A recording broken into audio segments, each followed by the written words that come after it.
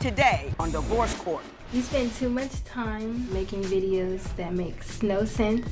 It might not make sense to you, but it makes sense to the people that I'm doing the videos for. That's the whole reason I'm doing it. You should put your priorities together. I feel like they're out of place. Going out with your friends most of the time, you could be working, making money. Considering that I'm just 23 years old, I should be focusing on what I really want to do in life. I understand that, but you always need a backup plan. I just feel as if you just let me do me sometimes and you just trust me that everything's gonna be okay. All right, well, we can just let Judge Lynn decide. Okay, wrap it up then. Divorce Court is now in session. Good day, ladies and gentlemen. I'm here today with Ayanna Parks and Christopher McClendon. The two of you have been together for 2.5 years. You're both 23 years old. It says on my paper here that you've come here for my best advice to keep you together, but I'm not quite sure that's exactly what you want. I think you want a little more than that, but I'll put that on the back burner for right now. And I'll start out with you, Ms. Parks. Why don't you tell me why we're here today? We have a problem with communication, and his focus isn't where it needs to be. Where do you think his focus needs to be? His priorities are being Instagram famous instead of trying to get into school. Basically kind of on my level. I feel like we're not on the same level. Well, are you in school? Yes. Okay, are you in college? Yes. What are you studying? Criminology. Criminology? What do Yes. you want to do when you get out? Work with ATF in the field, policing, then try to do ATF. Well, you go ahead with your bad self. Mr. McClendon? How you doing? Why don't you talk to me about your dreams? Okay, well, first I want to say before we even got together, she already knew what I was doing. So it shouldn't have been surprised to that this is what I want to do in my life. Right. As far as the Instagram go, I just feel as if that's a very good platform for me to build on what I really want to do in my life. As far as being a social media, being on social media and doing things What like do you do on your page? I mean, are you selling something? Or that's the goal. Considering the people that I've been around, they're making a lot of thousands and thousands of dollars. They're living their life just off of doing Instagram videos. Yeah, but I want to know how that works. So pretty much it goes off how many followers you have. So like right now I have 14K. In the Instagram world, that might be a lot, but it's a start in my opinion. If I went on your page, what would I see? You'll probably see me dancing with my shirt off. You probably see me. We have an example? See right here, I'm in the bathroom with some toilet tissue. I was doing a parody, but like if you actually see the real video, you understand. I got that video. I didn't understand that. That video got 50,000 videos on YouTube, 50,000 views. Yes, ma'am. So how many followers do you need before advertisers start knocking? Well, as far as advertisers go, you need at least start off at least at 30K. So I mean, everybody I'm around, they got millions of followers. So I feel like if they can get to that point, then I can. Then why not you? Exactly. Now, if this doesn't work out, do you have a fallback? Because I'm not going to step on anybody's dream, and this is a whole new age. I'm sure they told Zuckerberg, don't leave Harvard and go with this silly thing. Right. And look at him now. So I'm not stepping on your dream, but do you have a fallback? As far as the fallback go, I feel like you shouldn't have a plan B, because if you got a plan B, you'll be more focused on, well, if this doesn't work, then I have something to fall back on. So if I just stick with my plan A, then I feel like that'll work. Mr. McClendon, this was my plan B. It's not bad. Well, You know what I'm saying? Yes, my plan A was to be in a position. It really was my plan A. But when I saw that wasn't gonna work out for me, I went to plan B. And look at this. You know what I'm saying? It's logic. It's rationality. It's grown folk business to say plan A, plan B. No, seriously. I'm not saying don't not do plan A, but you always got to have a plan B, because you never know. That makes sense. Yeah, you just shut me up. That's as husbands speak for, be quiet. Mr. McClendon, what do you see as the primary problem in this relationship? Simply that she doesn't support your dream? I don't think it's not that she doesn't support me. I just don't feel like she understands what exactly I'm trying to do. And I try to put her around the environment, but it's just not clicking to her. I just feel like she'd just rather me just, work my 9 to 5 and just be miserable in the house all day. So do you have a 9 to 5 in addition to this work, or you solely use this work? I recently had one, but I quit because I wanted to focus on what I wanted to do. Because it was just, I felt like it was in the way. Is there a way to get a part-time job and do what you got to do just so you can bring in money in the interim?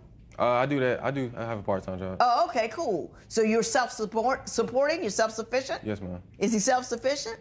He's self-sufficient. Why'd you leave him alone? Thank you. Because it's like he does that 30% of the time, but he records. What else is he most of the doing? time. I mean, he's recording. Like, he does his videos with his friends all the time. That's part of his work. Well, You're coming up light, Ms. Parks, over there. You know, I get it. Wow. I mean, absolutely just wow. And, you know, with wow, Ms. Parks, you can go anywhere you want. And I'm nothing against him, but you can't make somebody else live your dream. He has to live his dream. Now, if you want to be with him, you got to be cool with his dream, but he can't be on your time period and on your dream arc. Everybody has their own arc. You know what I'm saying? Mm-hmm. So what else is the problem? Communication. Tell me about that. We don't communicate, and if we argue about it, we don't sit there and talk about it. We yell. Mm-hmm. And so that makes us just not want to talk at all. What's the last argument you had that turned into a screamer? Just petty things. And it's not Give even me an example. serious. Mr. McClendon, go right ahead. We got in a whole argument about she not wanting me to use a dishwasher. And I just feel like it's a dishwasher. She was like, well, they don't get the dishes clean. So she wanted me to hand wash all the dishes. And we had a whole dishwasher right there. And I didn't understand that. Mm-hmm. So I mean, I can understand if I said, you know, I can clean the dishes off and there's no food on it, then I can put it in the dishwasher and let it run. But she don't even want to use the dishwasher. You know, it's like little stuff like that. I just don't understand it. And then it's another stuff where it's like I can't even get on the bed without taking all my clothes off. I gotta take off all my clothes just to get on the bed. Just to get on the bed. All of them? All of my No. clothes. Well, I mean, my boxes. But why can't he sit on the bed with his clothes on? Because you're outside all day, sitting in public, dirty places, and then you want to sit in the bed that you lay in. I mean, that's kind of like a phobia for me. I just don't like that. Does she have a lot of phobias? Yeah, a lot of them. You got a lot of quirks over there, Mrs. Parks? No. Oh, you're reading a little quirky to me. What other things do you two argue about? He doesn't listen to me. About he what? feels like I try to just to voice my opinion, and he calls it nagging. But I just want to, tell him how I feel, and he just thinks I'm nagging. What do you think she nags you about? Just anything like social media, anything that has anything to do with what I want to do in my life. And I listen to her input, but it's like I kind of already got the plan, and it's just like, if you could just trust me and just know that I know what I'm doing, then I'll be good, and we'll be good. That's how I feel. But I feel like she's not there as far as trust level goes, because in her eyes, she doesn't really see, I guess because she don't see the money coming in, she feels as if I'm not making any progress. But you see the progress. Yes, ma'am, I do. Okay. I also understand that the two of you don't trust each other, so we're going to move on to that subject matter. I asked my roommate to meet him to get the dog to take back home. I guess he kept her number, and when I went through his phone, they were, exchanging text messages. Hey, how you doing? You want to go out? Mr. McClendon, that's a little suspect there. I mean, it wasn't even like that, to be honest with you. Well, what was it like?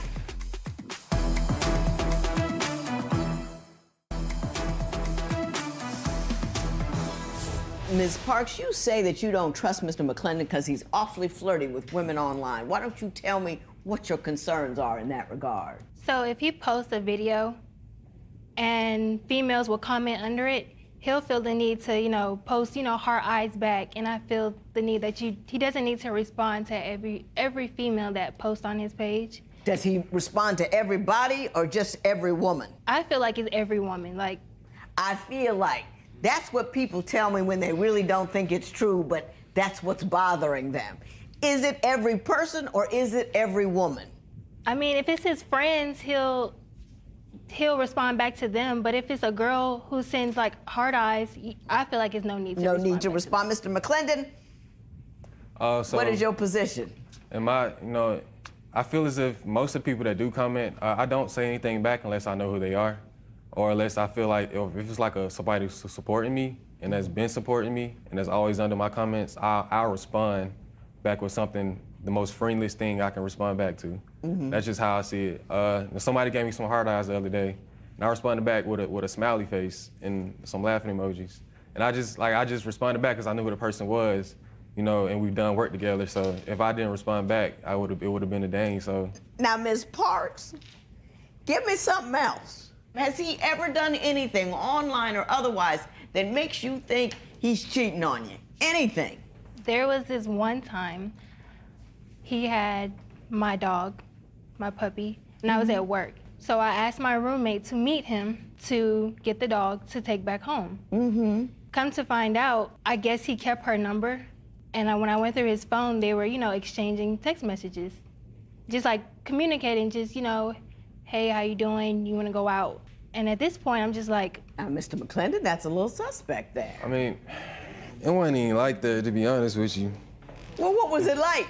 It was more like you know, she had my dog that, you know, I was trying to figure out who she was. And it's not like we was flirting or anything. I just wanted to get to know the person and have my dog. That's all. Oh, you can't even keep the smile off your face while you saying it. That story was so light and so tired, you couldn't even tell it without smiling. That was pitiful. You know you were wrong. You were just poking out there around a little bit, see what might happen. Isn't that what happened? I mean, her friend not even Yeah, that's what happened. Uh-huh. Yeah, I know. And took her out, too. He took her out? It was the Applebee's. That doesn't matter where it is. Are you serious? 2 for $20. We're moving on. If we go out, most of the time I pay. And then I find out that one of his roommates couldn't pay the rent. So he pitches in, and I'm confused because how are you able to help pay your friend's rent, but you can't take me out and can't get your car fixed? Mr. McClendon, you want to respond to that?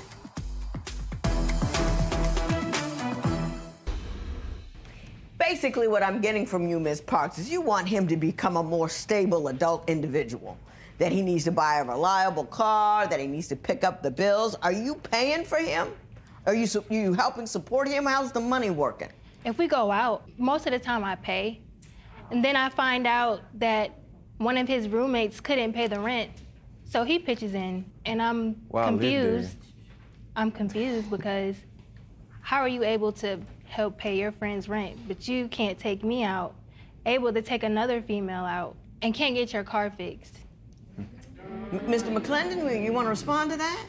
Okay, so I live there. So if my roommate don't have the rent, then we ain't gonna live there. Then you haven't got the rent. I'm saying though, I want to go back to a home. Right. You know? You understand that part?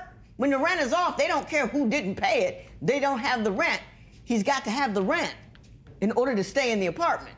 He'll get put out, evicted, if you don't pay all of the rent.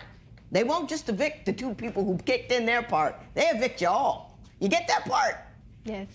As far as the taking her out and everything, me personally, like, you know, she's more of a, you know, she likes simple things, but I just try to give her the best I can. So, you know, like, when I take her out to, you know, to the restaurant she want to go to, like, you know, just to take her out, you know, I usually pay. But, you know, if it's like it's a regular day and she feel like she want to go out to eat, then, you know, she'll pay for it or we'll split the bill, you know, but she likes to drink. So, like, you know, those drinks cost like $15. Oh, sure. So it's like, What are you doing for money, Ms. Parks? I work in a major retail store.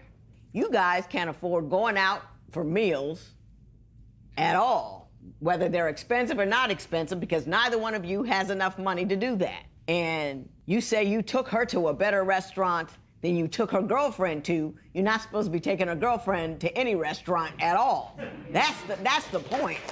The price point is irrelevant. It's the nature of the contact that is inappropriate. Are you with me on that, Mr. McClendon? Yes, ma'am. So now I'm going to tell you 2 what I think needs to happen, because how old were you when you 2 started dating? Well, we met in college. We was 18. 18? And she didn't. Did you finish college? No, ma'am. I didn't finish. Okay. It wasn't voluntary, you're leaving. No, ma'am. I was chasing after females.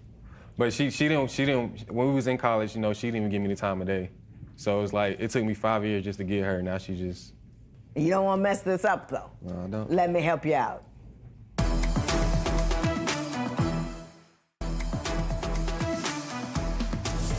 I am truly conflicted. First of all, I think the two of you make a gorgeous couple. There's so much beauty and shine over here, I don't know what to do with it. She's just absolutely gorgeous. And I know why you chased after 5 years. She's worth chasing after for 5 years. But I don't want you to have buyer's remorse once you get her. So let me try to work with her a little bit for you and see if we can work this out. Then I'm gonna work with him for you. Ms. Parks, he's 23 years old. You cannot command that he become a middle-aged adult overnight. 23 is for trying that long shot. 23 is for working on that dream. 23 is for he doesn't have any kids. He doesn't have any responsibility. This is the time to get his grind on and shoot for those stars. That's this process. That's what it is. What you're doing is you got a house built with a picket fence around it, and you're trying to stick him in it, and you don't understand why he's not out there running with a lawnmower, making it all okay for you. It's not his time for that. It's just not that time. So you need to back off, pursue your dream, keep your hand out and hold his. But don't be afraid to let it go if he should ever date around on you again, because you'll be free a minute and a half, and there'll be a line of 35 guys at your door, all of whom are willing to be your man. Do you understand that? Don't stick with a guy because he's the one you got. Stick with a guy because he's the one that's showing you he's the one that you want. You got me? Yes, Mr. McClendon, I'm going to say this to you. You know, hey, knock it out the park. I hope to see you with 10 million followers and all that kind of stuff, but you do need to have a backup plan, because it may not happen for you for 20 years. It may not happen for 10 years. It may not happen at all, and you can't just be so focused, laser focused on one thing that you can't see the opportunities around it. If I had continued to try to be a doctor and failed calculus yet again, I wouldn't have saw this door over here that led to this life right here. You got to have peripheral vision when you're looking around. So it's not saying plan B means I don't have faith in my plan A. It's just that I'm a grown person and I got vision and I can see breadth and depth and not just straight in front of me. She is a lovely individual, but if you're not willing to settle down, you need to let her know. And if you want her and you want to keep her, you better be a right guy, and I mean an absolutely 100% right guy, because she don't need to keep you. You with me on that? Yes, she does not need to keep you. And how dare you take out her friend? What are you thinking? How tacky and low can you go? Well, you can go low. I've been here for a while. I've seen it. But I'm saying, you got something that special. You're going to make, one day, after you've been married 5 years, you'll make beautiful children.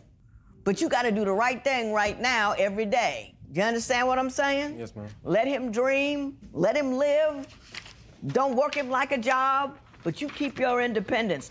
Don't support him, don't move him in, and don't have his babies. You with me? Yes, ma'am. This matter is adjourned.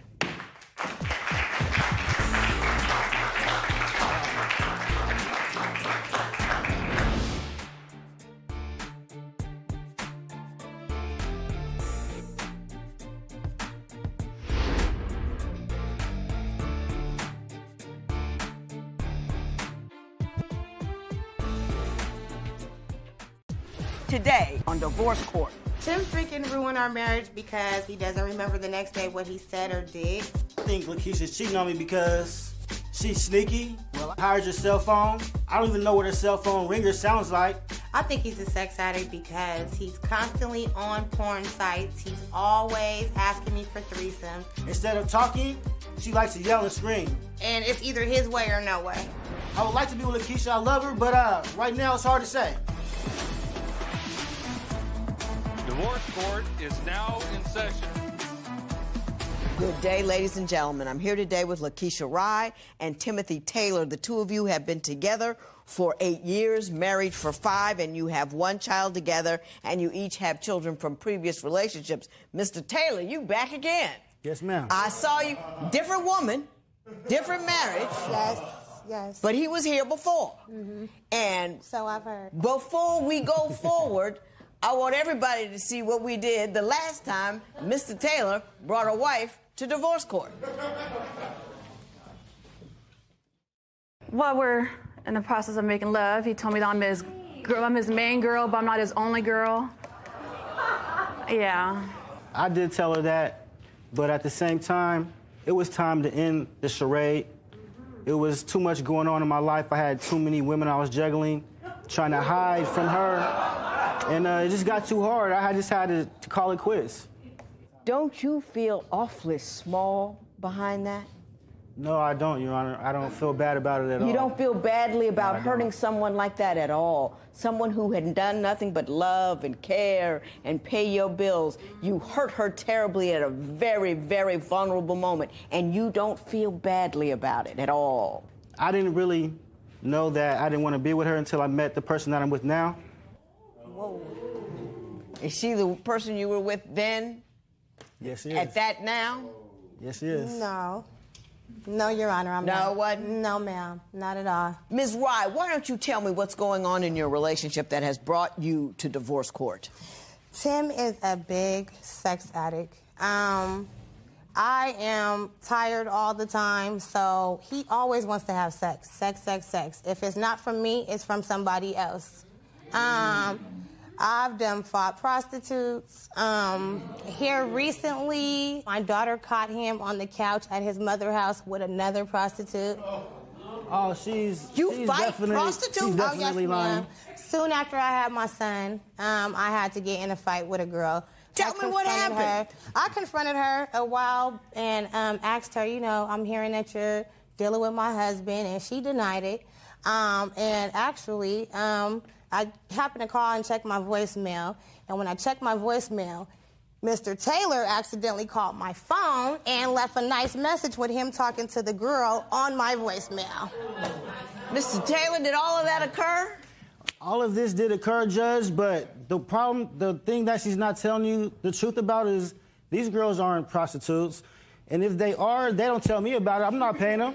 Right. It's not my fault these girls are out there doing extracurricular activities. So what you're telling me is, Mr. Taylor, yes, I'm sleeping with other women around on my wife, and yes, they may be prostitutes, but I ain't paying them. This is your point. Now, she does her investigations on the females, and she finds out that, yeah, these girls might be dibbling and dabbling like that, but when I meet them, they come to the barbershop and I cut their kids' hair. We go out and have, it's never a discussion of money. It's not like I'm paying for sex. Do you have any feelings that you ought to be monogamous, and do you find the fact that you're sleeping with other women at all problematic? I do, Judge, I do. And to set the record straight, I've been with Lakeisha for 8 years, and I haven't touched or looked at another woman for 5 years. I've been completely faithful for 5 years. So ever since you said I do with her, because you've been married 5 years, Exactly. right? Ever since so I said I 5 do. of the 8 years, none of this happened. And then recently, I caught Lakeisha texting another guy, and all of that, like 2 different guys, that's when I moved out. That's when all the problems started again. Okay. She started it. I got you. Now, Ms. Rye, you claim that he's been unfaithful recently. Tell me the most recent time you caught him. The recent time is he was at his mother's house, and first off, I see him in the car with this young lady. He tells me nothing happened with me and this girl. I didn't sleep with her or none of that. We just went to my mom's house and got in the jacuzzi. You went to your mama's house, though. You couldn't even pay for a room. I did pay for it on the first night. Mr. Taylor! Like I said, Judge, we've been separated for 3 months. I live with my mother. That's why I took her to my mother's house. My mother would sleep. How was got it? a That big was so backyard. We go get in the jacuzzi. My mother would never know. Get your own house and take her to your house. How about that? What caused you two to separate to begin with? Her texting the next guy. I caught her phone. She had an alarm on her phone, and it went off about 5 o'clock in the morning. So I went and looked at the phone. It was up in the closet in the purse. It's not a regular phone. It's like an old phone. So I opened it up. I look at the phone, open it up, and she's in a DM texting some guy. What are you doing? So I get on his Facebook, and I look him up. I see his pictures, his face. Right. And then I call him. Right. We have a discussion, and he says, yeah, that's my partner. I've been talking to her for a minute now. We hang out sometimes and all of that. That's not what he said. What did he say? He said, that's my partner and I know her. And from there, he takes one story and runs with it. Right. So he Do you hears have one any- word and he think he know what he's talking about. Now, that's my partner. That's a little bit intimate. Anything other than that's my partner that leads you to believe that she was sexually involved with this guy? Well, you know, we was sharing a car, and she dropped me off, and then I went to another store right before I went into my business. So I stopped by the driver's side door, and I opened it up to give her a kiss, and she was talking on the phone that I've never seen before, and she drops it and tries to act like she wasn't even on the phone. And I was like, well, give me that phone. And we got into a big argument. I never got to see the phone, and she drove off with the phone. I never got to see who she was trying to call. Do you recall the struggle over the phone? I sure do recall. What the happened struggle with over the phone? I was talking on the phone, but it wasn't to a man or anything like that. It was more of a personal situation. This is a secret cell phone I've never seen before. It was more of a personal situation. You looking so guilty over there, Ms. Rye. I mean, it's just, you know, you do everything. You got everything on but a T-shirt that said, I did it. So we know something was up. Something's up, definitely. He was getting ready to take a shower, and he gets his underwear out of the drawer, sits them on the bed, and he comes out, he looks at the underwear, and he smells them. His words are, these ain't mine, this is another man's. The next day, he's saying they're not his, he burns them in the backyard.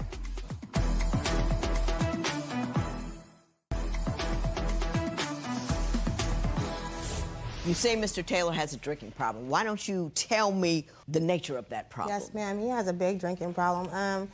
He'll drink and he'll forget the next day what he has said or done. He gets real belligerent when he drinks, angry, and it's not just with me, it's in front of our children. It's just too much for me to bear. Like, I try to explain to him, you know, if you're gonna drink, how about you pour your beer into a cup? Mm-hmm. Instead, he'll walk around with the bottle, and I just don't think that's a good example setting for our kids. Mm-hmm. One day, he was getting ready to take a shower, and he gets his underwear out of the drawer, sits them on the bed, yep, I'm telling, sits them on the bed, and he goes in the shower. When he comes out, he looks at the underwear, and he smells them. His words are, these ain't mine, this is another man's. So in my mind, I'm thinking if they're another man's, why would you even be smelling them? And first of all, if I'm cheating, I definitely wouldn't be telling a man to hurry up and put his drawers in his drawer. Makes no sense. Shortly after that, the next day, he's saying they're not his. He burns them in the backyard. He burns them. And I'm doing laundry the next day, and I happen to come across some boxers, same size as the ones that he burnt up. He's asleep. So I wake him up and hit him with the boxers. What size are these? He doing his eyes all like this. He don't know. He's very, he trips out when he drinks. Mr. He takes that to a whole nother level. Do you recall sniffing your own boxers? And luckily they were my underwear. To another man. Luckily they were mine, so I wasn't sniffing another man's underwear. Yeah. But yeah. Did you believe they weren't yours? I really believe they were mine. I didn't recognize them. And we weren't living together at the time. I was in and out. So there's plenty of opportunity for another man. So you thought if you sniffed them, you would be able to catch the scent of another dude? Why would you sniff the next man draws? I don't understand. No, you just work with me here. Work with me. You're making me look bad like I'm a jaw sniffer, but that's not the case, Judge. I was mistaken. I looked at the jaws. Were you drunk? And they... See, I would go with that. Were you drunk? I was drunk. Okay. He's always drunk, Your Honor. He's always drunk. That's a bad story right there. That's not a good story. Do you think you have a problem with alcohol? I don't think I have a problem with alcohol, Judge, because I work hard, and when I get off work, I deserve a drink. Maybe sometimes I have one or two too many sometimes here and there. One or two too many. How often do you have one or two too many? It's rare. It's maybe 2 or 3 months here and there. And this... Every 2 or 3 months here and there. What did he say? By once every 2 or 3 months. That you drink? No, that I have, an argument or like a blackout and I don't remember an issue. Are you blacking out every couple of months? Well, it's not blacking out. It's just that we get into a bad argument and I don't remember the argument the next morning. The next morning, he wants to kiss the next morning. I'm like, why are you mad at me? I think that's pretty much. Why are you on the couch? And she's like, oh, you don't remember what you said to me last night and all that, but sometimes I gotta get it off my chest. Do you argue with him when he's drunk? Your Honor, oh my goodness. I try my best to hold my peace and let the Lord fight it. But happens to not listen. He don't listen, Your Honor. When I tell him, leave me alone, Tim, you taking me there, leave me alone, you pipe down, he keep going. So when you poke a crab, what do? They snap at you. So, hey. Are you concerned at all about your level of inebriation in front of your children? I mean, you got little people in the house, right? Yes, Judge, and I do take them into consideration when I drink. And like I said, it's never intentional that I go too far with my drinking.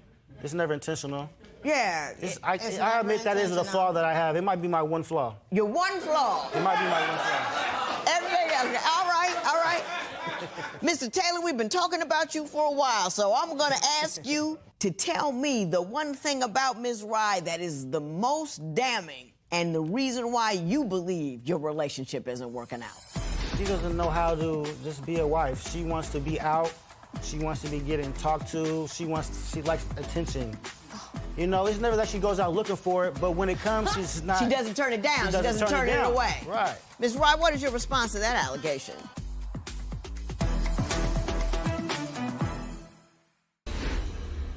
You've been fighting a lot of allegations here, Mr. Taylor, so I want to give you an opportunity to tell me what you believe Ms. Rye has done to contribute to the breakdown of this marriage. Well, my wife, she's a very beautiful woman, and her main thing is she doesn't know how to just be a wife. She wants to be out. She wants to be getting talked to. She likes attention. She got me she doesn't want to just stay at home, be a stay-at-home mom. You lying. You know. Why you lying? You know, when she goes out and she wants attention, do you say she goes out to clubs and wants attention from men? And what's she doing? What's she saying? What's she wearing? It's not that she goes out looking for it. It's just that she doesn't turn it away. You know, she gets guys' phone numbers from she gives her phone number out of, like, every guy that she's ever met. Oh, I was just bumping into her at the store. You know, it's never that she goes out looking for it, but when it comes, she's not. She doesn't turn it down. She doesn't turn it away. Right. Ms. Rye, what is your response to that allegation? Your Honor, he lying. I don't go out. And the last time I did go out, we were together. So what are you talking about? Ms. Rye, you say he's verbally abusive. Is that true? Yes, ma'am. Give me a good example of the kind of verbal abuse you have to suffer. Oh, my goodness. He tells me, mind you, my mother is deceased. I don't want to cry. But he tells me, you're going to be just like your mother, alone and don't have nothing. He tells me, you got 2 kids by 2 different baby daddies, which is him and my previous relationship. Ain't nobody going to want you. I can do better than you. I want to have a threesome. Like, that type of stuff right there makes me feel bad, because if you want to have a threesome, then I'm not enough for you.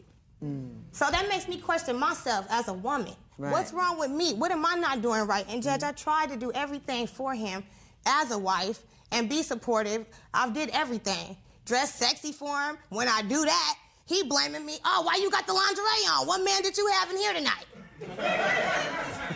Mr. Taylor, is she accurate in the things she says you say, or? Well, Judge, that right there, the stuff that she says I said, that's that drunk talk that she was referring to. That's the stuff that I don't remember in the morning. Right. That I said. So you can't even count that stuff, because at the end of the day, I tell her that she's beautiful. I tell her that I love her. And I make up for it financially. I take care of her, everything for her. I bought the hair, I bought the nails, I bought, like, I take care of her. As you know what I'm saying? As you should. I still do. As you should. No matter what, Judge, I got her back. Right. I got scars on my hands right now for working on her car because her car broke down. Yeah. But you know, it all counts, whether you're drunk or not. All of that counts. Every dart, you know what I mean? I can't be drunk with a gun and shoot at you and say, oh, the bullet didn't count because I was drunk. Yeah, I'm a Sour Patch Kid. I'm sour and I'm sweet. You gotta take the good with the bad. But at the same time, I'm way more sweet than I've ever been sour, Judge. You way more sweet than you've been sour. She won't even deny it. Well, I'm gonna move on forward to the financial problems that you have, because they are significant, and it appears you're not the only woman he has them with.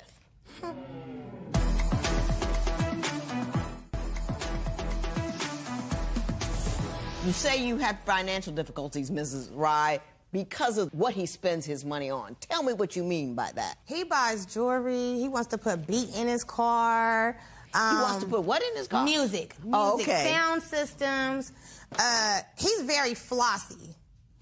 You know, my mom used to always... Flossy.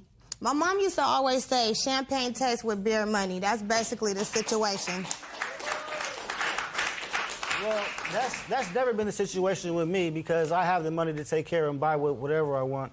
And second, I don't do all that stuff like that. We spend more money on her hair and her nails than anything else. Or eating out. What happened when the apartment caught on fire? Weren't you guys rendered homeless for a period of time? Yes, we were rendered homeless, Judge, because... Tell me what happened. You know, I think this was her fault because we were supposed to have renter's insurance so we wouldn't fall flat on our face after that situation unfortunately happened.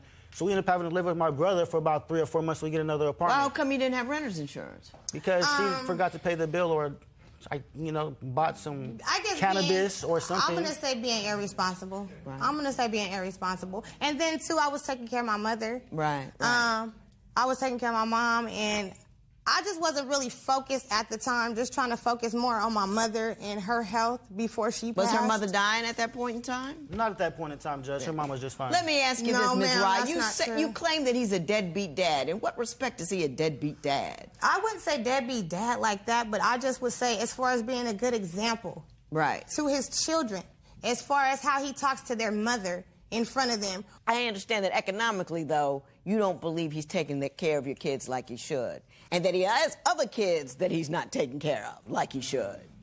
Nah, Judge, that's not the case. I take care of my kids. If it's anything, she needs to step up more hours on her job. I work 7 days a week, 7 days a week. I work 7 days a week. And he doing more than working at his job. That's where he found the prostitute at. There's so much going on here. I'm going to have to take a small recess, collect myself. We're going to come back and readdress these issues. And the first thing we're going to do is hear from the wife you brought here the first time you were here. Whoa. You ain't complaining about him running around and doing wrong things. Is that not how you got him to begin with? And when I met him, I knew that he was married, yes. I did back up from him because of that. He ended up sleeping with the wife that you just showed here on camera on me. It's a back and forth He did a replay of the former wife? He did a replay. Did you do that? They constantly kept sleeping with each other. Do you still do that? There is a woman who begs to differ, and let's hear from her at this point in time. Today on Divorce Court. I'm here because I think Chris is cheating on me. I've never cheated on her, and I haven't cheated on her. Misty really needs to show me more respect. He's a lousy provider. I support everything. She is the only one currently working. Chris has got to step up and be a man, get a job, and act like he wants his family. I can see myself spending the rest of my life with Misty. I want the judge to tell Chris that if he doesn't step up, I'm gone. I'm out of here. Divorce Court is now in session. Good day, ladies and gentlemen. I'm here today with Misty Manning and Christopher Curtis. The two of you have been together for 2 years. You are here on Before Your Vows. You love each other, you want to be with each other, but you're not quite sure whether or not you should get married. So you've come before me, you've taken my compatibility test and given me your license with permission to tear it up should I find the union ill-advised. Ms. Manning, I'm going to start with you. Why don't you tell me why you love him, but why you're not so sure you should marry him? Your Honor, I'm here today because I think my boyfriend Chris is cheating on me. When I was in the hospital with pneumonia, he texted his ex-girlfriend asking her to come and see him. When she asked him, well, what about Misty? He said, well, she don't know, won't hurt. He texted another one of his exes asking her, telling her he still had feelings for her, wanting to know if she still had feelings for him. Could they get back together? There was a time where there was a lady that texted the phone or called the phone, and we were in bed, he was in the bathroom, and I answered it. Well, when I answered it, she said, oh, really? And I said, can I ask who this is? She said, why don't you ask Chris who I am? Hung up. So when he came out of the bathroom, I asked him. He says he don't know who it was, he's never seen that number before, but I've recognized that number several times on his phone. Mr. Curtis, that was a whole lot in one fell swoop. Do you have a response to any of that? Your Honor, I never cheated on her, and when the lady called my phone, Misty pretended to be, or text my phone, I should say, Misty pretended to be me just to gain information from her. In regards to me texting an ex, yes, I did text an ex, and I did ask her to come to the hospital, but at that point in time, I didn't know if Misty was going to live or die, and it wasn't for me to cheat on her. I was needing somebody to confide in. You mean to tell me you got your woman in the hospital, you don't know if she's going to live or die, and you turn to an ex-girlfriend for support? Yes, this is what you're telling me. Yes, Your Honor. How much sense does that make? At the point in time, it made a lot of sense, but now it doesn't make any. There's growth right there. Mr. Curtis, what is your primary concern with respect to this relationship? My primary concern in this relationship is that I'm tired of her accusing me of cheating on her and her not respecting me. Well, that was short and sweet. Ms. Manning, can you tell me any other reasons why you believe that he's cheating on you? Your Honor, he's always telling lies. He is a pathological liar. He lies about everything. One time he said he was going to go and apply for a job. He lied. He didn't go and apply for a job. He went and donated plasma. And when he had an interview, he told the interview people that I was in the hospital having a miscarriage. I was never pregnant. Did you do that, Mr. Curtis? That's a yes. Yes. Yeah. So, are you unemployed now?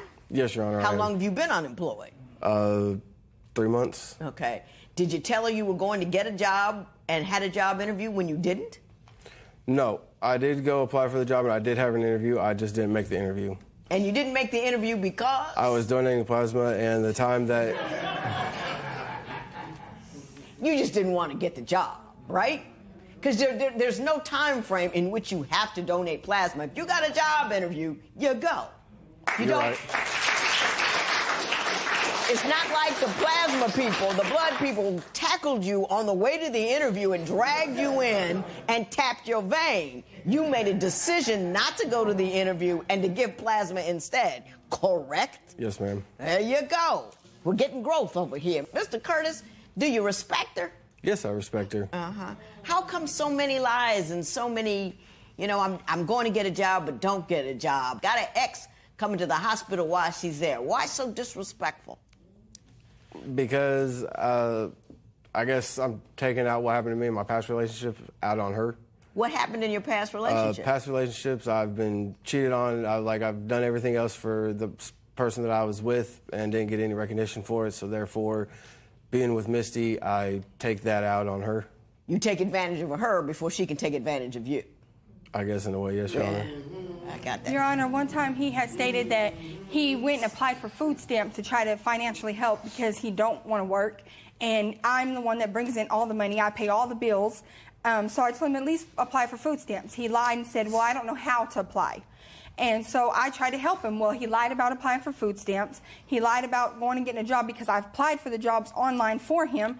And I couldn't even get him to call and schedule an interview or check on the job after I applied for him. Is all that true? Yes.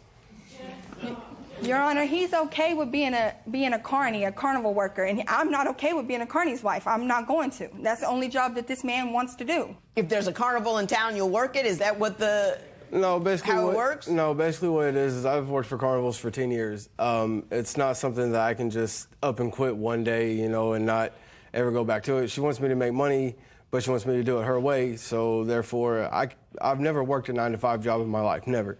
I've worked carnivals for the last 10.5 years. Do you have to travel with them? Yes. From city to city? Yeah.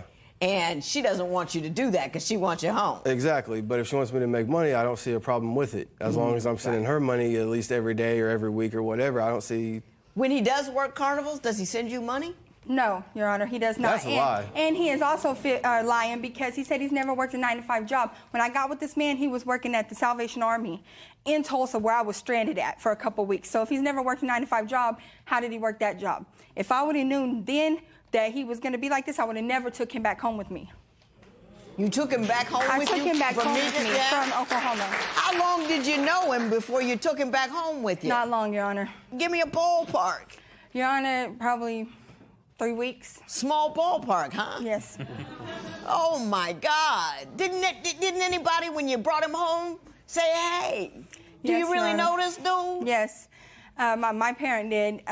My father did. He didn't like the idea of me bringing him home anyway, but I thought I was in love, and he couldn't tell me nothing better at the time. What was on your mind when you left the state with a woman after knowing her 3 weeks? Honestly, Your Honor, I don't know. I fell in love with her. That's all I can really say. Well, if this is what love looks like, I'd rather be alone. Your Honor, this man has a very bad anger problem. When we get in arguments or fights, he is quick to call me a bitch, quick to call me fat and put me down. Quit to tell me he doesn't love me no more. Mr. Curtis?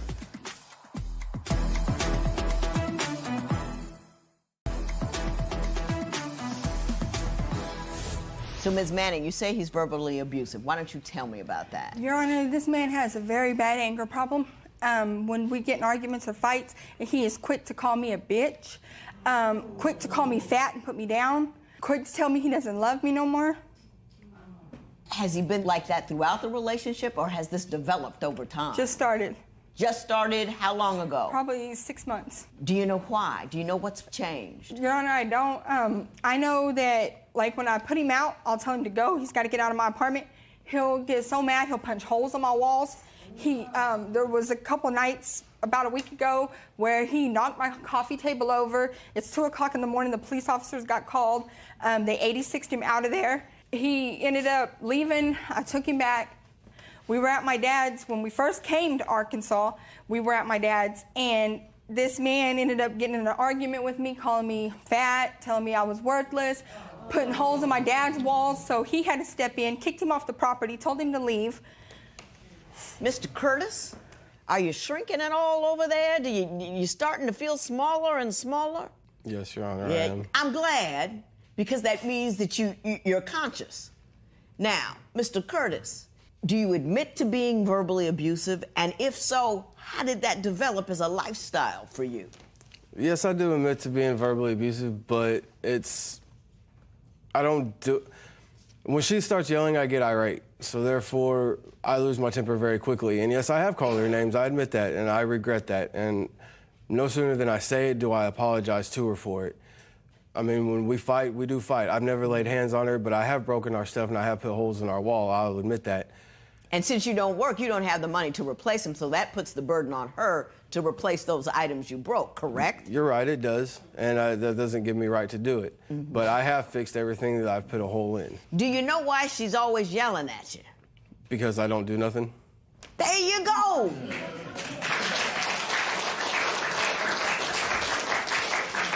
Does it ever occur to you that the appropriate response to her being mad at you about that kind of stuff is to, like, man up as opposed to holler at her?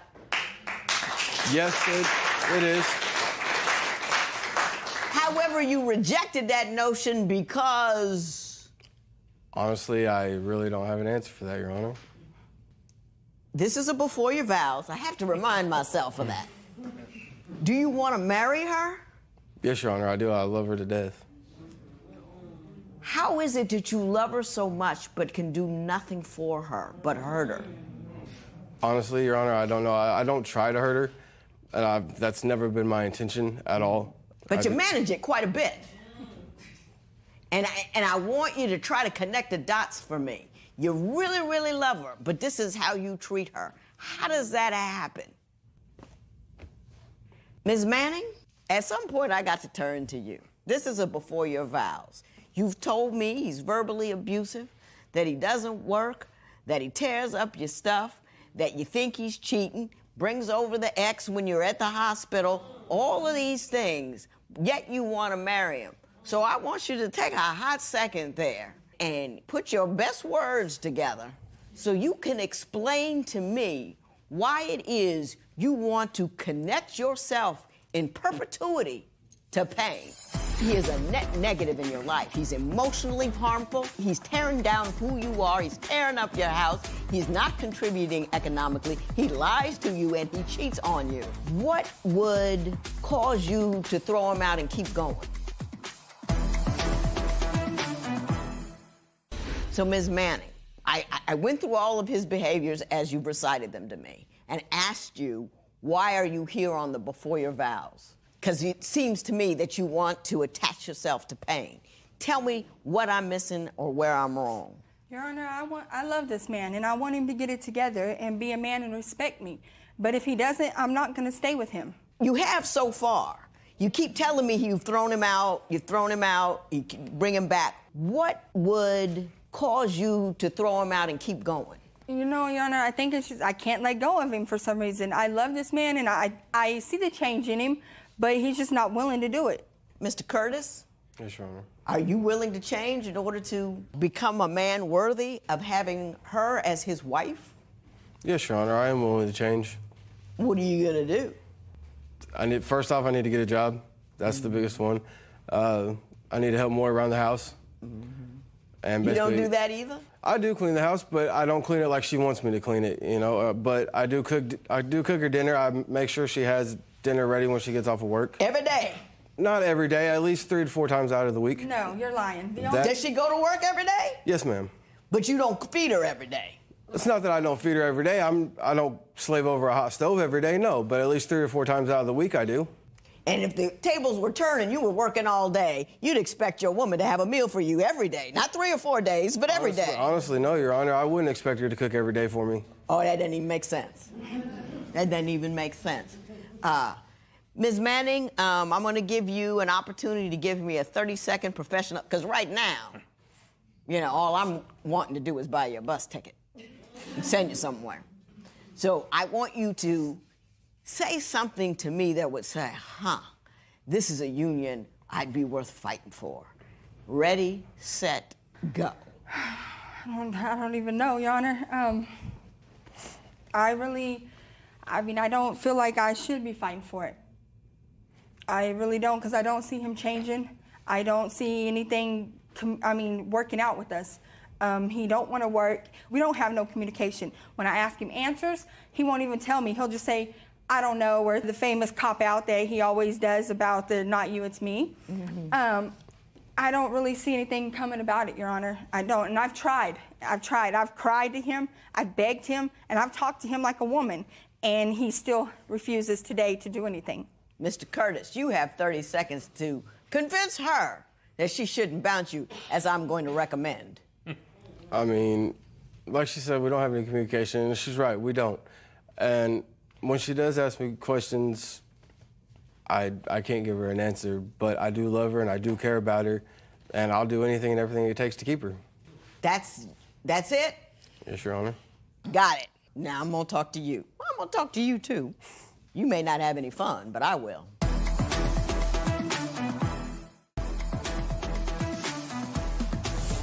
I fully anticipate that you're gonna leave here and be with him. He's done nothing for you. He is a net negative in your life. He's emotionally harmful. He's physically harmful, just tearing up your stuff. He doesn't put hands on you, but he's tearing down who you are. He's tearing up your house. He's not contributing economically. He lies to you and he cheats on you. I don't know what's going to make you go. And he does it because he can. That's it. And he does it because he can. The side of you, whatever love he professes to have for you, does not stop him. It doesn't say, hold up. It doesn't make him, dag, she's working that hard. Let me at least make her a meal. It doesn't do anything. He does as much as he can, when he can, how he can, whatever he can, because he knows you'll take it. I hope you know you're better than that. I hope you believe that you can step on and step forward, either with or without him. Whether you have a man, don't matter. It's better than being beat over the head with what you're not and how not good you are, and he's cheating on you. He could bring home some disease. I mean, you don't know what he's doing. He lies to you. You know, if somebody verbally abuses you long enough, you become that little piece of nothing that they tell you that you are. Bit by bit, day by day, they make you smaller and smaller and less, and one day you'll look up and can't get out because you're so small, because he's convinced you of that. I don't know what's wrong with you, Mr. Curtis, but let me tell you what. You are going to get in life the whole lot of nothing that you give her. You got nothing to recommend you. You have no kindness. You have no love. You have no conscience. And you just, yeah, I did it. Yeah, I did it. You don't even believe that you're not a bad guy. You're just a nothing guy that gives her nothing, expects everything, and don't want to do anything about it. I hope I'm wrong about you. I hope you're not this black hole of negativity that I see. But that's what you are. And I don't know how you can look in the mirror every day, say you love a woman, and live off a woman, and tear a woman down, and still feel like a man in the morning. Can't see it. Don't know how it happens. Don't know how you live with yourself. I couldn't treat somebody who I didn't love with that amount of disregard. Have somebody I didn't love, but he's taking care of me and paying my bills, and I'm going to talk nasty about him. Please. What does that say about you? Ms. Manning, step on, step forward, move past this. This is an ugly you do not have to bear. And I don't want you to believe that you're better off just because you have a dude. See this little marriage license? See, if I had a lighter, we would take it out in flames and we dance around it in a bonfire about freedom for you, but you have the right to feel good about yourself. Don't hook up with a guy that doesn't make you feel good. You with me? Yes, Your Honor. Step on, step forward. This matter is adjourned.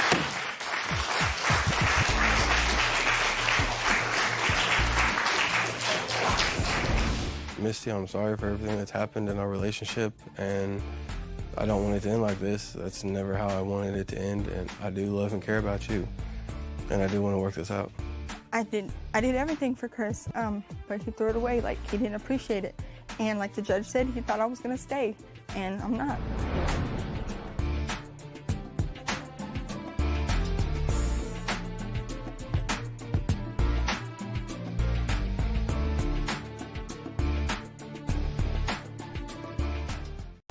Today on Divorce Court. I need you to be my woman, not my mama. I don't disclose as much that I should because of how you come at me. You won't let me live a little. You never mentioned one time that you guys were going out to clubs. She is strictly my friend, period, end of discussion. Nothing else, nothing close, nothing similar, nothing. But you don't believe that. I don't believe that. So I don't know what to You tell sneak around you. to meet her. You sneak around. I don't to go sneak out around to to meet clubs with nowhere. her. Yes, you do. You snuck around to meet her at the bar. I believe that it's more to that friendship than you put on to me. I promise you, Judge, gonna say maybe, baby, you probably looking into it a little more than you think. Divorce Court is now in session. Good day, ladies and gentlemen. Here today with Millicent Coleman and Paxton Milbury. The two of you have been together on and off for 18 years. You have 5 children together, 8 children total, but you've only been married for the last 5 months and you're in trouble already. So, Ms. Coleman, I'm going to start with you. Why don't you tell me about this situation and how we got here today? Okay, we're here today because I'm fed up with Paxton. I feel like he chooses the pool hall over his family, and I think that he uses it as an excuse to cheat.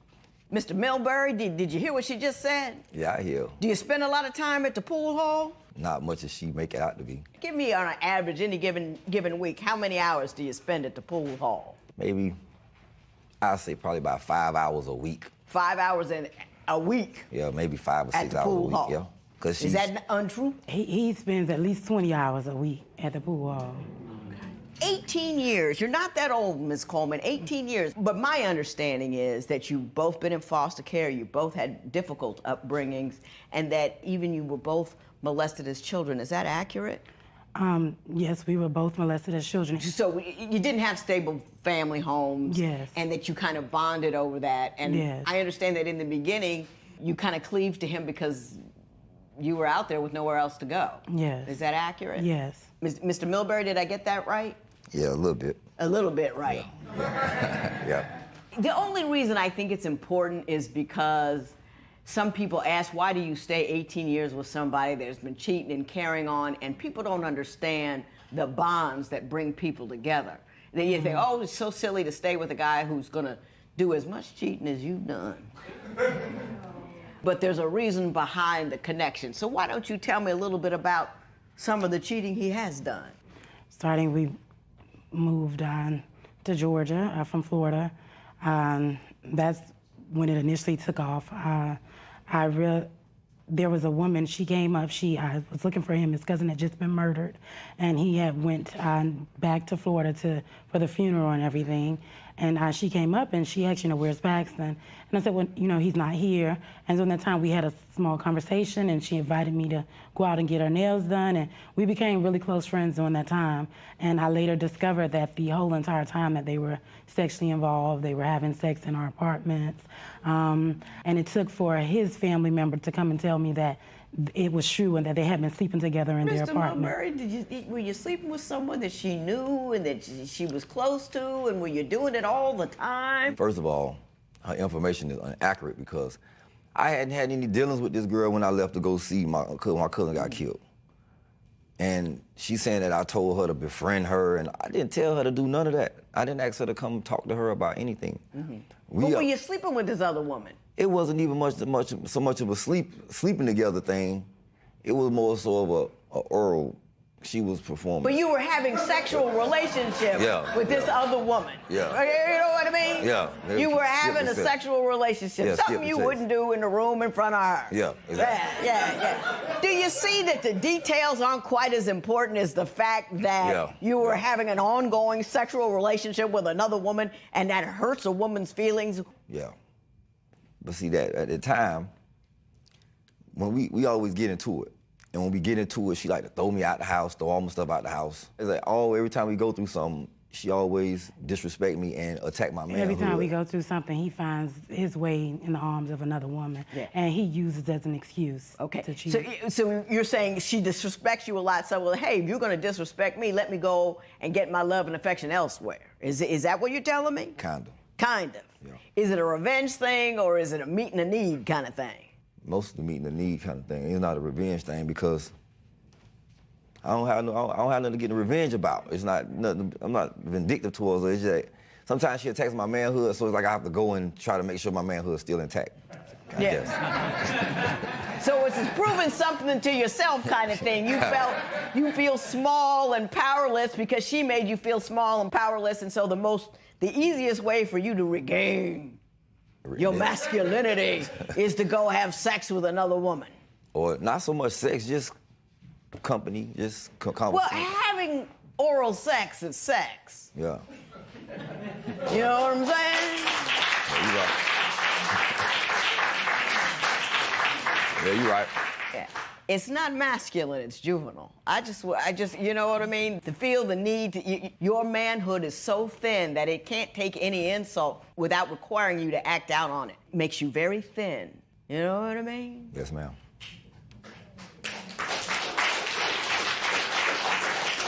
So, Mr. Milbury, I'm going to go to you now, because we've talked about you for a minute now, and I understand that she's got more cheating stories that she will be able to tell, but what is your primary complaint with her? Okay, her anger is on a whole nother level of anger. She talks to me like I'm her kid. She disrespects me in front of the neighborhood for the world to see. Like if we go through something and I try to walk out of the house, she right behind me. Oh, you this, you that. All the neighborhood watching everything you saying, and then she can say some very, very foul, disrespectful things that hits home, like as far as our incidents of us being improperly touched as kids. You shouldn't do that or say that in front of nobody ever in life. But she uses the fact that you were inappropriately touched as a kid in an argument? Again, in front of the world. In front of the world? In front of the world. She don't care who hear it, who sees it. Okay. Now, Ms. Coleman, I'm going to turn the page here and talk a little bit about how you speak to him when things are going wrong. Okay. I pull up to the teen center, I let my son out, and I notice there's a car in front of me. The young lady steps out or whatever. She gets back in, he's all back on the steering wheel, cap turned to the side. So she gets in, puts her arms around him, and give him one juicy kiss. Mr. Milbury, did that occur?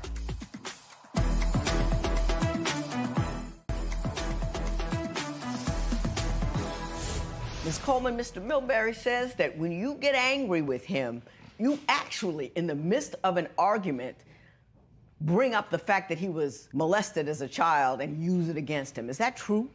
Somewhat. There was I want to say a couple of weeks ago when we got into an argument. The argument went completely left. And I told him that he's very catty and he acts like a bitch and sometimes he acts like a punk, and I can see why a guy would find the need to do what he did to him sexually. Ms. Coleman, let me say this to you. The argument doesn't go left. You go left. All right? Arguments don't have a mind of their own. You have a mind. What a marriage is, what a relationship is knowing where that other person is the weakest and never, ever going there. That's what it is.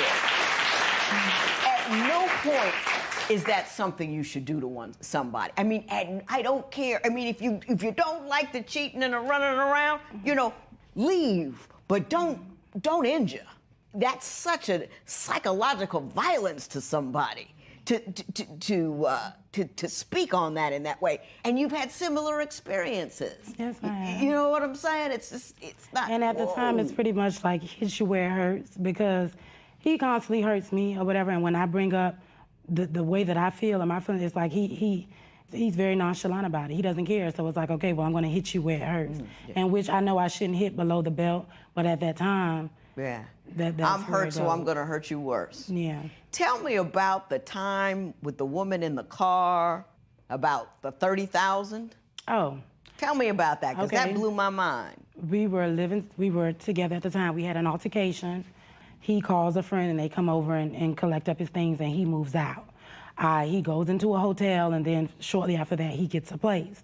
Okay. After that, he was still coming over.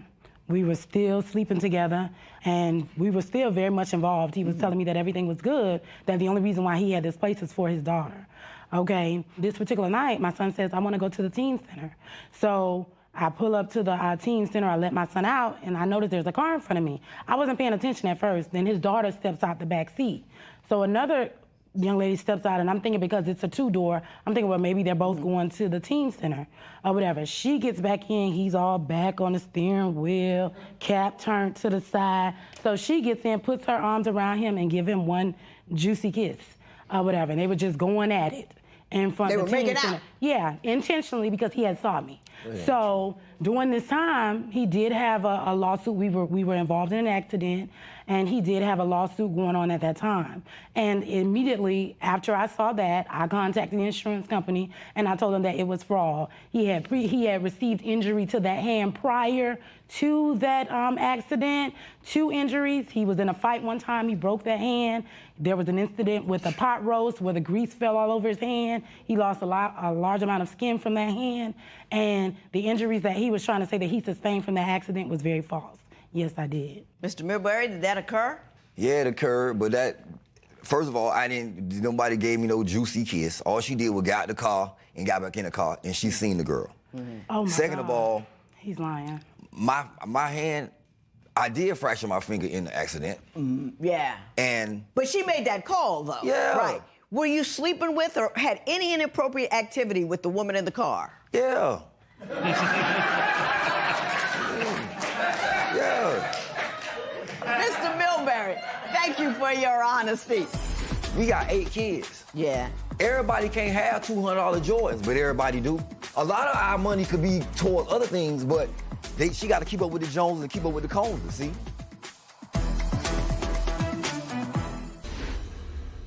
Ms. Coleman, you have a complaint about money. You're working hard, and you have a complaint about how he responds to you. Why don't you tell me what that is? I worked 2 jobs. One of them are overnight, and the other one I worked mid and sometimes the PM shift or whatever. I worked the 2 jobs, and I feel like during that time he has a lot of playtime, and he only works the 1 job. He decided he was going to go ahead and purchase himself a car. Where he financed the car loan, and he's paying monthly on that, and then his insurance. So a large amount of his checks goes towards that, and then the other portion I don't see towards the household or any of the bills. He may bring me $200 or $300 and say, here, whatever, take care of what you need to take care of, and then a couple of days he come back, hey, I need $40 or I need $20 for gas, and I need this, and at the end of the day, it's really like, you just not giving me anything. Because you're handling all the household, and he takes care of his own needs and wants with his money. Mr. Milbury, your response That's to not true, Your Honor. Oh, well, you tell me what's Because, like you say, 1 check covers my car note and insurance, and then it'd be a little extra left over. Then my other whole check goes to the house, and she know that. But she try to make it like it doesn't. How much money do you bring home a month after those 2 jobs, you personally?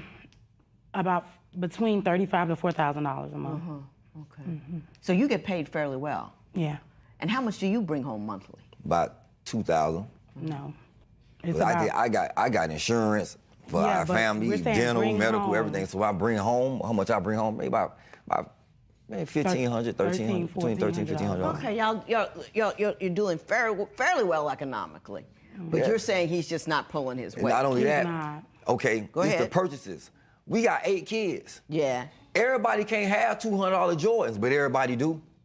All right, son, if y'all can pull up a picture of his shoe collection, go from this wall to that wall. It's one pair of shoes he got that she and her 2 sisters had to buy. They were $275. So a lot of our money could be towards other things, but she got to keep up with the Joneses and keep up with the Coneses. But you worried about you saying our money, but you don't contribute any money to anything. How? And the same things that I buy. So you buy all those shoes and all that out of your money? Mr. Milbury is wrong about. I think Mr. Milbury is very self-centered. I think he's unkind, but he's right about that money. Oh, I understand. He is right about the Jordan thing. You got 8 kids. You don't have anything set away for college. You know what I mean? He also fails to say that I coupon. I get them at the lowest rate. I use coupons and things like that. But it's not important. She coupon for shoes. Okay. It's not important. I think I know exactly what's wrong here. I can't fix it, but I can tell you what train to get on. And I'm going to try to do that.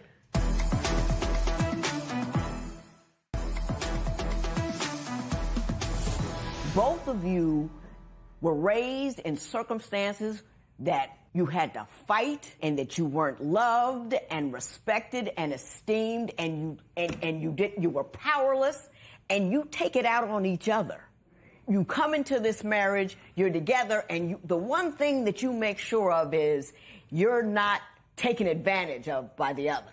That's your main thing, because life is taking advantage of you. You're going to make sure he's not going to take advantage of me. I'm not going to take it. I'm going to put him out. I'm going to be angry because he's not going to do it to me too. And you make sure that she doesn't make you feel small again, because you felt small and you felt powerless. And if she's going to throw me out, I'm going to have sex with other women. I'm going to do what I want to, because you're in competition with each other. You're fighting one another. You're tit for tat. And you take all of the damage that was done to you, and you make sure that one more person doesn't do it to you too. Okay. And all I'm trying to say is you need to end that today. And you need to say, you've been hurt, I've been hurt. We're going to put a period on it. We're going to hold hands, and we're going to, if I'm upset, I'm going to say it calmly. If I feel low and little, I'm not going to go out and get another woman. I'm going to say, hey, baby, you made me feel small when you did A, B, and C. Don't throw him out the house. You know you're going to let him back in anyway. So why go through all of that? You know, you have to decide that there is a different way you're going to be in your house, and your house is a sanctuary away from that hell that you came from, and it's someplace where you're going to decide he's your number one interest and she's your number one interest, and quit buying them expensive shoes. You should have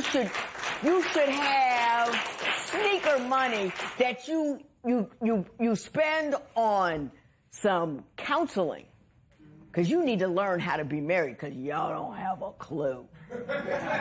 You just don't. So take that money next time you want to get somebody expensive shoes and say, we're going to invest in our love. We're going to invest in our children's future, because every time you hoop, holler, and kick people out, you set off little tornadoes in their head. You want your kids to be crazy? Keep it up. Keep it up. But you love her. I love her. I do. And you love him. Mm-hmm. And you're letting what happened to you destroy one another. Don't do it. I'm going to start you off with a counselor, but you got to he cares about you. He does a lot of wrong stuff because he doesn't know how to handle his powerlessness. You care about him, and you do a lot of wrong stuff because you don't understand how to handle your powerlessness. You guys got to be in this together. It's the Coleman-Milbury world against everybody else. You're your own country, and I want you to grab on to one another. And I'm going to send you to somebody who's going to start you down the road. But promise me, you're going to get some counseling. Promise me. I promise. It's important. You're good people. Got good jobs. Making good money. Got a lot of kids. Ain't no reason in the world we can't make a run at this and do it right. But you got to put it all down. Do you understand that? Good luck to you both, and this matter is adjourned. Even though we have a lot of problems, I believe that it's our marriage worth saving. And in order to save it, I believe that we need to communicate more and possibly go to counseling. Well, after everything's said and done, I still love her. You know, she's a good woman. She's a great mom. She's an excellent provider. And I just think we can just work through the problems and get it over. And I can't imagine my life without her.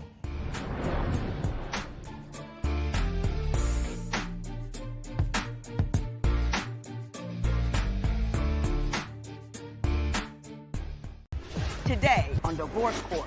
I need help saving my marriage. I don't feel like he shows me enough respect. She needs to listen to me more. I want to know that my husband's in it to win it. Divorce Court is now in session. Good day, ladies and gentlemen. I'm here today with Brittany Jones and Quentin Garrett. The two of you have been together for 4 years, married for 2. Mr. Garrett, you're 32. Ms. Jones, you're 28. Ms. Jones, you have 4 children from previous relationships, none with Mr. Garrett. Correct. I want you to tell me why we're here in divorce court today. You're looking for assistance to save this marriage. Tell me why it's in so much trouble. Well, he sent mixed signals from the start. He knew I had 4 kids when we got married. He knew I couldn't have any more children. He knew that I didn't want any more children. I told him if he wanted more children, I'm not the woman for him. This is way before we got married. He said I was the one for him and that wasn't a problem. And after we got married, it was like it went downhill from there. About a month after we got married. What happened? He abandoned me and the children while we were staying in motels. We lost our place.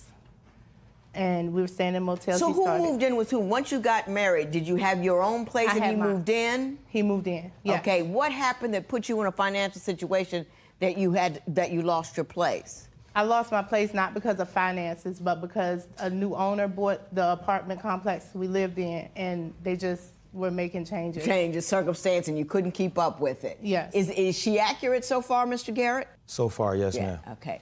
He abandoned you 1 month in. Tell me how that occurred.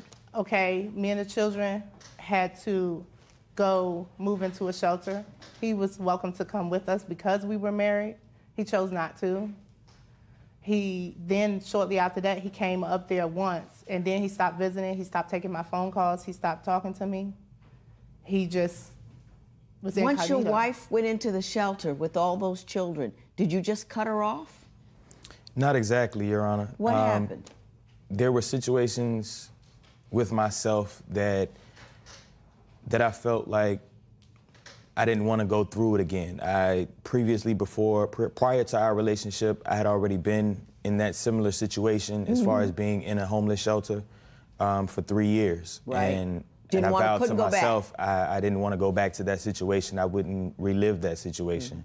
So I told her upon entering into the homeless shelter that I would come, I would stay for the first 2 days, make sure everything was okay, and after that, you were out. I was not gonna remain there. Okay.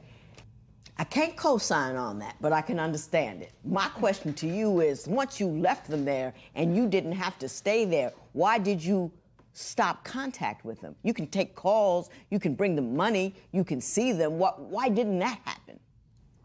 It was more or less out of sight, out of mind, so to speak, and I was employed in another city. So I was trying to maintain my job in the next city, so it was hard transportation-wise. You don't need a transportation for a phone call or a text. It was just hard. I couldn't deal with it. You couldn't deal with it? So you made her deal with it alone? Not intentionally. It was just a mistake that I made at that particular time. I can take that. Ms. Jones, then what happened after you were abandoned in the shelter? I just focused on the kids and getting a place. I got on my feet, and he ended up coming to my place, and actually had a couple friends over, and we were having drinks and stuff, and then he said he was going to take a shower, and that's when my friends left, and I went upstairs, and his phone was on the bed, which I've never went through his phone before, but all the things that were taking place, I picked up the phone, I looked in it, and that's when I seen messages saying, I love you, and when are you coming home, and when are you coming home? Yeah. So, Mr. Garrett, is the truth actually that not only did you abandon him in the shelter, the reason you lost contact with him is that you found shelter with another woman? Partially. I can say partially. Did you stay with that other woman because she had a place? Yes. There was Help me. I feel like it was more to it than that. Well, tell me what that was. As far as, to back it up just a little bit, Your Honor. Okay. As far as the kids were concerned, as far as us having conversations about having another child, she knew that from the beginning that I wanted another child. I had a prior situation with the child that I have outside before we were together, and that situation, I'm not as present in my son's life as much as I would like to be. So I wanted another child. So you're telling me 30 days into a marriage, after you already married a woman you knew you couldn't have children, you abandoned them, left them, and went with another woman because all of a sudden in those 30 days, the not having a child issue became paramount. It was so important to you that you abandoned her. Isn't it the case that you didn't want to stay in the shelter? It was her tough luck. You found another chick to put you up, and that's exactly what you did. Isn't that what happened? Yes, ma'am. So what happened when you found out what he was doing while you were in the shelter? I walked into the bathroom where he was taking a shower, and I said, so this is how you feel? And once he got out, he was like, I love you. I want us to stay together. I want my marriage. I don't want to be with her. Just down on one knee and saying how much he loved me. So I forgave him. But then a week later, or maybe 2 at the most, I start texting. He won't respond at first. Then when he finally responds, he said, I choose her. LOL. I choose her, LOL? I choose, well, I the young lady. I honestly don't recall the LOL portion of that text message. Let's take it off. I choose her. Deal with it. Unsaid, but that's what you were saying. I felt smothered. I felt like at that time, I needed an outlet. I needed a way out of the marriage. Well, how long had you been back with her after she got out of the shelter that you decide you were smothered? I felt this way prior to all of this. How could you feel smothered when she was in a shelter and you were living with another woman? Before, prior to the shelter, prior to us losing the place, the apartment. But prior to all that, you felt smothered. I felt smothered. Okay, we're gonna talk about that because you gotta explain that to me because I don't understand it. He was in my house texting the girl, telling her how he can't live without her. He loved her, just all kinds of stuff. So it's just like it didn't end right there. Okay, I got it.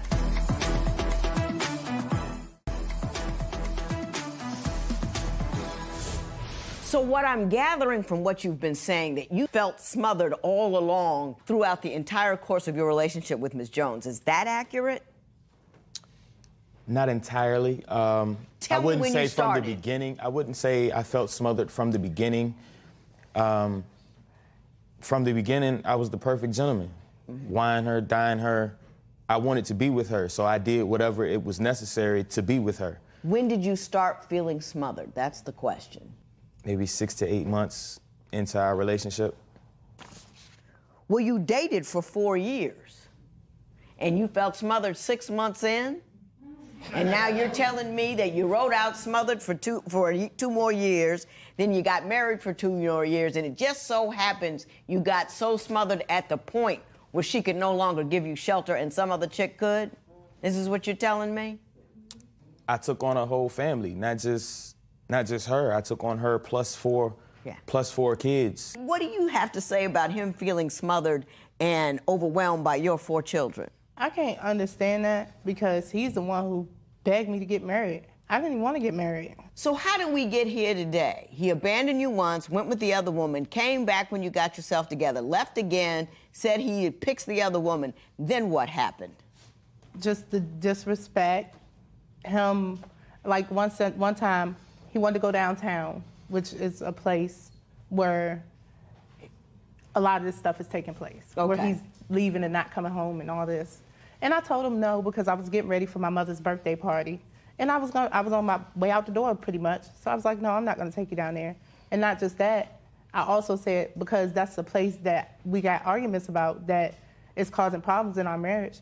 So he called me all kinds of B's right in front of my cousin, called me all out of my name, got mad, start yelling, screaming, just loud and irate.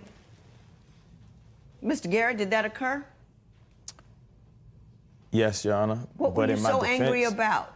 Downtown that she speaks on is the downtown portion of the city, but it's a place where I grew up. I went to school. I have friends.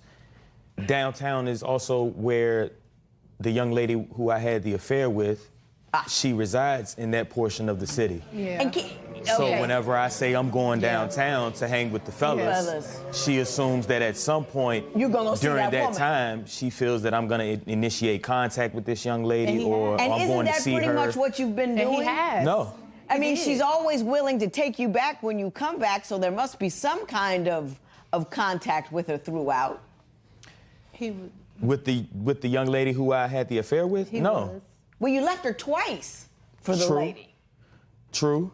But So once what- the young lady found out that I was married, that relationship was cut off. Okay. No, So you tell me what happened, Ms. Jones. It was not cut off. He was in my house texting the girl, telling her how he can't live without her. He loved her, just all kinds of stuff. So it's just like it didn't end right there. Okay, I got it. So, I know what was happening. He had you both. He had you both, and you were both tolerating one another, which you got to own a little bit. Yeah. Because you knew she was there, and she knew you were there, I knew he was and still you were seeing just her. trying to pull and this and that, and you were playing one against another, and went wherever the circumstances were best at that particular point in time. So I'm going to move off of that for a minute because we have established that clearly, and I want to talk a little bit about your finances and how that contributes to the instability in your marriage. Since she's handling all the bills and making sure there's a roof over your head and transportation and paying all that, could you answer the mom request? Do you know what I'm saying? I do that a lot of the time. Just keep looking at her? A lot of the time, I do that. So tell me what your current financial situation looks like. Okay, right now, I'm not working because I'm a CNA, but I have to wait till I can take my license test, which is scheduled for September 23rd. So at this moment, I'm not. How do you survive? And he's not working. I've been doing this job on the weekend, holding signs. My father helps me sometimes. Flipping signs, like on the corner? We hold it. We don't flip this particular one. It's so big. It can't be flipped. Holding it, doing whatever you got to do to put food in your baby's mouth. Yeah. What are you doing? The same. He was doing it with me. He did come out and do that with me. Mm-hmm. Are you working now? Are you still with the sign? Yes, ma'am. Is he still out there with the sign? He's still out there. Do with you me. see any of that money? Some of it. Some of it. Are you living in the same household? Right now, yes, we are residing together at the moment. Do you still believe him to be in contact with the woman downtown?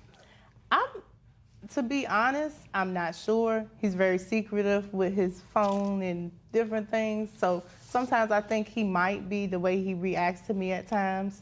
You say she plays spades, ignores her kids, and it's just too much for you, and that's why you're overwhelmed. Why don't you explain your perspective to me? Because right now... At home, Your Honor, I take care of 95% of everything. I do the cooking the majority of the time. I do the cleaning. Is that true, that he does the cooking and the cleaning? He does cleaning. He does cook. I cook sometimes, too. Maybe not as much sometimes, because everything else is on me. The bills are on me. Everything else, like to and from, transportation, bills, everything else, I have to handle. On top of my own mind, things that I'm going through because of what we're going through. She's too easy on the kids. Why do you say she's too easy on the kids? Your Honor, prime example. We're in the room. I'm watching TV. She's on the bed. She's playing her spades on her phone. One of the children may come in and ask her a question. She totally doesn't say anything. She'll be sitting there playing the game. Mom, Mom, Mom, Mom, I need this. Or Mom, can I do this? Mom, Mom. No response. After a while, I'm like, okay, listen, you're gonna have to say something to them. They keep coming back. Can I ask you this? Can you pop out there, since she's handling all the bills and making sure there's a roof over your head and transportation and paying all that, could you answer the mom request? Do you know what I'm saying? I do that a lot of the time. Just keep looking at her? A lot of the time I do that. But I'm also the disciplinarian. Right. So when the kids come in, a lot of the times when the kids come in to ask whatever question, they don't come to me. Because all he do is yell. They'll go to her because 9 times out of 10 they know my All he does answer. is yell and scream at them all day. Do you yell and scream, or do you discipline? There's a difference. In my opinion, I feel I do half and half. I give them a lot of both. Do you want to save this marriage? I do. Only if the issues can be addressed and worked on. I feel do you want to save this marriage? I do. That's why I'm still here. I give you my best, the best I got. Don't know if it's enough, but I give you the best I got.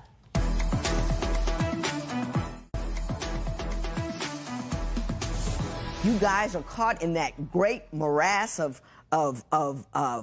deprivation. You don't have money, you don't have backing, and you're borrowing for Peter to pay Paul, and you're living from pillar to post and can't quite make it all the time, and you're all under constant, unrelenting pressure. I want to tell you that I know that, and I feel that. That's why she goes into the game of spades, because she's busy feeding those mouths, and at some point she needs some peace, because she's got a man who's playing one chick against her, going to her house back. So if she's ever homeless again, she knows you're out the door in that other chick's house. That's who you are. That's what you do. She can't count on you. So it's all on herself. So when she can get time for a breather, she gets on that game of spades. And then you over there come in there bigfooting in her house with her kids, screaming and hollering. You just an occupying force. You are not love. You are not support. They say mom, mom, mom because they know they call your name, that you won't answer. Now listen, they're not your kids. I get that. But you married her. They came with her.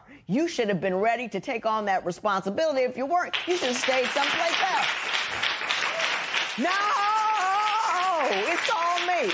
Now that I've finished my fuss, let me say this. Bless you for having your tubes tied. Never, ever complain to her again about lack of children, because you can't tolerate no more. You can't bring no more. It would be a total ego move on your part that will implode this family completely, because if you get another kid and you get sick and tired of it, you're going to leave that kid with her and walk off. So you don't deserve anymore. That's no, because it's ego for you now, because you guys are barely treading water. If you really want to save this marriage, you have to show up for a grown man. I don't think he has it in him. Tell you the truth. I think there's too many opportunities for him to do the wrong thing, and that he's going to do that. What I would do if I were you, keep on that CNA track. Don't worry about him. And next time he bounces, you make sure he stays gone. You don't need that kind of drama. You need to be secure in yourself. Be cool as long as he's cool, and make him show up. Never make his romantic life part of your drama. Forget him if he's not going to act right. Make him act right, make him do right, or bounce him to the curb. Do you understand that? Bounce. I'm mad, and this matter is adjourned.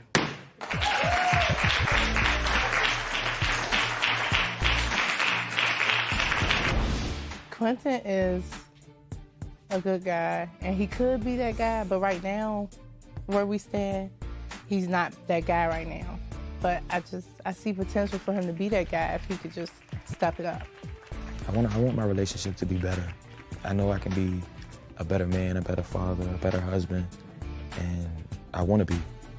And I want to make those necessary steps to be that husband that my wife wants me to be, or that she needs me to be.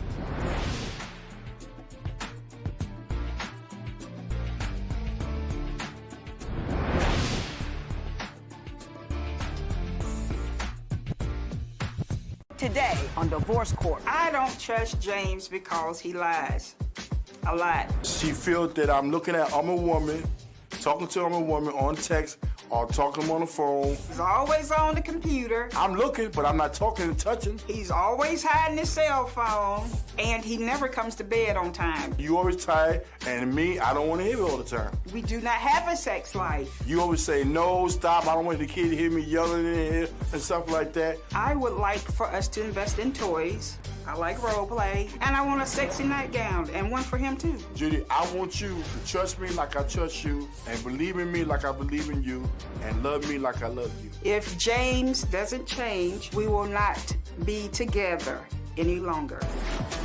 Divorce Court is now in session. The Honorable Judge Lynn Toler presiding.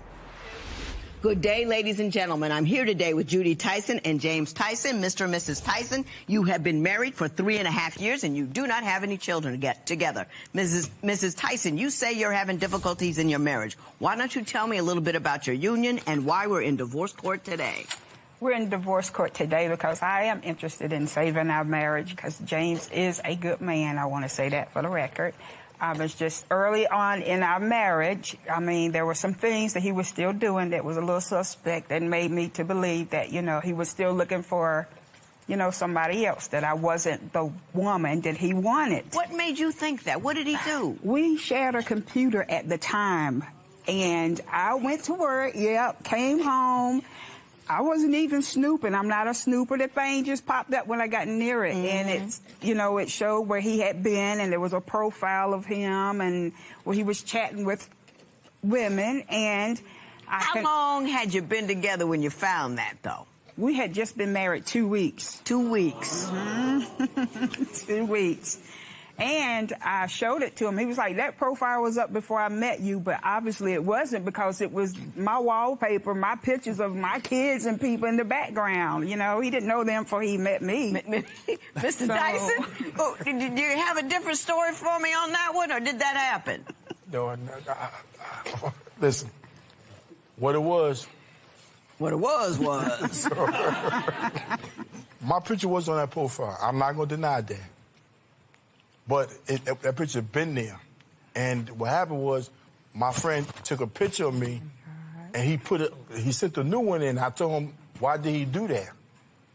That was, my friend put my picture up there. Did you see any illicit contact? Did you see him talking to anybody, or was it just a profile that was up? This man has 3 Facebook profiles.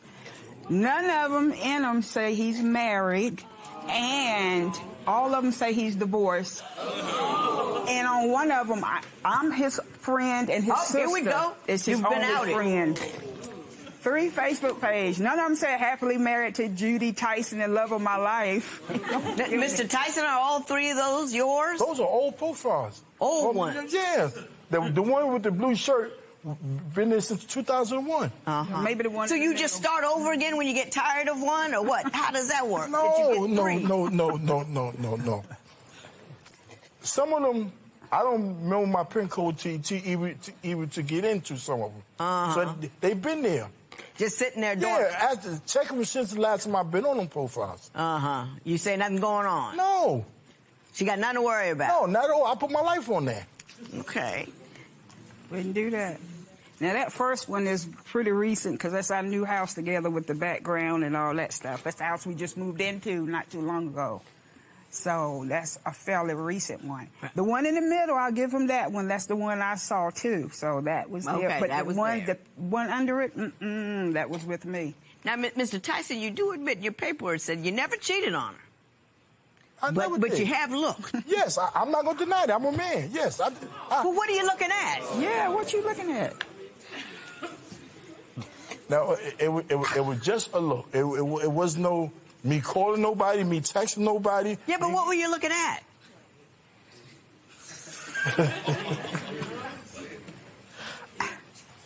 How did it get to you? On my Facebook, it just come right there, and I just looked at them. Right. That's what he tells me, too. Yep. Did you know who you were looking at? No, I don't know none of these women. They just sending you stuff. Yeah, I don't know none of them. I understand you found a dating app on his phone, Yes, though. I did. I did. And this was like on Christmas night, a year after we'd been married. We just had Christmas. And his phone was laying in bed. I don't But snoop. Ashley, did I Hang on. It just happens to light up when I get near. You wouldn't even know this man had a cell phone. When I'm home, you don't see the cell phone. Right. But if I go to work and call him on his cell phone, he answers. So I was shocked to see this cell phone magically appear, and it was an icon that I saw, so I hit it. And there was a conversation of him saying they was pretty intimate with each other. He said, let's be a family and all this stuff. You know, they was texting back and forth. I don't think they ever met, but they was in communication. They were talking like they were planning a future. Yeah, Mr. like Tyson, do you know what she's referring to? No, not at all. That's what he said to me, too. You had no clue what it was? No, I don't even know these women who she talking about. Was there a dating app on your phone that she saw? No, not on my phone, no. On your computer? Maybe on a computer, but not on my phone, okay. no. Were you talking to women on that dating app on your computer? Okay. A lot of my pictures been up there, like I told you, way before I met her. Okay? Because I never took them down, and I wasn't married at that time, and I never changed them for one reason, because I lost the code on my phone. And that was 2 different new phones that I had. You say that, you know, you got not much going on around the house, and you're home all day alone with no car, so you peek. You do a little peeking? Yeah, I admit that, yes. On the regular? No. Is that once in a while? Once a blue moon. Once in a blue moon. Got nowhere else to go, you take a peek. Yeah, but I don't text, I don't call them. You don't call, no conversation? I don't even know these women. You don't know? I'm just on my Facebook. I can show you my phone, and it just females right there. I'm just looking at them. Okay. I'm gonna release you, Mr. Tyson. Right. I'm gonna let you go. And then I want to ask you the question that I think is your major concern in this union is you believe that Mrs. Tyson has a rather significant drinking problem. When I first started talking to her, and that was November 3rd. He remembers the date. That's why I know he lying. He know about that profile. You know. Well said, Mrs. Tyson. You know.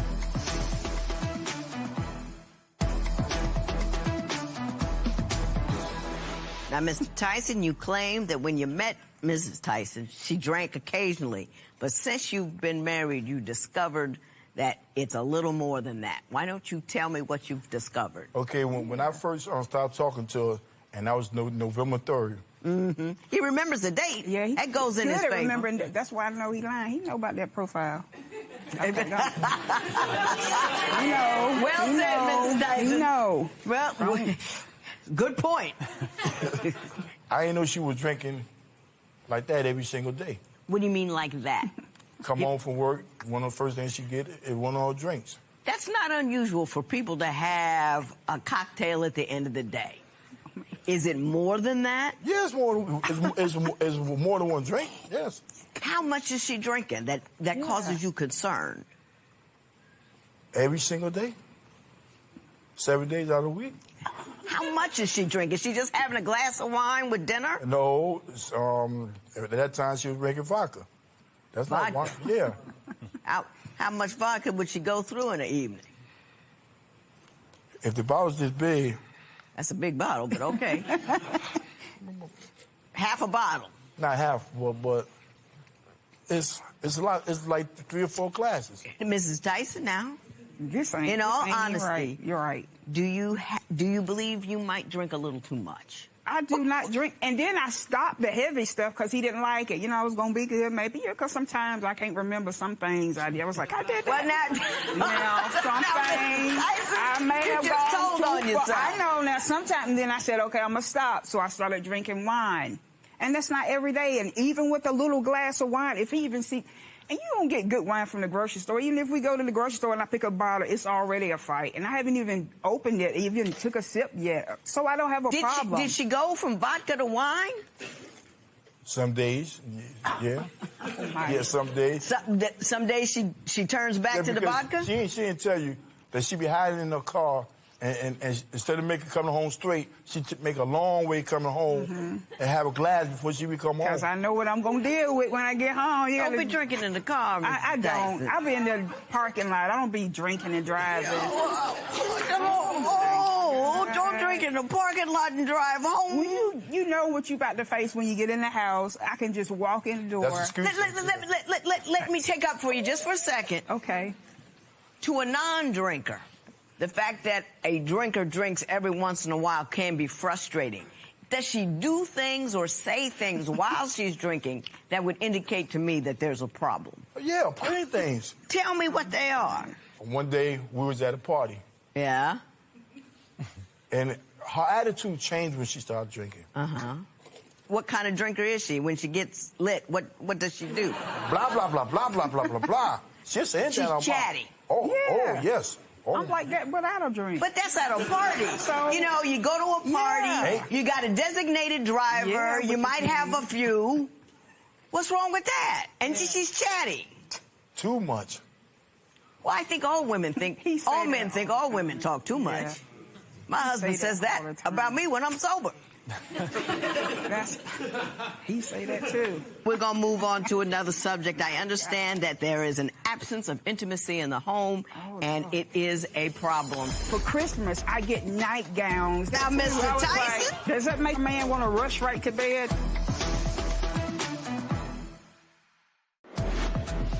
Is it ever okay for a married person to flirt online just for fun?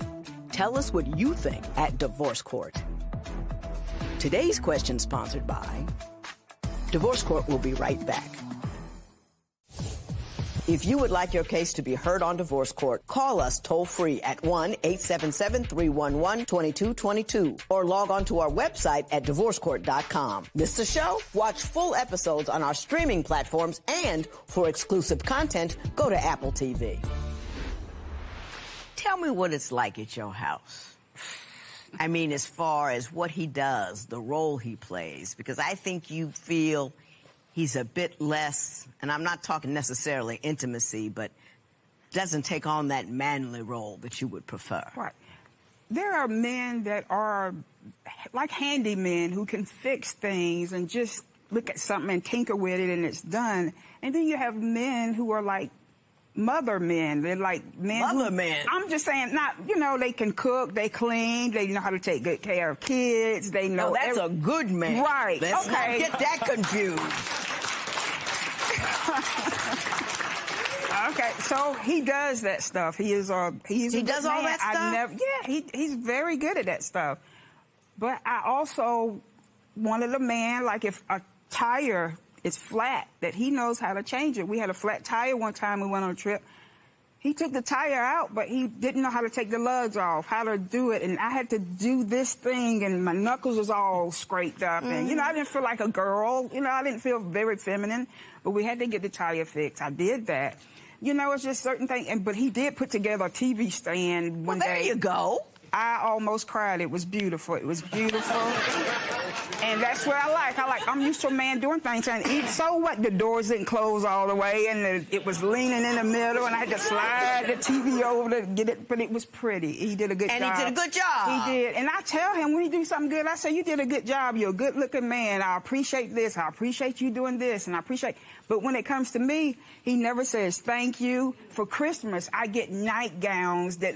It's not even sex. I look like the grandmother in the Big Bad Wolf. They long nightgowns, and they got little ruffles around the neck, and they're this long, and they're black. They're not even sexy.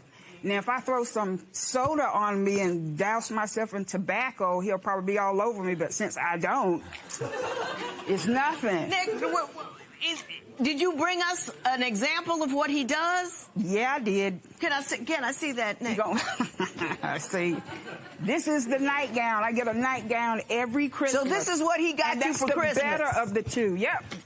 You get a nightgown every Christmas? First, I gotta see what you're talking about. Oh. Well, let's see. Yeah, go on and see. Look at that. You bought it. I felt the same way when I got it. When I opened it, I was like that. Now, Mr. Tyson?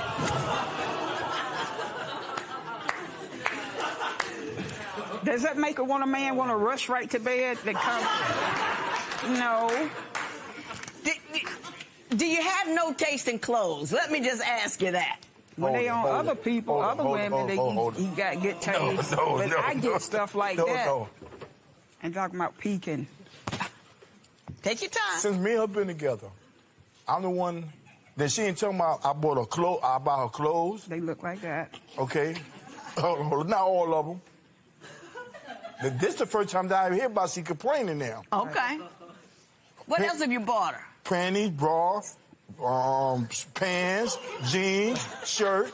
Hold up. Panties and bras? Yeah. I say he's a mother, father. Really? Father, mother, yes. Or what? Really? Yes, Anna. Did she say, I need some of this, you know, her size and all of that? Yes. That's very interesting. I told you. But don't you love that? If they were sexy underwear, yes. If they were nice, sexy clothes and he want to see... I got on some Fruit of the Looms, high ones up here, cotton crotch. They not sexy. They ain't lace on them nowhere. They're all cotton and there's nothing sexy about it. And the bras are pretty cute. But this is the first time that I'm hearing about all this and about the clothes. Right. I couldn't get my husband in the lingerie section to go order and buy me some things. You gotta don't be looking at the horse in the mouth. He's looking pretty good over there. I got to tell you. I mean, he's looking on the computer. I know he is. But other than that, he's looking pretty good. But I guess what you're telling me is you want romance and you're not getting it. Today's question sponsored by... What would you do if you found out your new spouse had a drinking problem? Share your opinion on Twitter and Instagram at Divorce Court.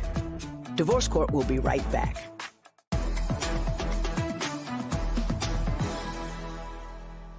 It's wonderful to have a guy who will do things that are sensitive and kind and mothering, especially you out working all day long. That's cool. Now, let me tell you what she's looking for now. She's looking for a little romance. She's looking for a little, I still think you sexy baby. I think she knows that you look in the computer a little bit, and then, you know, probably the women you're looking at a little younger, a little smaller, a little this, a little that. We women get, we get funny as we age. I'm leaning on 60, and I know how it go. And what she's concerned is she don't feel like your woman no more. She feels like more of a friend. You know, she wants you to do more manly things, not just because they're, you know, they're stereotypical. She wants to feel more like your woman. You know what I mean? Yes, ma'am. Yes, Anna. You know what I'm saying? Yes. It has benefits for you at the end. You know what I'm saying? Or does it not? I don't know. You ain't gonna go out like that. You ain't gonna put the brother on Front Street like that. Mr. Tyson, you know what I'm telling you, right? Yes, Anna. Treat her like she's fabulous. Treat her like she's beautiful, because she is. You think she's beautiful, don't you? Yes, that's why I'm married, because I loved her. Yeah, right. Yeah. But you got to continue to show it in certain romantic ways. And, you know, we need a little bit of I love you, you know, all of that. Just a little. And it'll make our day. And I think it'll make her day. And then I'll think she'll make your day. You know what I'm saying? This matter is adjourned. Yeah.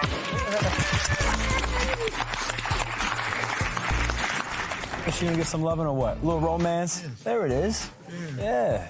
Wow. There it is. I'll take it easy now. Yeah, I know. After speaking with Judge Lynn today, what's the best advice you guys are gonna walk away with? We're going to talk to each other and be romantic a lot more, and apparently go to AA for my drinking problem. And I would never buy no more of them gowns, the nightgowns and all that. Yeah, come on. You got to step it up. Yeah, right. They all look like that? Yes. Really? And that was the better one. The other one's got holes in it. You brought the good one. Yeah, that's the good one.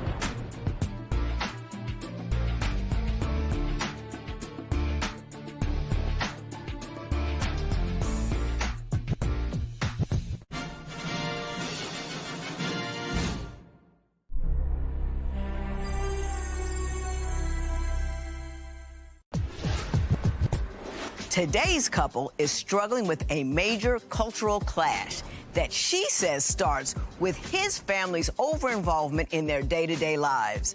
To save his marriage, he'll need to put the mother of his children in front of his own mother. Let's see which woman in his life will win first place. Divorce Court is now in session. The Honorable Judge Lynn Toler presiding. Good day, ladies and gentlemen. I'm here today with Teresa Cruzado and Manuel Cruzado. Mr. and Mrs. Cruzado, you've been together for 5 years, married for 4. You have 2 children together, but you are in a bit of trouble right now. So, Mrs. Cruzado, I'm going to start with you. Why don't you tell me a little bit about your marriage and why we're here today? I love Manny. I truly love Manny. There's not a day that goes by that I don't. However, before I met Manny, I was very determined, goal-driven. I was strictly work, school, career, getting ahead. I didn't let anything faze me. When I met Manny, he was a high school dropout. He didn't have much of anything, and I completely lost the focus of myself and the tunnel vision that I had, and I indulged myself into him to help him basically with everything that he has now. Like, I devoted myself to him. Did you stop doing things for yourself? I did. I stopped doing things for myself. Tell me what you stopped doing. I just stopped being myself as a person. Like, did you stop going to school? Yes, I stopped going to school. I was still very hardworking, but I did stop going to school. I completely changed the way I dressed, talked, even down to the way I cooked. Are you resentful about that? No, because I mean, I loved him. So whatever worked, you know, it worked. I don't hate that I changed it, but I wish I just would have talked with him about it first more, instead of just completely changing myself, so that way he could have actually understood and see me, the real me, from the beginning. Okay. What do you say is the problem in your marriage now? The biggest problem that I have is, of course, Manny's a mama's boy. A huge mama's boy. Give me some examples. For example, we needed money for something, and I wanted him to get out there, hustle, go get it. Like, I'm your wife. When it comes time, I'm gonna go get it. So I need you to do the same thing. So during that moment, he was like, okay, I'm gonna go work. I think he was gonna go cut grass or something, one of his friends. So when it came back down to it, he had the money. His family member had given it to him. Everything he does, he runs back to his family instead of actually being the hard-working husband and a man that I know is in him. But he just chooses hasn't not come to out. do it. Mr. Cruzado, what do you say is the problem currently with this marriage? It's a lot. Well, list off a few things. List off a few things for me, Mr. Cruzado. What's really bothering you? If you could snap your fingers and stop this one thing, what would it be? Nothing. Nothing, yeah. Because I'm great. I mean, well, let me propose a few things based upon your paperwork. Simplify it for me. You feel you're stuck between cultures in that in your... I'm talking. Sorry.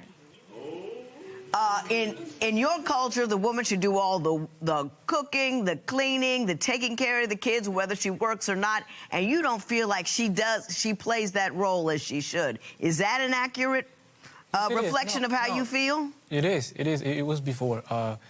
I saw my family. You know, I saw her That's how cook. your family did things. Yeah, I saw her cook, you know, clean.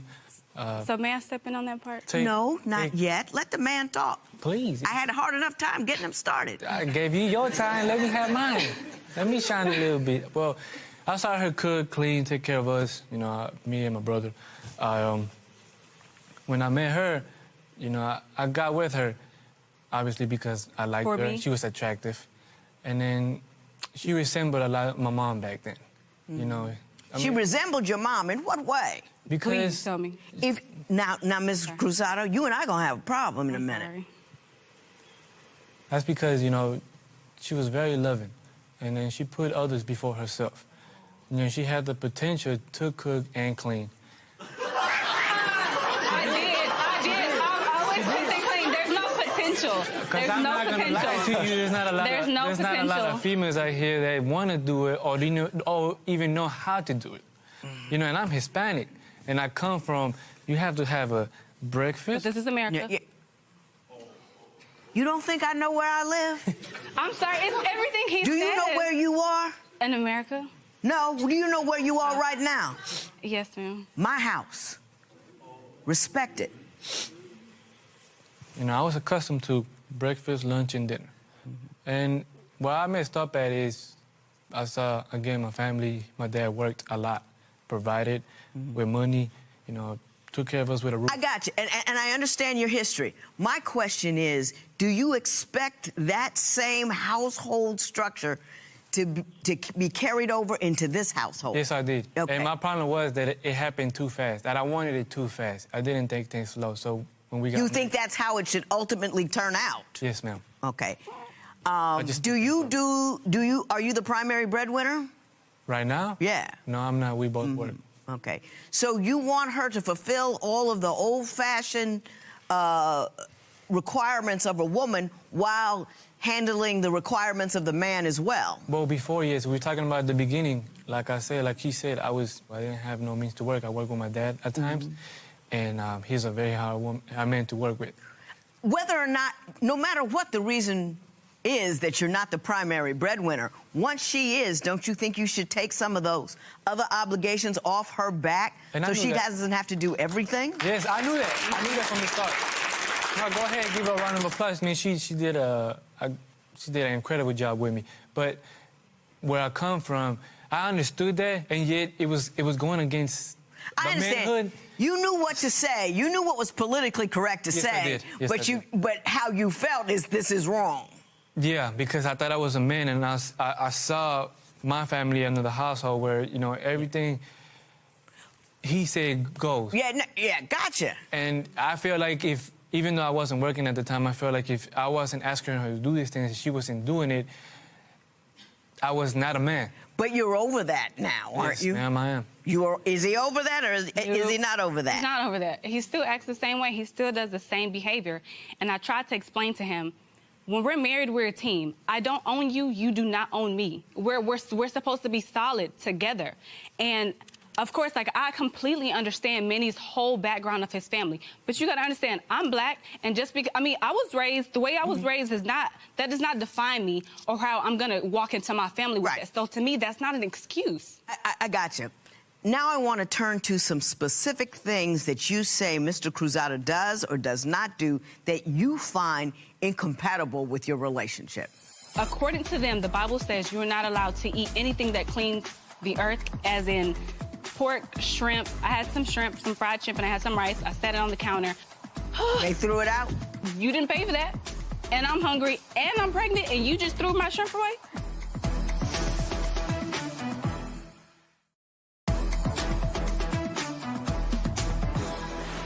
You called his family Bible thumpers. And you say that their way of doing business, what they're not allowed to eat, what you two can't do, you find that disconcerting. Why don't you tell me about that conflict? So his parents, their religion is Seventh-day Adventist. Of course, that's Manny's beliefs too. He was raised with that.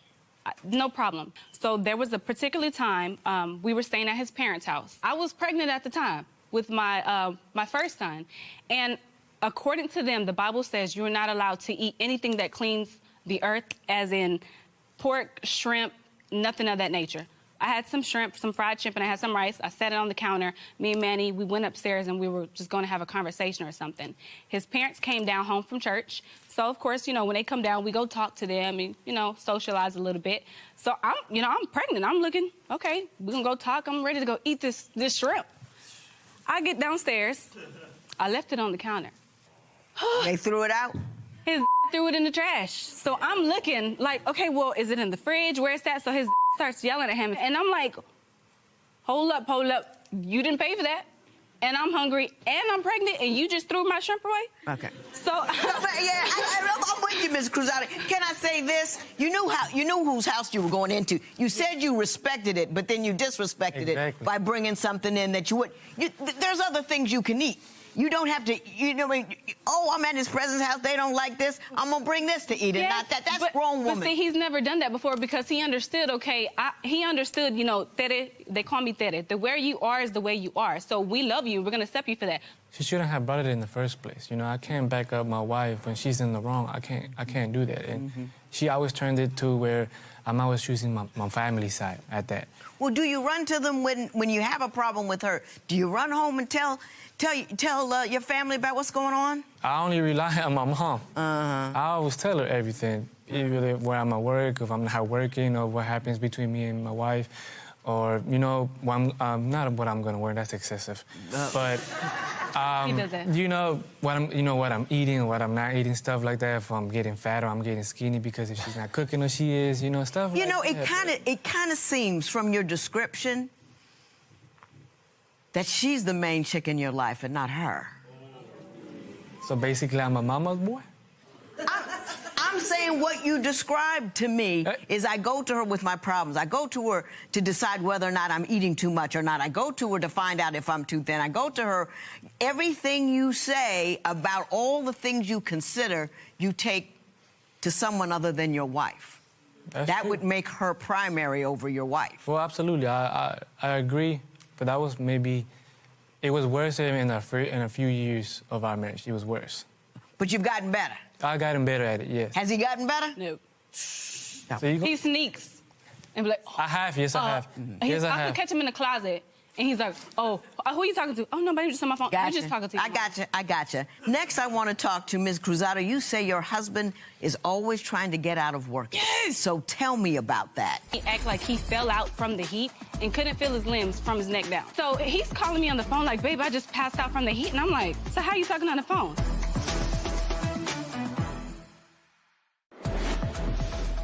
Would you marry a mama's boy? Tell us what you think at Divorce Court. Today's question sponsored by Divorce Court. Will be right back. If you would like your case to be heard on Divorce Court, call us toll-free at 1-877-311-2222 or log on to our website at divorcecourt.com. Missed the show? Watch full episodes on our streaming platforms, and for exclusive content, go to Apple TV. So, Mrs. Cruzado, you say Mr. Cruzado is always trying to get out of working. Explain that to me. Yes. Manny can never really hold a job for 2 months. He's gotten better now, yes. But still, he still does excuses to get out. He was cutting trees with just a member of the church, making pretty good money. One day, he just didn't want to work. So Manny acted like he fell out from the heat and couldn't feel his limbs from his neck down. So he's calling me on the phone like, babe, I just passed out from the heat. And I'm like, so how are you talking on the phone? He said, my dad is holding the phone up to me. And I'm like, okay. So I already knew he was lying because I know Manny like the back of my hand. So I get there. We go to the hospital. And he's in the hospital. His dad lifted him up and put him in the wheelchair. Strolled him on in the hospital. We get into the hospital. And he's still sitting in the wheelchair. And the lady says, come on, get in the bed. He's like, I can't. I can't move. And I'm looking like you... I'm mad, I'm waiting. And the doctor's like, no. So I'm like, okay, I'm gonna wait. So then she walks to him. And so, okay, of course, if you can't feel anything from neck down, it's gonna fall like a noodle. She lifts his arms up, and then it registered in his brain like, oh, let me hurry up and drop it. So then she looks at him like, you know what? Come on, get in that bed. He's like, I can't. Magically out of nowhere, Manny's like, I can walk again. I can walk again, basically. And she told him, that's the problem. And this is the continuous behavior that I deal with. Mr. Cruzado, did you fake paralysis so you wouldn't have to work? Yes, I did, but I had a reason. And it's a damn good one, too. Well, what was your reason, Mr. Cruzado? I was madly in love. Right. So back then, when I had chances of work, and she would have days off, I would be first except. I was pregnant. I was like, you know what? My wife's at home. I should be there too. I need to be there. You know what happened if I would just fall? Yeah. And so I fell. And I did what I did. Whatever she described I did it. But I did it so I could be with her. I got you. It makes all the sense. It's not the right thing to do, but I understand why you did it. I understand. Mr. Cruzado, I want to ask you about your issues with her. You say you don't really trust her. Why is that? Because there was one time where we were technically separated. That's what she likes to call it. Mm-hmm. Even though we were still married. You were on a break? On a break. I don't believe in that, by the way. I don't either. And something didn't feel right. And my instincts are always right, 90% of the time. So I was like, look, Dad, something don't feel right, I'm going to go. I remember I hid in the apartment complex we used to live in because I was staying at my parents' because it was a break. Right. And so I went over there. Something didn't feel right. I'm hiding, but not under the bushes. It's not like a movie. It was. Right. I was close by, but I wasn't, hiding over the bushes like that, like a creep. learning to like you, Mr. Cruzado. Keep going. And so I'm over here, right? When I get home, she wasn't home. I was like, oh, man, God, why? Why are you doing this to me? So she comes back 30 minutes later. I'm like, yes, she's home. Yes, she's not doing nothing. Next thing you know, she gets out. Well, I could smell her perfume because I wasn't far away, I had to keep a close eye on her. Right. She was well-dressed. She smelled good, by the way. She left. It was 9:30 at that time. She came back, maybe it was around 12, I think it was. And I was like, okay, she's home. But, she was home with a lookalike. She brought a twin. The dude looked just like me. And I confronted her, and I was like, seriously, is this what you're going to do? I was like, is this what we come to now? I was upset. I didn't want to do nothing that I didn't want to do. Right. So I stepped away, got in my car, and went home to my kids. Let me ask you, Mrs. Cruzado, did that occur? Yes, it did, but not the way Manny said. Well, how did it go briefly? That particular friend was strictly a friend. Manny stalking me was hiding up in the apartments, and the friend did. I guess you could say he kind of looks like him, but it was nothing. You laughed when I told you he looked like him. Yeah, because it was funny. But there was nothing ever Nothing going on, nothing illicit, nothing improper. Manny just wants to possess and own me. Okay. So he feels like, oh, it's trust issues. No, it's because you want me to completely only talk to you. I got it. I got it. I got it. Today's question sponsored by... What would you do if your spouse acted like they owned you? Share your opinion on Twitter and Instagram at Divorce Court. Divorce Court will be right back.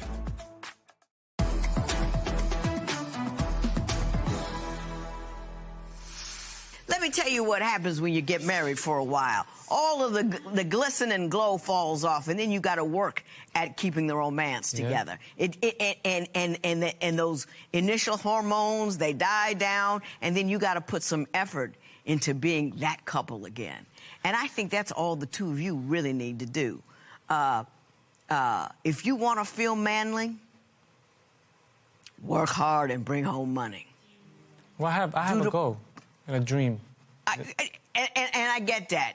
And that's how you handle that, and that's how you do that. And you uplift him when he does that. I always do. Always do. Always. Always do. And talk less. Oh. Every man in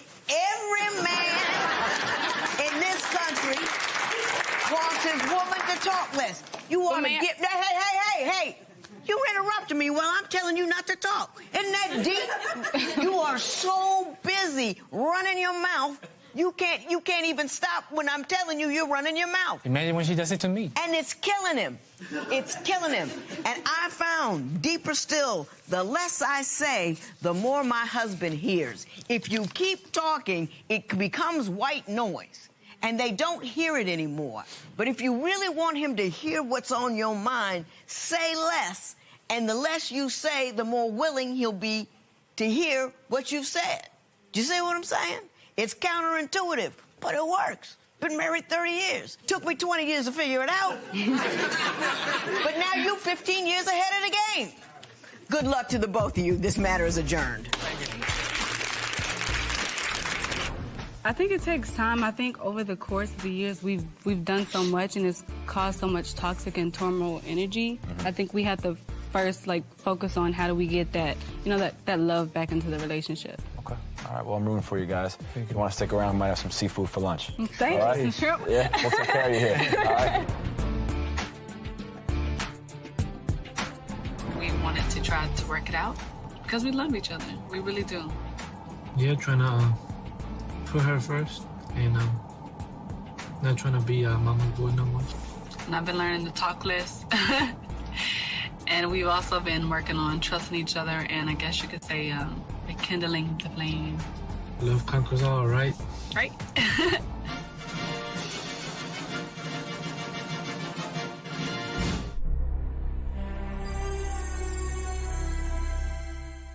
Previously on Divorce Court. Me and Ira had set up the swinging thing with Mr. Robert. Neither one of us really felt comfortable about the swinging, so me and him really didn't perform. It was more so trying to see what the other two were doing. Mr. Woody, you say that there is a child that you believe is yours with her, or you're not really sure? There's a possibility, Your Honor, but I'm not really sure. We understand about that possibility, and I do have the DNA test. Divorce Court is now in session. The Honorable Judge Lynn Toler presiding. We're going to resolve this issue of paternity in a moment, but before we do, I have got to ask, your household must be full and hard to manage.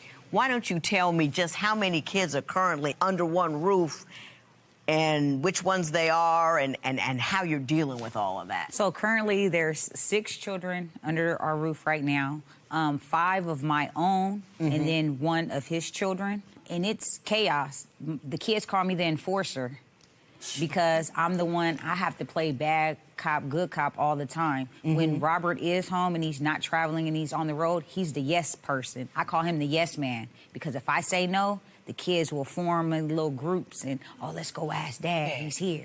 And then, like, we have movie nights on Fridays. Our movie night this last Friday turned into everybody having their own bag of popcorn. Now, listen, I like giving the kids what they want, but they didn't need 6 different bags of popcorn. I was highly upset about that because it wasn't the regular average butter popcorn. It was the caramel popcorn. That's my favorite. And he didn't let everybody get their own individual bag. But, you know, the kids, they get upset about the oddest things, I must say. I mean, everything is pretty much a free-for-all until it comes to popcorn, and then you got a problem. Mr. Woody, are you not much of a disciplinarian? Do you leave that to her? I give the kids a lot of slack. You know, I don't flash as much as she does. You know, I'm kind of laid back and mellow, and I'll talk to them softly. Her, on the other hand, she's just constantly she's yelling all day and just making demands all day, and, you know. I have a strong personality. Yeah. I'm making demands, but I run a tight ship. And for that, the kids are well-behaved and well-mannered. Now, if you come on a good day with him, they just doing what they want to do. For instance, last weekend, they go to bed Monday through Thursday. I make them go to bed at 8 o'clock. I was off at the nail shop. 8 o'clock. I came home. More like 6:30, Your Honor. I came home. Ain't no one ate dinner. Everybody's still up. They watching TV, eating popsicles. Running around, having a good time. I'm like, what's going on now? The enforcer's here. That's all you heard when I was walking through the door. The enforcer's here. Hurry up. Everybody hide. Everybody get in the corner. Quiet. Mr. Woody, do you back up the rules that she makes? If she's not there, do they not go to bed at the right hour? No, I do back up some of the rules, but some of the rules are kind of, that's not good enough you know, for me. the kids going to bed at 6:30, 6 o'clock. She says 8 o'clock. It's not 8, Your Honor. It was only it's 8. The time he's talking about was because everybody was doing what they wanted to do. Yes, I did.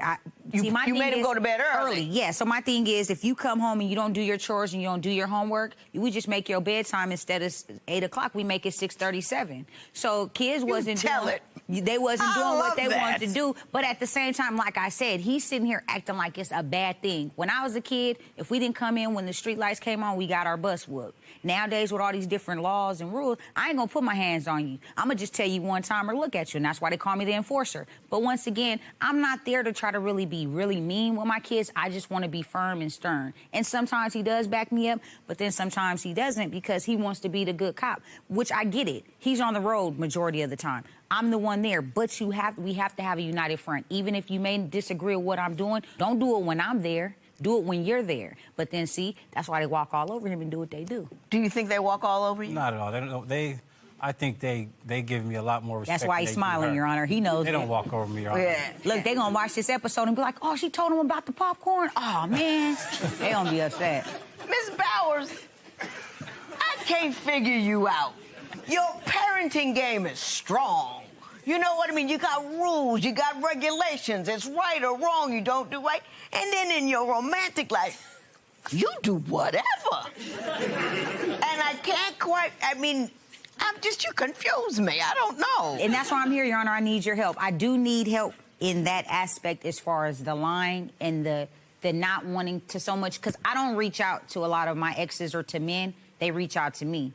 And you respond back. And I do. It's the reach back problem that we have here. Yes.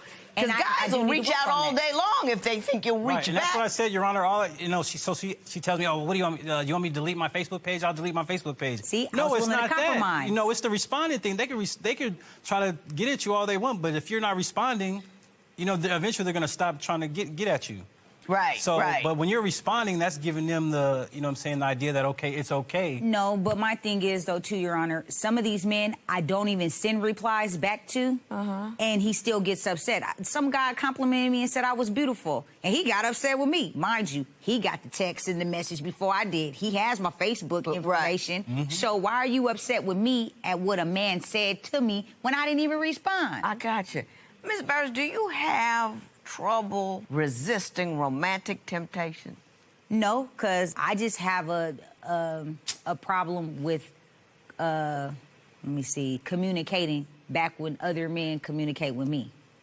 Hold on, no, that doesn't make sense. It sure didn't. You're a very bright lady, and that didn't work out at all. Okay. What, Mr. Woody, what is your thoughts on that matter? That she has a problem reaching back out to other men when they reach out to her. Yeah, that's. Do you need a constant source of admiration and attention from men?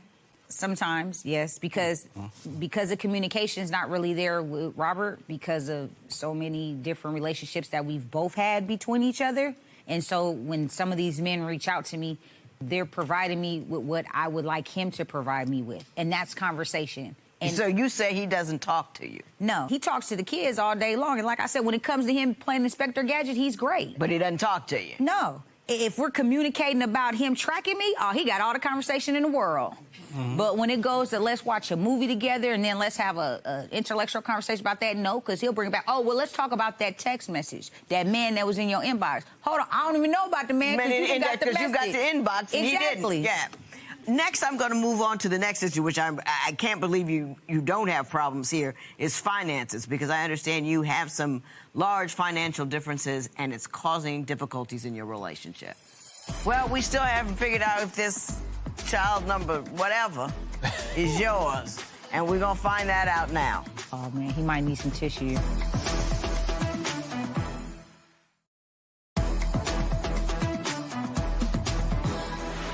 Mrs. Bowers, you contend that Mr. Woody doesn't do enough to pull his weight financially around the house because his money is scattered amongst other homes. Why don't you explain what you mean by that? Out of my 5 biological children that stay with us, he has one of his children that lives with us. Right. And he still manages to take care of 2 households because he has his other relatives that he tends to help out, which I get it.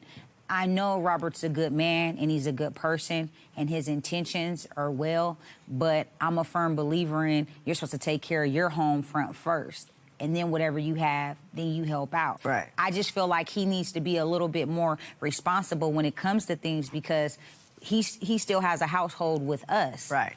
Mr. Woody, your response to that? I do help out my relatives a lot, and I also help out around the house. She has a problem budgeting money, Your Honor. She has a problem with her spending and money just burning a hole in her pocket and her buying unnecessary things. Give me some examples of some of the unnecessary things that she's bought. She went out and spent $400 on an iPhone. Mind you, we already have phones, so there was no need for this phone, which gives me reason to believe why she needed a secret phone to do something. So she had $400, Your Honor. She spent like $3-something on an iPhone that wasn't needed. And I'm like, what's the purpose of you having When you say you help out your family members, are you talking about the other children that you have? Or are you talking about grown folk? No, my other children as well. My other children as well, Your Honor, and grown people, folks. other grown people. And grown folks. Wait, you've got children with 5 different women. Isn't child support crushing you without you giving it to grown members of your family? It is, but he doesn't see it like that because he sees it as... Let the man answer the question. It's not... He may not be as quiet as you think. He just can't get a word in edgewise at the house. Mr. Woody, go ahead and speak for yourself. It's not crushing me, Your Honor. You know, I'm in pretty good, you know, standings with my kids' moms. You know, we're all kind of still... None of us have any, like, differences. You don't have any issues? No, everybody's cool? No, we don't have any issues. Everybody's cool. You know, I do what I can when I can, and I help out around the house more than I do my relatives, but she doesn't see that because when I get my check... But what I can when I can, that sounds so... Their mothers take care of it. I throw them a couple dollars here and there, and it's really not my responsibility to make sure they got everything they need. Well, no, it's not that, Your Honor. It's just me being a truck driver. You know, I may go on the road for 12 days at a time. Right. When I come back, I might not go back out to work for another week or 2, or I might come back after that 12 days and go right back out. So it's all, you know, sometimes I may get paid once a month. Sometimes I might get paid 2 or 3 times a month. So it all, you know, it varies. Okay. But then yet he went and purchased a car. We don't even have a car right now. That's for my son's birthday, Your Honor. Exactly. But he purchased his son a vehicle, which his son doesn't need because he has a vehicle, which is a 71 Cutlass. That's his dream car. You bought your son your dream car? Yeah, Caprice. So you go there and drive it every once in a while? I drive it from time to time. Yeah, but does she have a car? No. Her car just broke down, Your Honor. She had a car. It's a budget. You got money to buy her another one? Oh, we're working on it. We're working on it. Yeah, we're working on it. So Don't give the other relatives money until all of your households are taken care of. You got a lot of them to take care of. You know what I mean? Understood, Your Honor. You got something in the bank? No, Your Honor. Oh! Prepaid what card. What if there's a problem? Prepaid. That's what he looks to me. I'm the responsible one. Well, we still haven't figured out if this child number whatever is yours, and we're gonna find that out now. Are you concerned about it? Are you worried about it? The paternity of that 3-year-old? If I am the father, I would have liked to have known this 3 years ago.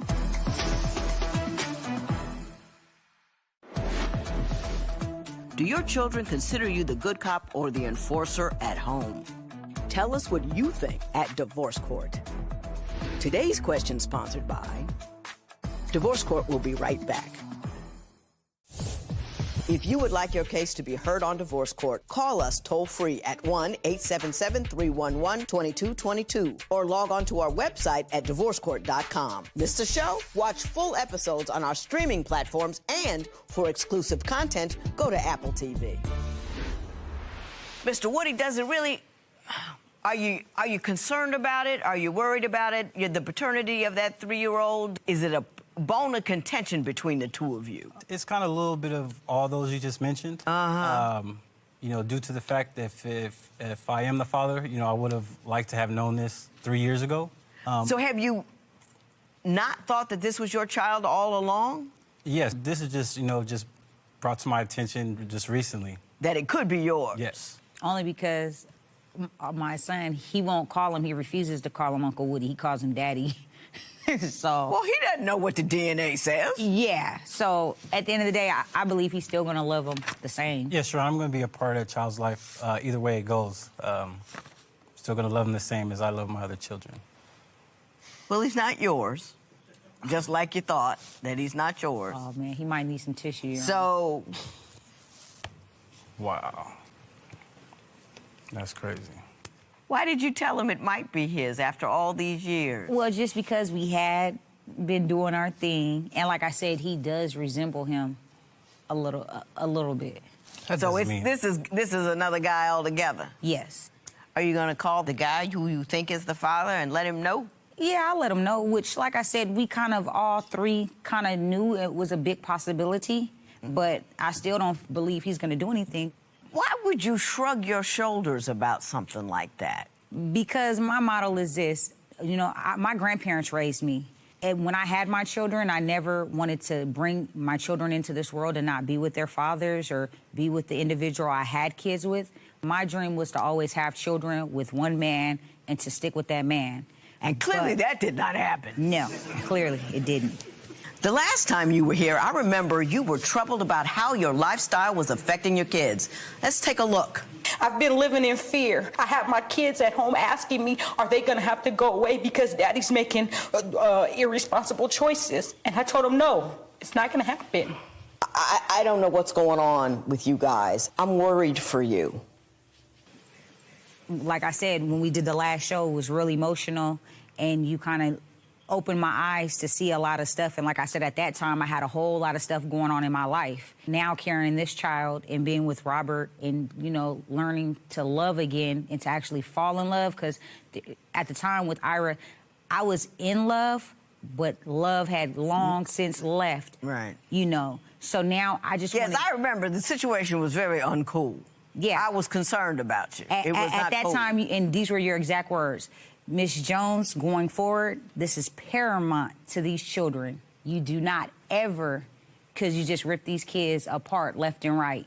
So you just stopped the case at that point in time. And that really stuck with me because you were the only person in 11 years. I was like, I can't even finish this. Yes. Because it was so jacked up.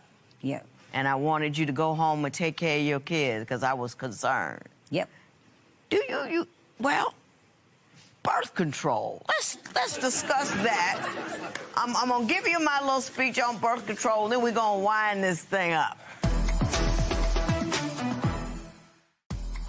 Today's question sponsored by... What would you do if your partner had a baby outside of your relationship? Share your opinion on Twitter and Instagram at Divorce Court. Divorce Court will be right back.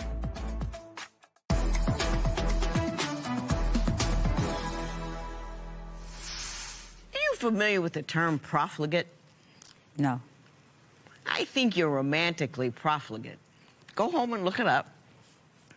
But you can't conduct your life like it's one sexual free-for-all and not use contraception and think things are not going to be complicated. Do you understand what I'm saying? Yes, Your Honor. Do you use birth control? Yes, but to be honest with you, Your Honor, I've gotten pregnant on every form of birth control. Really? Yes.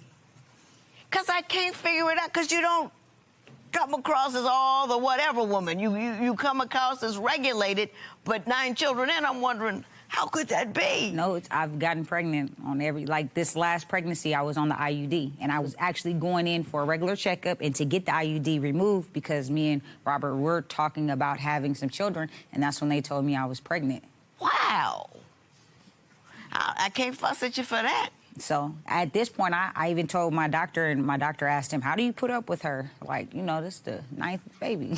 How do you do it? But I even told him. Well, you know, I think that's a little unfair to ask how they put up with her, because he's got kids with 5 different women. You know, you're going to tag a woman about having a whole bunch of kids. You got to tag that dude. You done been traveling more than she has. So you can't just, you know what I'm saying? And you do what you can for your other children. She take care of her children, and you do what you can. You know, a woman, she has a couple of affairs, or she has a couple of kids, and everybody, oh, she's a whole this, that, and the other thing, but dude got 19 kids, and I'm like, eh. You know what I mean? You can't just tag the woman.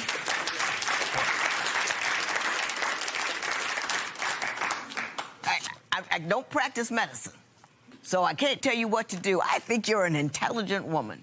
I really do. Stick with this one guy right here. And then have as many, you know, don't have any more. You get fixed.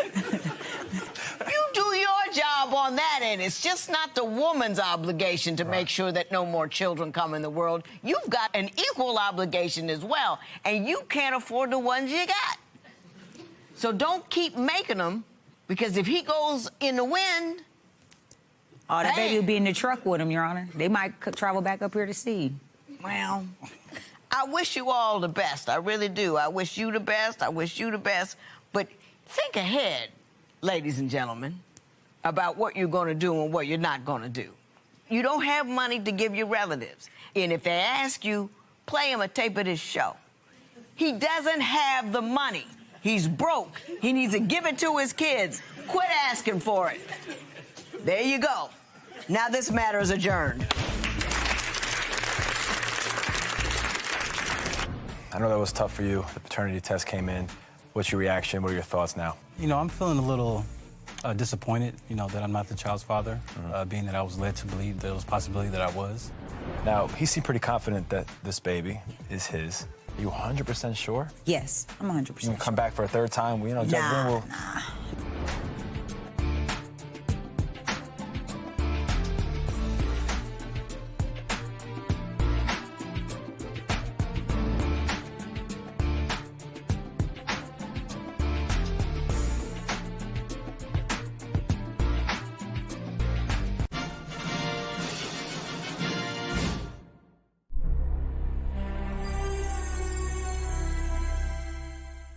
Today on Divorce Court.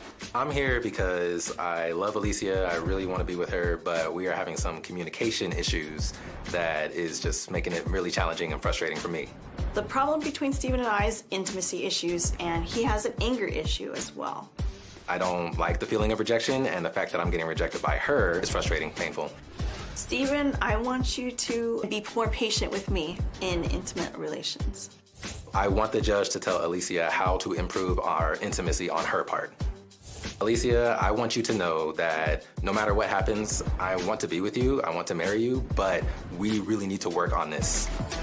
Divorce Court is now in session. The Honorable Judge Lynn Toler presiding.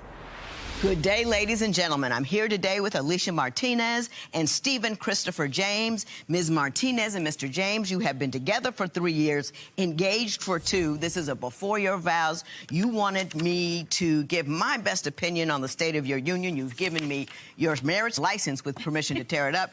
Should I believe that the union is ill-advised? You filled out my compatibility test, which I thought had some interesting things in it. But before we get to any of that, Ms. Martinez, I'm going to start with you. Why don't you tell me a little bit about your relationship and what's concerning you about a possible trip to the altar? Well, like you said, we've been together for 3 years and engaged for 2. but we don't necessarily get a lot of time to ourselves, and we wish that we had more of that. Roughly, we get to see each other around 2 to 3 times a week, and in that time, it's only a couple of hours. Why is that? Is it work? Do you live far apart? Well, yeah. The commute between us can be up to like 45 minutes to an hour. That's nothing. That's next door in California, 45 minutes. Go ahead, I'm sorry. Well, there's a lot of traffic also, and I'm the sole caregiver of an elderly relative who's showing signs of dementia, and I'm responsible for everything for her. And do you work as well? Yes, I work as a librarian at an elementary school, and then sometimes I can work overtime there for dedication to the school. Okay. Mr. James, do you concur with her that one of your major problems is the inability to see each other? You just don't have the time. We really don't have the time, no. Our schedules conflict because of our jobs. And what do you do? I'm a massage therapist. Okay. It's a very strenuous job, so when I get off, normally I just want to go home and just rest, relax, but we actually have a date night that we commit to every week. So when I get off, I go straight to her, and it takes about an hour simply because of traffic. You know? So I'm already tired, and when we go on date nights, it's fun, it's good. We go out, we eat, we go to a movie sometimes, you know, but because she's living with a family member, I'm also living with a family member whom I'm paying rent to, we don't really get the alone time that I would like to have. Right. Per se. Are there other issues that evolve from the fact that you don't see each other very often? Well, since I'm a caregiver for her, I tend to feel like a lot of guilt leaving as well, because she depends upon me for everything. And it can be very stressful. Also, I don't like driving too much, but a lot of times, always on my mind is just going to be taking care of her. Let me ask this, Mr. James, you said in your paperwork to me that intimacy was a real issue, and it wasn't simply a function of lack of time. Why don't you tell me what you think the problem is in that area? To be honest with you, I feel that the problem is that she's just uncomfortable with the whole idea of intimacy, not so much with me, but basically she'll become hesitant anytime we're alone. That's what I feel. Right. So she's told me that she wants me to voice what I want, and the thing is, like, I'm not used to that. I'm not used to saying, hey, I want to do this, I want to do that. I'm used to, I'm in the mood, you're in the mood, let's go. You know, like, that's what I'm used to. So it's challenging, it's frustrating, simply because we already don't get enough time together. Right. So when we do get alone time, it becomes You would like a to make good use of it. Yeah, you know? Ms. Martinez, what is your response to his comments in that area? Well, for one, I wasn't really raised in that kind of setting. Like, I wasn't really taught a lot of Comfortable stuff. and open with your sexuality. Yeah. Some people are, some people aren't. I'm more conservative. I like privacy. Well, most women like privacy, I think, that's the sex part. But I don't know. I mean, I don't know. I'm old, so I could be wrong. Let me ask you this, Mr. James. You say you're not used to voicing your desires. If you see that you have a woman who's not comfortable with her sexuality, wouldn't it behoove you, in order to get what you want, to start doing that which you're not accustomed to?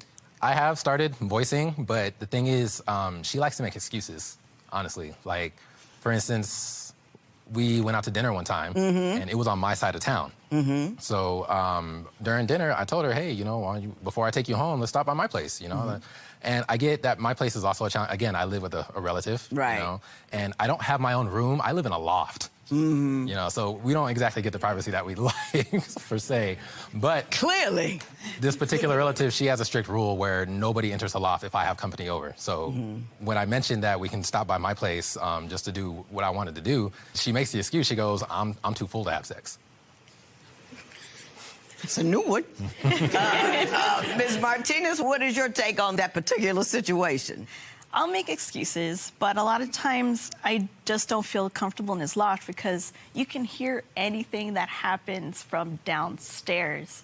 And that makes me feel very self-conscious. Right. And You're already not comfortable with the whole idea of it, and then you're exposed, more or less, because of the circumstances. Y'all ever get a motel room? We have, yeah. And even then, it's still a challenge. The first time we got a motel, she said that she needed to digest the food that we were eating, and don't feed her no more. I think you should stop that altogether. The other excuse that she made was she said it was too hot in the room, and I understand that. Right. You know, but even then, I feel that I shouldn't have to say everything that I want. You know, like we're already laying in bed together, like. And I want to make a move, I don't feel comfortable making the move because I feel like she's going to push me off or make some sort of... And does that commonly occur when you do make a move? Commonly, yeah. Commonly. I got you. We need to talk about this some more, but before we do, I want to change gears for a moment and talk about your concerns about his anger. He became frustrated and he said some very hurtful things. Such as? He said that if he couldn't get what he needed, then he would probably look towards other women. And that hurt a lot.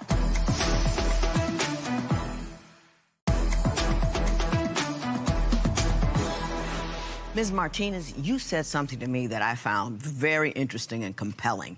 You say you believe he has inordinate anger, especially with respect to women. Why don't you tell me why you believe that's the case? For instance, due to the lack of intimacy that we have, he became frustrated and angry, and he let it build up. And it ended up where he was just overly frustrated with me, and he said some very hurtful things. Such as? He said that if he couldn't get what he needed, then he would probably look towards other women. And that hurt a lot. And I already have confidence issues, and it made me feel very much like I was in the wrong. Like, what's wrong with me that I can't make him happy? Mr. James, could you give me your version of that event? To be honest with you, Judge, like when I get angry, I don't really remember what I said, per se. I personally would never go out and look for another woman while I'm in a relationship, you know. But the thing about my anger is I do tend to say and do things. I can get pretty destructive when I get angry. So because of that, I learned on my own to just kind of contain my anger. And I know that's bad, but I don't have a healthy way of letting it out. So with all the frustration going on in this relationship where I'm not getting my needs met, then it just kind of comes out and I'll say things. I don't want to hurt her, but I don't know how else to go about it. You seem to think that it's directed towards women in general. You had an example about a grocery cart. Explain to me why you think he specifically has anger directed at women. The thing that happened with the grocery cart was me, Steven, and a female relative of mine were getting a few things for a trip. And he became very critical of the things that my relative was picking out. They started bickering back and forth, nitpicking at each other. Finally, he just kind of went quiet. And then at the end, we were leaving the grocery store, and I was pushing the cart to the conveyor belt. And then out of frustration, he was trying to get through that narrow aisle, and he pushes the cart, and it ended up hitting me in the hand and crunching a few of my fingers. Mr. James, your version of that? The thing was, this particular family relative, we don't exactly get along. You know, she does very much get on my nerves. So Alicia, she kept running off to go get things, leaving me alone with this relative. So that's why we were bickering. Right. I didn't want to go shopping to begin with. I was already in a bad mood. Right. Yeah. So, yeah. But when we got to the register, I forget what the family relative said, but it kind of set me off a little bit, and I wasn't paying attention to where she was. So I did push the cart. It did hurt her fingers. But it wasn't. But it wasn't intentional. It wasn't. That's just two examples. Are you jumping to conclusions about his anger towards women, like he has an issue with women? Because I don't really see that. He has an issue with his girlfriend about sex and location. He has an issue with this relative that you don't like. But that doesn't read to me a woman issue. What makes you think it's a woman issue? He has a lot of resentment towards a female relative of his. It comes from her judgment of his lifestyle, not showing appreciation for the things that he's done in his life, not supporting him. Do you believe you have issues with women? I believe I do. The relative that I grew up with, she just never, I don't remember her telling me that she's proud of me for anything that I've done. she was always pushing me to do what she wants me to do with my life. And I got that, but do you think that has transferred into... I believe so. You believe... That's very insightful. A lot of people can't see that, and I'm glad you have the ability to do that. And I want to talk to you about that as well. I do, however, need to talk to you about your compatibility test, and then this is a before your vows, so I want to know why, despite these troubles, you still believe that you want to marry one another. We went to a church event his female relative had invited me to. And he didn't tell me that we had to dress formally for it. I didn't know. And everyone was kind of giving me the stink eye for not being very dressed formally.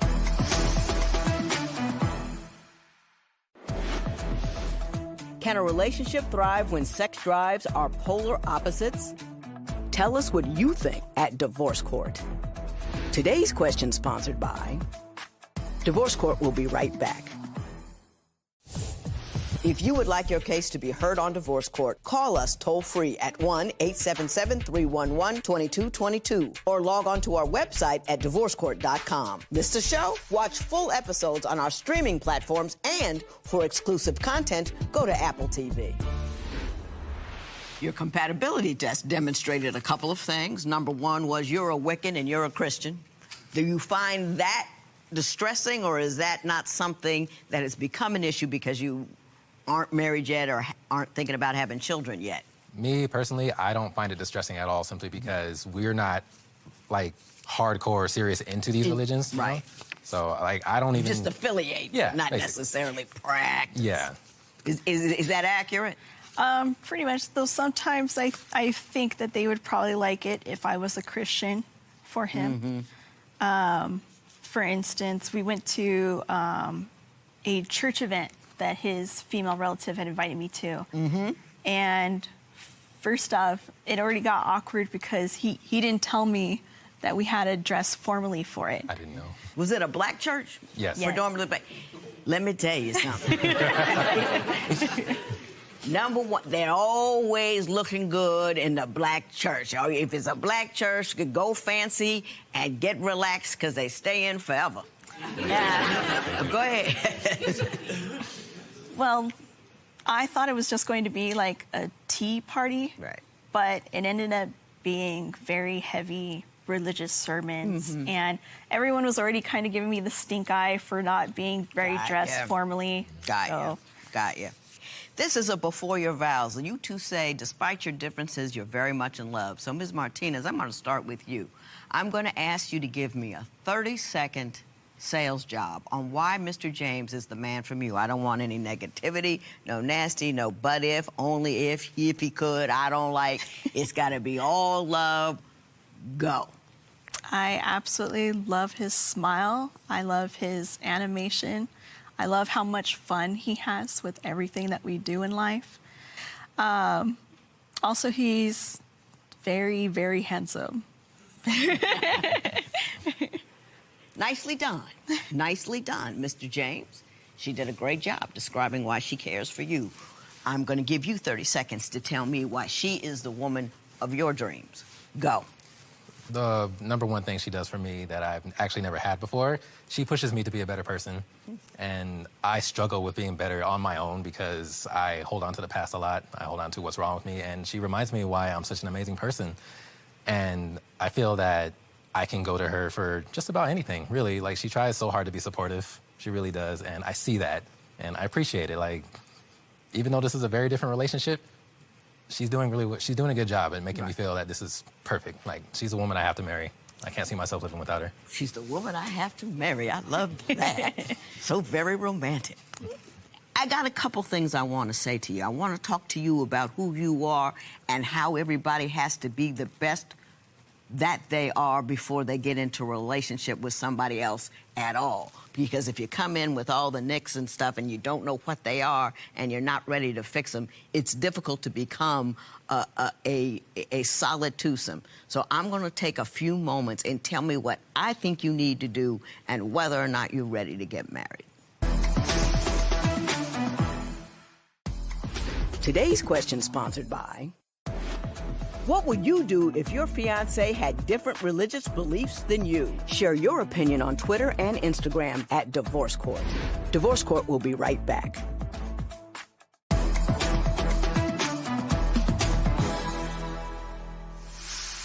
I enjoy you two, and let me tell you why. Number one, you're rational. You're reasonable. In here, anyway. There's some things going on out there. Not quite right, but there. Number two, there's no ratchetness going on. There's no cheating. There's nothing about social media and video and the Instagram. None of that. And it's so refreshing, and I just love that about the two of you. You both got jobs, and you're taking care of people. I just think that's fantastic, a solid basis. Now, here's what I want to say. In this day and age, there are a great number of resources to deal with the problems that you have. And often what we do is we say, I have this problem, I am this way, I know this issue occurred, and I came by it legit. And so since it's a legit reason, you feel that's how you feel. But my thing is, no matter how disappointing, negative, destructive anyone in your life has been, to continue to suffer from that destructive behavior is allowing them to continue to destroy you. So if you need to go see somebody about how you feel about women or whomever, you need to do that because that frees you. And I would deal with your comfort with sexuality. There are people who deal with that, and I would like you to enjoy something that can be very, very enjoyable and also help cement your relationship together. So you need to deal with your issues of anger, and you need to deal with the issues of your sexuality on your own. Come to each other as whole and as strong and as capable, because you're fabulous people. And the only thing more tragic than two people who are not meant for each other getting married is two people who were meant for each other to get married, but do it too soon and can't pull it off. What I want you to do is say, I'm not going to tear this marriage license up. I'm just going to slide it over here and fold it here and let this sucker expire. But what I want you to do is do the best you can do to be the best you can be, so then you could be the best two that you could be. You understand? You're a wonderful couple. Good luck to both of you. This matter is adjourned. Judge Lynn said you guys should kind of wait a little bit longer to tie the knot. I feel it's a good idea. You know, like now that this has been brought out and that we've talked about it, I feel more confident that this can be worked out, that this marriage can work. I think we do need to work on ourselves a little bit more before we actually tie the knot. But I wouldn't want to marry anyone else.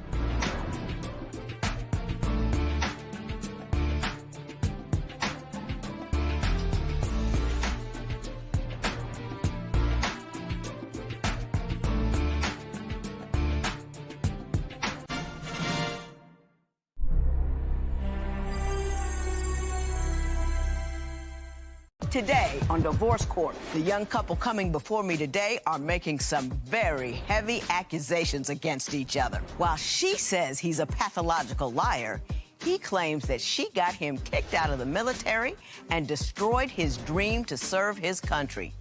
Now they're asking me to determine who's the biggest loser in this marriage and how to even the score. Divorce Court is now in session. The Honorable Judge Lynn Toler presiding. Good day, ladies and gentlemen. I'm here today with Craig Knight and Desiree Knight. The two of you have been together for a year and a half, married for a year and a half, but don't want to be married anymore. You have one child together, one on the way, and you have one child from a previous relationship. Mr. and Mrs. Knight, you're only 23 years old, both of you. Virtual babies. Mr. Knight, why don't you tell me how your relationship got started? Well, first of all, how you doing, Your Honor? I'm doing all right. That's good. Well, I met Desiree through a mutual friend. I was in the military, and I saw her dealing with one guy, and she wasn't being treated right, so I met her, and I started talking to her, and we eventually got married within the next 14 days. Oh. 14 days. Is that accurate? Yes, ma'am. What did he say to you in 14 days that said, I'm going to marry this dude? I'm going to get in, God, no, 14 days. I'm going to go to his house, get into bed with him, go to sleep, close my eyes. Don't know him that well, but I'm going to do that. What made you say that? Your Honor, he was just charming. He just wouldn't leave me alone. When he first asked for my number, I didn't want to give it to him, but he was consistent with it. He just wouldn't stop asking. He couldn't have been too consistent. It only took him 2 weeks. And then he made sure that I was okay with everything. Like, if me or my daughter needed anything, he made sure that we got what we needed when we needed it. What made you want to do it in 14 days? Well, Your Honor, you know, she was pretty, and I saw, like, okay, I like her. And when I first started talking to her, she had a cool personality. And then also, the military gives you incentives for having kids or being married. There we go. So I was like, you know, I might as well. You saw an extra paycheck in there. Not necessarily. I might as well, you know, I said to myself, I might as well go ahead and marry her because it'd be a win-win for me. She's pretty. She has a good personality. I won't have a horrible wife. Did he talk about the extra check No, Your while Honor. he was courting you? No, Your Honor, no. And that's what's crazy that he just said that, because when I would tell people that, he was like, no, that's not the reason at all. That's not the reason at all. But I kind of knew in the beginning, but I didn't want to believe it. So I just, you know, okay, I'm just going to get married because I know he loves me, and because he kept saying it. And if he isn't fully in love, I know he will be. Y'all scared me to death. Got pregnant soon thereafter then. Yeah. Right? Mm-hmm. When did you start to realize things weren't working out? Okay. So everything was good for a while, and then I just started realizing her attitude was crazy. Every little thing was an argument. Like, it could be, oh, who let the cereal out? Oh, I'm sorry. And she'd just blow up. And I wasn't raised like that. I never had anybody have an attitude like that. Do you have an outsized attitude and an anger issue? No, Your Honor, I don't think so. I mean... I don't think so. Uh-oh, that's not a good sign. My attitude is bad at times, but no, Craig is not telling the full truth. He eggs me on. He'll say certain stuff to make me mad and then wonder why I'm mad. Or give me an example. Certain stuff. For instance, he'll come home and he'll say little slick stuff like, oh, this girl tried to talk to me. Oh, I need some pictures for my desk so that I can put it up on my desk because these girls be trying to talk to me. But I tell them I'm married when he's lying. He didn't tell them that he's really married. Do you do that kind of thing? Your Honor, most of the time I'm joking. She just doesn't understand that it's a joke. That it's a joke. She takes things too literally, and she doesn't. Well, I understand you told everybody at the wedding that you married her because she was pregnant. And that wasn't true. Your Honor, that's a lie. That's not true. See, that didn't happen? No, Your Honor, he's lying. No. Okay, so my family had a reception for us after we got married. At the reception, the first thing he blurts out is, oh, Desiree's pregnant. Of course, I know he was a jokester, so I didn't even pay no mind. It's whatever. I didn't think my family would believe him. So my uncle started asking me about it, and I'm like, no, I'm not pregnant. I'm not pregnant. Well, months down the line, family asked about it, and Craig goes, oh, well, she had a miscarriage. Did you do all that? But I was never pregnant. For no particular reason whatsoever? Your Honor, I did tell her family that she was pregnant, but it was supposed to be a joke. It wasn't supposed to get out of hand like that. But I didn't make her say that it was a miscarriage. You see what I mean, Your Honor? I didn't make her say that. Oh, I see exactly what you mean. I didn't make her say that. That was her doing. Mr. Knight, tell me about getting kicked out of the military. Okay. That's a big issue for me because I had served 4 years at the time that I met Desiree, and everything was going good. You know, everybody gets in trouble in the military. Nobody has a perfect track record, but right. It was just for things like being late or, you know, not listening, not doing what I'm supposed to do. So I met her during my punishment, which is extra duty. Basically, they give you no time to do whatever you want. You're at work from 5 in the morning till 12 at night. Right. So everything's going good. And then me and Desiree get into an incident. I come home late from out with my buddies one night, real They must late. give you time to do something. You were out with your buddies, but go ahead. I come home late, real late, and she hides my game system. And I can't find it, so of course I ask her, where is it? She claims she doesn't have it, so I end up finding it. And she ended up breaking it on the living room floor, and I was highly upset. We ended up arguing about it for like an hour. Neighbors hear us. She ends up calling the cops because she wants me to leave the house, and I'm telling her, no, I'm not going to leave the house because we both live here. We could just, you know, leave each other alone. So it backfires on her. They end up taking her to jail because I had scratches on me, which, of course, she did not do, but they didn't believe... Did you tell them that? Yes, they didn't believe her because she wasn't cooperating. She had an attitude because She called Were them you to take loud me and away. poppy when the No, police that's not came? true, Your Honor. That's not true. They told me he told them that I did the scratches, but he got it at basketball. Well, we know we can't believe anything he says anyway. The point is, exactly, that's what I was trying to explain to them. Stories, so we don't understand. We don't really know what happened, do we? They give me a little ultimatum, either get rid of her or that's your career. Of course, her being my wife, I loved her, so I was like, okay, I'm not gonna choose this over my wife. So I end up getting out of the military.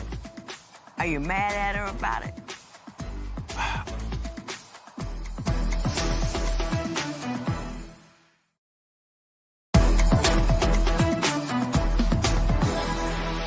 How did the military respond to what happened? Well, once they got wind of, the situation that happened, the cops being called, they don't deal with anything with the cops because they feel like, you're going to be a continuous problem and that they invest all this money until you have to go. So they end up getting wind of it, and they give me a little ultimatum, either get rid of her or that's your career. Of course, her being my wife, I loved her, so I was like, okay, I'm not going to choose this over my wife. So I end up getting out of the military. Even though it was a general discharge, I didn't, my dream was to retire from the military. Right. Is that an accurate recitation of what occurred? Yes, ma'am. Are you mad at her about it? Sometimes I do bring it up in arguments, like, she says, oh, well, you're not working right now, blah, blah, blah. I'll be like, okay, I would be working if you hadn't called the police right. because you wanted me to lead out. Right. Your Honor. Does he do that? Yes, Your Honor, but in my defense, I feel as though he could have fought it. He didn't try to stay in the military hard enough, in my opinion. I think he understood his goose was cooked by that phone call. Right. Tell me, do you have any stories that you want to tell me about the level of her anger, specific stories that would lead me to believe that she's just off the chain? Of course, I have multiple stories. One time, she got mad over a little simple thing. I forgot what it was. She broke a 50-inch TV. Your Honor, that's a lot. She broke a 50-inch TV that cost me $400, and I was highly upset about it. But of course, her being my wife, I didn't do anything. It was an argument. I think it was about me texting a coworker. Of course, in the military, you have to text females that you work with because it's the military. Did you lose your mind over him texting a female coworker? Yes, ma'am. What was he saying to her that made you so angry? Your Honor, Craig likes to flirt with other women. And he feels it's okay to flirt with other women long as he can get something out of it. Like, oh, well, baby, you don't have to pay for such and such, or you don't have to give me such and such. She will, because I'm flirting with her, and I don't have to do nothing with her. I just flirt with her. But I don't think that's right. You're married. I don't think that's right. Even if you're not married, it's use people and make them feel like you want them in order to get them to pay for stuff. You don't do that, do you, Mr. Knight? Well, Your Honor, I feel as though, like, if I decide to... I'm not going to use the word flirt, entertain someone that, it may be okay as long as they, give me incentive. Just like I tell her, go get you a sugar daddy or something so you can bring some money back to the house. Mr. Knight, that's raggedy from the word go. That's tired. You're playing with somebody else's feelings and you're playing it for money. That's, it's just got a hint of pimp in it. It's just, it's unseemly. But do you tear stuff up about it? Yeah. You know about the stupid tax, right? Have you ever watched me before? Do you know what I'm about to tell you about the stupid tax? The stupid tax is what you pay when you tear up something you already bought because you're mad in that moment, and then you have to go pay whatever company A, B, and C who got billions of dollars twice for something you don't have. Well, Your That's Honor. the stupid tax. I mean, you're right, but Your Honor, the TV, he broke the TV. Of course, he didn't tell you, but Mr. Knight posted a naked picture of me on Snapchat. That's not true. That's not true. Yes, it is, Your Honor. No, it's not. And when I seen it, I didn't think he really posted it, and I didn't think he was really going to post it. And when I seen it, I'm mad that he posted it. Like, that's me. I'm your wife. I'm your wife. And not even if I'm your wife, I'm somebody's daughter. Did you do that? I didn't do that, Your Honor. Yeah, you did. Your Honor, yes, he did. Yeah, you did. Yeah, you did. Nobody makes up a story that specific. Yes, he did, Your Honor. At the end of the day, the only thing that I got in the back of my mind is the number 23 flashing in neon signs. 23, 23, 23, playing like you're grown and adults and having children like you're grown, but you're still just 23. Having said that, I'm going to move on. I understand that your family does not like her, and her family doesn't like you, and I want to know why.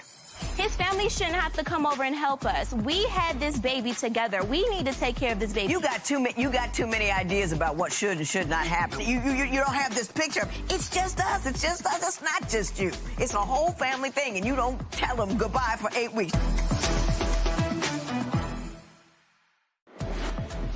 What would you do if you were forced to decide between your career and your spouse? Tell us what you think at Divorce Court. Today's question sponsored by Divorce Court will be right back. If you would like your case to be heard on Divorce Court, call us toll-free at 1-877-311-2222 or log on to our website at divorcecourt.com. Miss the show? Watch full episodes on our streaming platforms, and for exclusive content, go to Apple TV. Mr. Knight, am I accurate that your family does not like her? That is accurate, Your Honor. Yes. Why do they not like her? Well, they also blame her for getting me kicked out of the military, and they don't like her attitude as well. So it's been multiple issues between her and my family, and I don't see anything. When you say issues between her and her family, do they get into arguments? Do they fight? Well, what happened? My family's not not that type of people to, get into argument or do anything like that. But, like, for example, when our daughter was born, was coming over our house every day, and Desiree wasn't having it. She always say, Craig, she doesn't need to come over like that. Blah, blah, blah. And Did you have an issue with his family member who wanted to come over every day after you had the baby? Yes, ma'am, because I had a C-section. I was in pain. I didn't feel like myself. I didn't want to have a C-section, and I had to. So I'm like, no one can help me, because he had to work. His family wasn't able to help me because they had to work, and I understand that. But when I want my time, I want my time. I had to deal with a newborn plus our 5-year-old all day by myself. Then your family want to come over, and, I just didn't want to. I wanted to stay to myself for the first 8 weeks. Didn't want anybody to come over at all? Yes, because I didn't feel like myself. I just did not feel, I was in so much pain. Don't you think that's helpful to have? Take this baby for a minute so I can lay down. That's his job. That's his job. And when he came home, he would want to play the game and stuff. I feel like his family shouldn't have to come over and help us. We had this baby together. We need to take care of this baby. You got too many ideas about what should and should not happen. When you have a baby, when I had a baby, my mother came and parked. And I was like, happy to have her. Because, I'm tired, and up all night, baby, all this kind of stuff. She was there. She wanted to be there. You got to learn to use your relatives when you're supposed to. Right. And you don't have this picture of, it's just us. It's just us. It's not just you. You got a lot of attitude over there. You're breaking up things. You're hollering. You're carrying on. You can't see me for 8 weeks. I have to have the baby. Yeah, you one of those. I see you coming. I'm glad you come near my son. I'd be mad at you, too. Yeah. And you on your 3rd kid now? No, that's him. I didn't want another baby. But you're a grown woman. If you don't want to have a baby, you do those things that preclude that. You don't just say okay. No, Your Honor. I barely want to have sex. I barely want to have sex.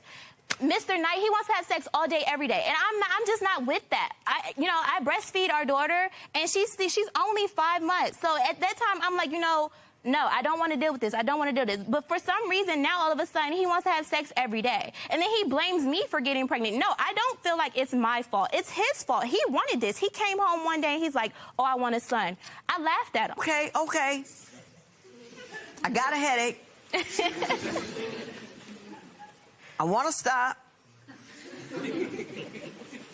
But you guys are suing one another as you leave, but I don't think you want to end it, do you? No, absolutely not. Hey, we're going to talk about all of that. Today's question sponsored by What would you do if your partner wanted more kids but you didn't? Share your opinion on Twitter and Instagram at Divorce Court. Divorce Court will be right back.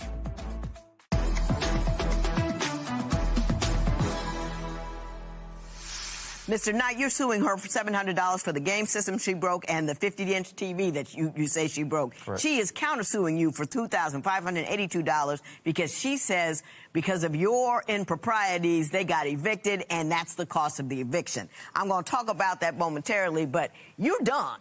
You're toast. You want to get the money and go. Correct. You want to save this relationship. Why do you think it can be saved? Because we only been married for a year. I feel as though we didn't give it a fair chance when we first got married. We got married too soon. What are you willing to do to make this relationship work? I'm willing to change my attitude, and I feel as though I changed it a little bit lately. We don't argue as much lately. You know, I stay to myself now. So. Yeah. You know, I just think you two are immature. And you weren't ready to get married. You're fooling around like you're a 17-year-old in high school, telling people this, that, and the other thing. You're not really coming correct, and you're loud and poppy and irritating. and you guys get in the same room and it doesn't work out. The only thing you can do with any facility is create life. I'm not giving anybody any money for the following reasons. You two were in the household together. All of the stuff that you destroyed were your stuff to destroy together. There's no, when you're married, it's all your stuff. I looked at the paperwork for your eviction, and the judgment is against the both of you. So you're jointly and severally liable. So they can come after you for all of it. They can come after you for all and half of it. If I give you half of the money for give all the money he did, he could still be sued by the other person and have to pay them. So he's got to pay twice. Until that's been resolved, nobody's giving any money to anything, anybody. Otherwise, you were in it together. Let me tell you something. I don't care how much any dude wants to have sex with you. At the end of the day, you're going to want to end up pregnant. And if you don't want to have a baby, you make sure that doesn't happen. Let me tell this to you. It's not just her job not to have children. If you wanted to have children and she didn't want to have children, your obligation is not to have children, because you can't push a woman into that. You can't force a woman into that. You have to be on the same page with that altogether. You don't have the right to foist that on somebody like that. And if you did, shame on you. Y'all immature. You got 2 children. So I think you can go to a marriage counselor, but both of you have to grow up. And the only reason I want you to go counseling because you got 2 children. Even if you don't stay together, you have to deal with one another like 2 intelligent people, and I don't think you have the capacity to do that now. So there will be no recovery in this matter. It is so ordered. Okay, Judge Lynn called you loud, poppy, and irritating. What's your response to that? I don't think I'm loud. I just think I talk loud. I am poppy, but, I mean, who wouldn't be with having a husband like Craig? I think I'm completely done, because the thing that she's done, her attitude, and the issue that's caused me, I think I'm done.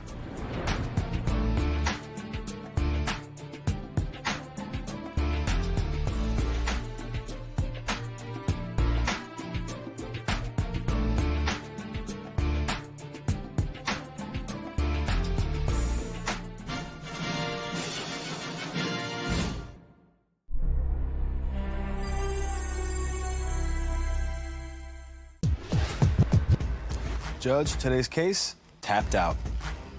Marriage is a lot of work. The plaintiff today, however, says that the defendant never tried at all. Let's see if he did put in some effort. Court is now in session. The Honorable Judge Lynn Toler presiding. Good day, ladies and gentlemen. I'm here today with Latasha Murray and Christopher McDaniels. The 2 of you have been married for 2 years, but you've been separated for 1. Ms. Murray, you have brought Mr. McDaniels here seeking $400 for the cost of the ring that you had to pawn, and you will tell me why momentarily. But before you do, I'm going to start by asking you, tell me about your marriage and why we're here today. Well, Christopher McDaniels, he abandoned me over about a year ago to go be with a he met off of Facebook that lives over in Illinois.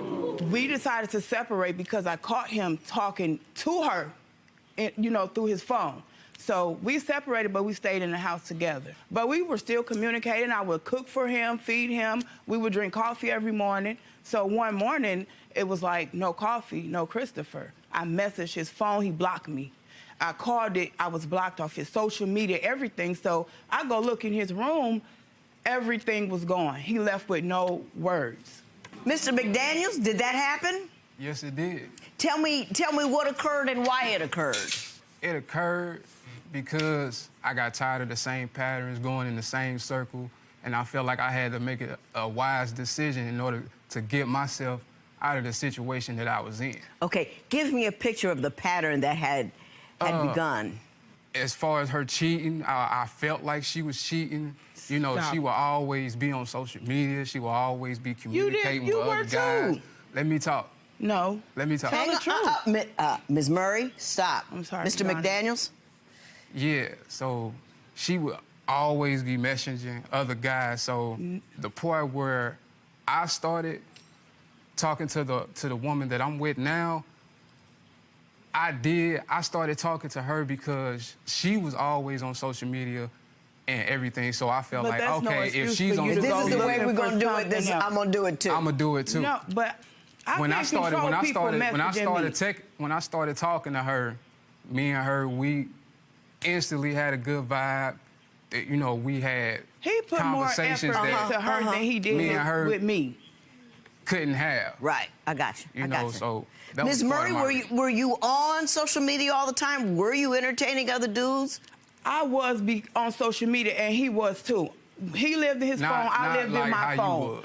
And he Not like how you would. Stop. Go ahead. He made me feel like I was single.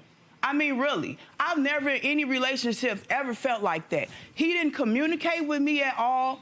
It was like no affection towards him.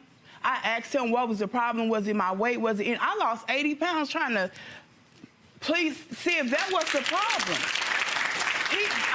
Guys would message me, and he would go in my phone and see people messaging me. I mean, I at one point felt insecure, and the attention felt good because I wasn't getting it from him. Like zero. Well, had you two kind of fallen into your phones to such an extent that you failed to feed the marriage? Yes. I would say no. Yes. I would say that even before... Well, I got the yes from you. Now let me hear from him. I would say that even before me and her met, she was always on her phone. That's nothing new. You know, she was always doing it. And when I got with her, she was like, oh, I'm gonna stop being on social media. I'm gonna drop these two dudes, these two guys that were always messaging you. You said you was gonna drop them, and it was gonna be. He would go in my phone and block people. I had to go in your phone and block I had to ask him to stop communicating with people too. He was still communicating with his ex that he was with when I met him. Every time he got mad. Did both of you have inappropriate relationships, even though they were only electronic, but inappropriate conversations and conduct with people other than the other one? Is that accurate? It's true, but if Christopher at any point would have said, I want this to work, he never once, even when we were separated, he said he was going to be single. I would have fought harder for my marriage. He said, I'm not going to be with nobody. I need to work on me. But the whole time he was lying. At any point, I just wanted him to tell me, like, I love you, we're going to work on this. He never put any effort at all. It was only me. I felt like you ain't put no effort into it either. How? Because you were always he's selfish. On social media. He's very Hang on. Tell me what kinds of things you did to feed the marriage, and then I'm going to ask you, did you see or acknowledge those things? So go ahead, tell me what you were doing that he wasn't. I pretty much did everything in this relationship. When I had money, we would go out and do things. When Christopher got money, he never took me anywhere. He would take his money and go hang out with his buddies. Like, I always cooked. It wasn't nothing I didn't do. I tried. Like, I really did try. He didn't. I'm a talker, and I feel like if something's not right, I'm going to talk about it. And I wanted to talk to him. He wouldn't. He would get mad because I wanted to talk. He walk around with headphones on all day long. Mr. McDaniels, now, just relax. Take that in. She said she cooked. She said she tried to talk to you. She said she would take her money so you guys could go out together. Did those things happen? Yes, those things did happen. Don't you see that as an effort to feed the marriage? At the time, no, I didn't. Really? What were you doing while she was doing that, which we clearly must designate as efforts to make the marriage successful? Okay. What were you doing to make the marriage successful? Nothing. Nothing? Nothing. Do you see that, though, Mr. McDaniels, do you see where I've led you to? Yes. She was trying to make the marriage work. You did not reciprocate. Do you get that part? We barely had sex. He tried to make it like I was I felt like a creep sometimes because I always had to initiate it. Like, he didn't touch me like you want to feel some kind. I wanted to feel like he wanted me. But he didn't. So I had to initiate it. Therefore, it looked like I wanted sex all the time. But I feel like he had more sex with his phone than me. Mr. McDaniels, your response to that? She felt abandoned intimately. I did show her affection, but I ain't show her affection in the way that she wanted me to show her affection. Explain that to me. As far as, like, me and her being in the room together, I'm fine with that. We can be in the same room together. We don't have to talk all the time in which she say, I want to talk I like to talk. We sit in the room together, Judge, we could be in the room together for 2 hours saying nothing. That's why but I'm fine with that. As long as we in the room together. I'm around you every day. I see you every day. I'm in your face every day. I got you, Mr. McDaniels. Let me get, and I ain't mad. I'm just going to give you a heads up, okay, about women. Ever since the beginning of our relationship, it's about what's on your mind. You a good person. He's a liar. I like what you do. Like, we barely had sex. And then when we did, it was a couple minutes. Listen, Mr. McDaniels, I never make a man defend that one. So you want to speak to it, you can, but I ain't going to require it.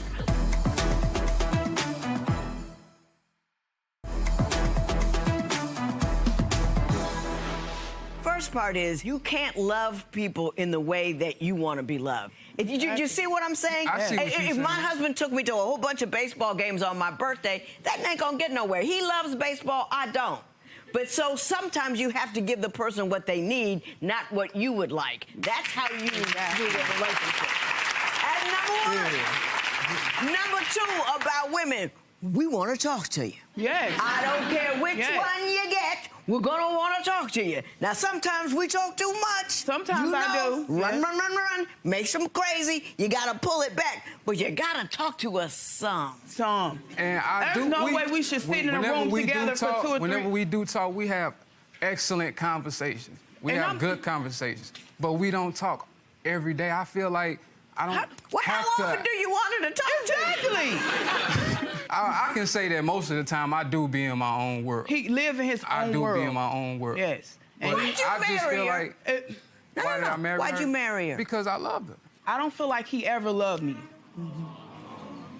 Now let the man finish his thought, okay? She always say that, but that's the thing that I can't get around. You know, I would tell her, you do look beautiful. He never complimented me, ever. Not once. But she bring up insecurities that she bring up her own insecurities that she's dealing with and throws them in my face and tries to make me deal with. Like, she'll say, I'm not attracted to her because of her weight. And ever since let the man finish. Ever since the beginning of our relationship, I've always told her it's not about your weight.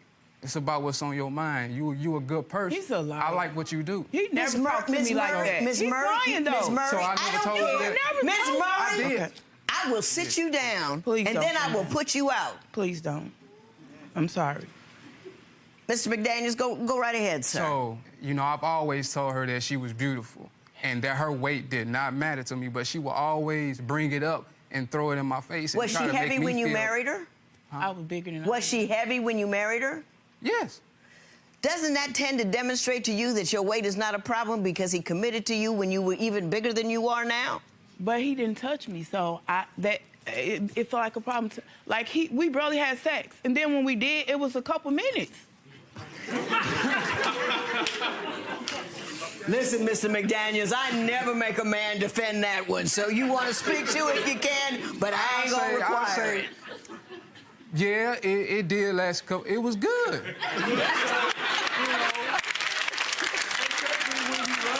you in love with somebody and you intimate with them, it's going to be like that. And to be honest, most of the time, that's why I did want to have sex, because it was the only way I could get any kind of touch or intimacy from him. Like, he never just walk up to me and hug me or touch me, none of that. Yeah. So that was the reason why. So you say that one of the reasons you believe he doesn't pay any attention to you because he's smoking all the time.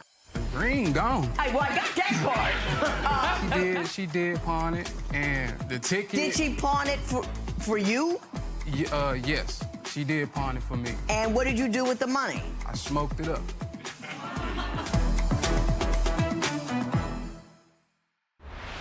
One of the reasons you believe he doesn't pay any attention to you because he's smoking all the time. All the time. He had a very expensive habit. He has bad anxiety, and I would borrow money because I didn't want to be around when he was acting like a monster. So he would smoke himself calm? Yes. He couldn't sleep at night if he didn't. And his problem became my problem. I couldn't even get my eyebrows arched because every $10, $20 I had gave it to him. Mr. McDaniels, were you puffing your way to oblivion? I wouldn't say oblivion. I would say it was to Mars. To deal with what I was dealing with. What were you dealing with? It was the fact that, you know, every day it was a house full of enemy. people. His worst enemy. Every day. Hang on, house full of people. Tell me about that. Who was in there? My kids. Her children and their friends. You do have 9 children, right? But they all don't live with me. Okay, how many live with you right now? 4. And it was always like that. We have your daughter on the phone. Miss Kathy Murray? Yeah, I'm here. Good morning, Judge. How are you? Good, and you? Just fine. I understand you would like to share with us some of your thoughts on this union. Could you please? First of all, Chris ain't He's a freaking leech. He never stepped up to be the man he was supposed to be. I told my mom she was too good for him. Chris is a sorry excuse of a man. He acts like a child. He sits on his while my mom provided everything for us. She needs to divorce his sorry today. Well, thank you, Ms. Murray. I appreciate your input. It was straight to the point. Thank you so much. You're welcome. The last thing you complained about, Ms. Murray, is that he can't hold a job. Tell me about his employment history. What employment history? He'll get it every couple paychecks he's done. Do you get a couple paychecks then quit? Yeah. Yeah, I would, but... How did you think that was going to work out? What's your employment game plan? It was, at that time... He wanted to be a rapper. Stop. I don't even like rap, but I liked his songs.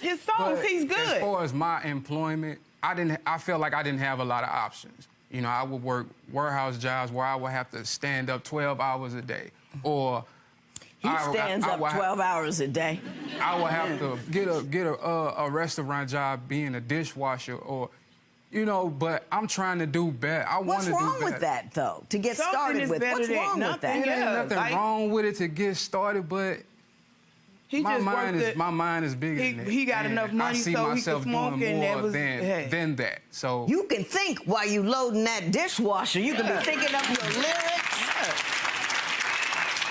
You can be busting those tables and thinking the whole time. Do you know what I'm saying? No, you can think through it. What you want to do. And aren't rappers supposed to like have the lyrics in their head? You should be practicing and keeping your rhythm. With the holes in the street. I got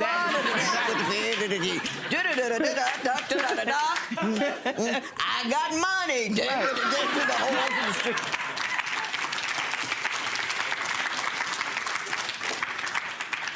I apologize on behalf of all rapdom for that.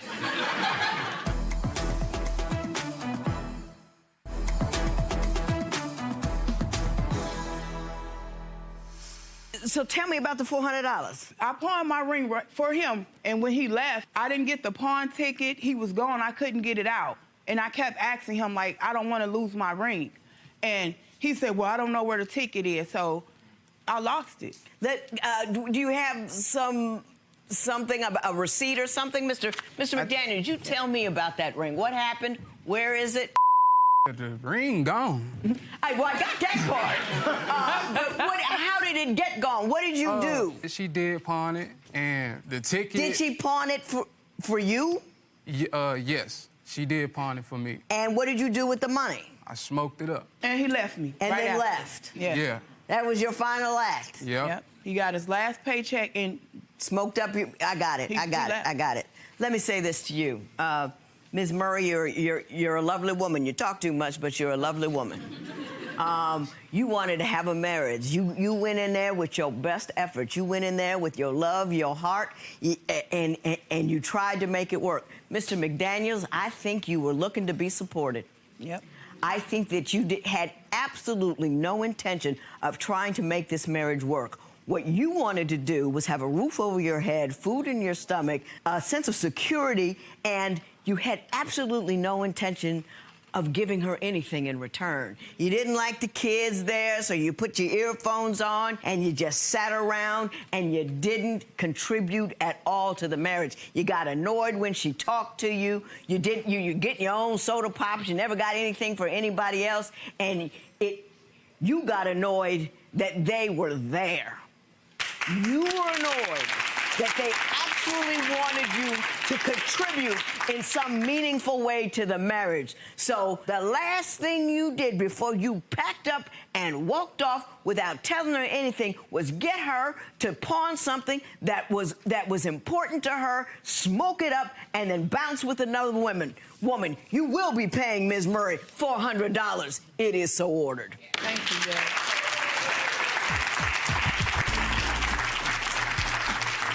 What's going through your mind now after speaking with the judge today? I just still feel really confused about what happened.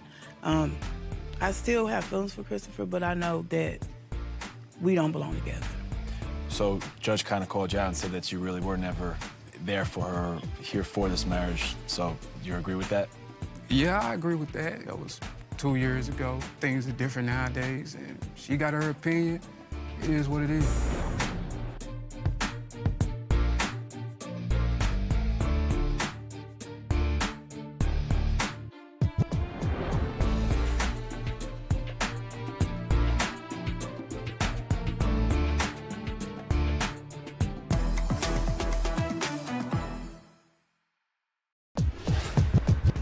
Judge, today's case is double standards. Kids and family drama are at the crux of this couple's problems. If they can't figure out a way to make it work, they may end up parting ways. Court is now in session. The Honorable Judge Lynn Toler presiding. Good day, ladies and gentlemen. I'm here today with Jamira Miller and Doug Miller. Mr. and Mrs. Miller, you've been together for 10 years, married for 5. You have 3 children together. You do not, however, want to be together anymore.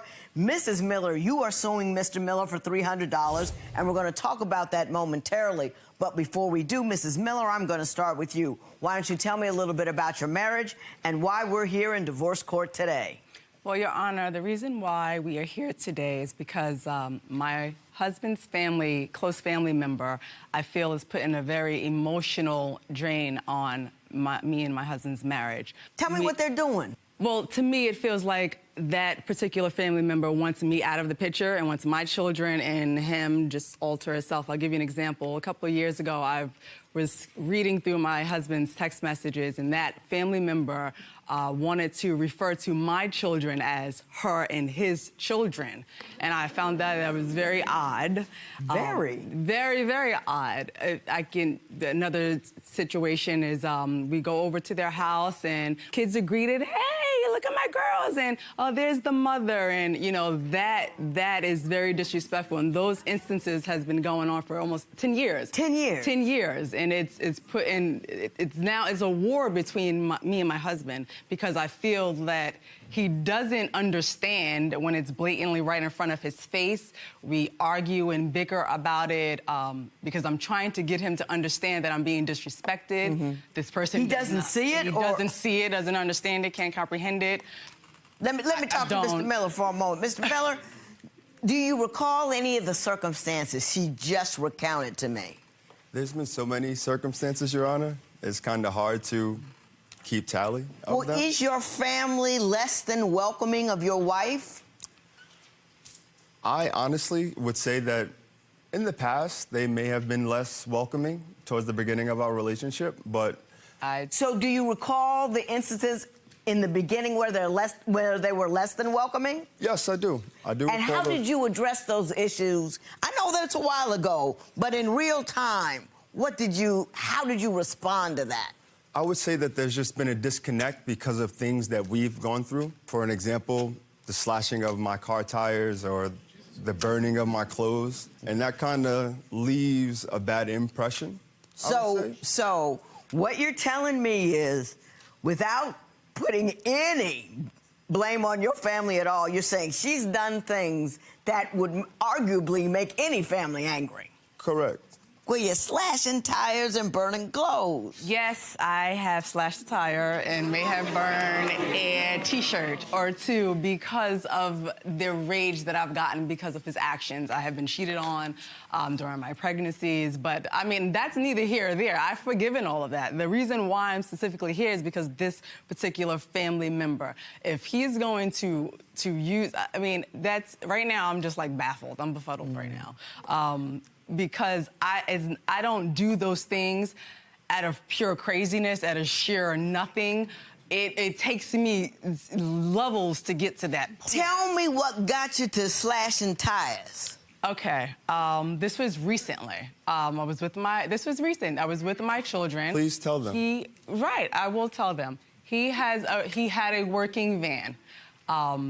His job was to go to New York every single day, to Brooklyn, to deliver some products. This particular day, we had an argument. He left his van at home. I went out with my children to get a breather because that's what I usually do when we have an argument. And he disappeared for hours. He comes back at 12 o'clock. Your work van is at home. Where have you been? All day after an argument. You can't tell me where. I just with a friend, just blowing off some air. But that comes with his lies. This is lies. I don't believe that. You have to work. Your work van is at home. You didn't go to work, so you're leaving me. I'm in a crazy predicament because now I'm wondering. You don't know where he is. I don't know where you are. You know we've had a fight. I'm with your kids. I'm frustrated myself. I want to solve things. Yeah. I don't want him to just did you call him or text him? I texted him. Where are you? What's going on? I texted. And you didn't get any response? I probably no, nothing. Mr. Miller, did she try to contact you? No, Your Honor. I'm a very, very open and loving person. I'm not trying to keep the fight going. That's why I usually leave, because I know that there needs to be a cool-down period. Right. And I like to come back with a level head. Right. But I'm usually the person who's trying to reconcile. Yes. Yeah. I'm the lover. So how did the sliders that you slash get my tagged? tires. It's okay that you slash. Let's figure it out. I love you. It's okay you key my car. It's okay. Your Honor. It's okay. Tell me how so you left.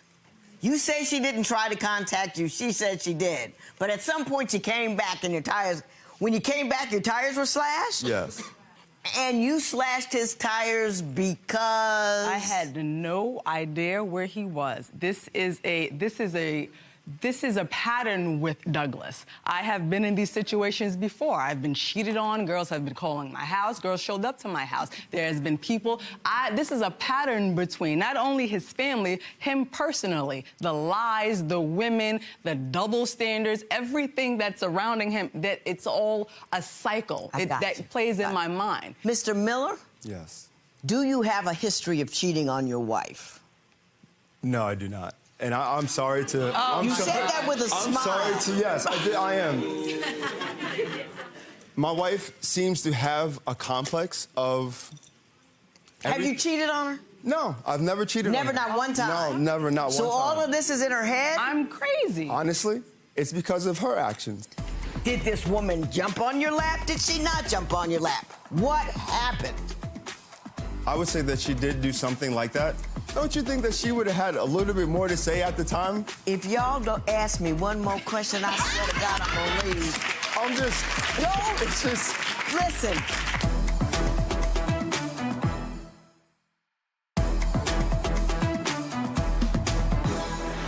Have you cheated on her? No, I've never cheated on her. Never, not one time? No, never, not one time. So all of this is in her head? I'm crazy. Honestly, it's because of her actions. She has a friend, a male friend. Right. That she's friendly with. Her and this male friend have been in a relationship before, prior to me and her. Every time me and her get in an altercation, she just seems to... gravitate towards this guy. Towards the friend, yes. Can you say his cheating is rampant and continuous. Can you give me a time where you've caught him that we can kind of corner him on so I can figure out which one of you is telling me the Numerous truth? times. When I first met him, I was in a relationship. 2 years relationship, he was. I wanted to break it off because we had a very real connection. He didn't break it off with whoever he was dealing with. He was sleeping. I was going through his phone. I was 9 months pregnant. Seeing the conversation of him, oh, I miss you, so-and-so. I can't wait to see you, so-and-so. Call my work phone, so-and-so. I wanted to kill this man while he was sleeping. Right. But I'm labeled crazy. That's pretty specific, Mr. Miller. Very, very suspicious. She gave me a time frame. She was 9 months pregnant. You asleep. She's on the phone. You got messages. I miss you, blah, blah, blah, blah. Did that happen, or is she making that up? No, that did happen. But so this so-and-so... It was... What she said is out of context. Like... Well, put it in context for me. It was a friend that I haven't seen in a very long time, and it was actually someone that I wanted to introduce her to. Now, there's numerous... Anyone who's a female, if you were my female friend, I couldn't introduce you to her because that would mean that there was something going on with us. Mm-hmm. Yes, Mrs. Your Honor, let me give you a clear example of a female friend, okay? He has a female friend who he claimed was his best friend when me and him got together. Best friend, I was introduced, had no problem with this female at all whatsoever. That's his friend. I have male friends. I'm okay, right? We go to an outing. This particular BFF, who they've known all the time, she sees me in the outing, blows by me, I'm sorry, I'm gonna show you, runs on his lap, grabs his neck, kisses, smushes, Dougie, Dougie, oh. From that moment on, I said, hey, I don't like this chick because I was introduced by you as your girlfriend. Several weeks after, she sees me at an outing, she sees me, blows by me, jumps on your lap, grabs your neck, starts smushing all over your face. What happened after that?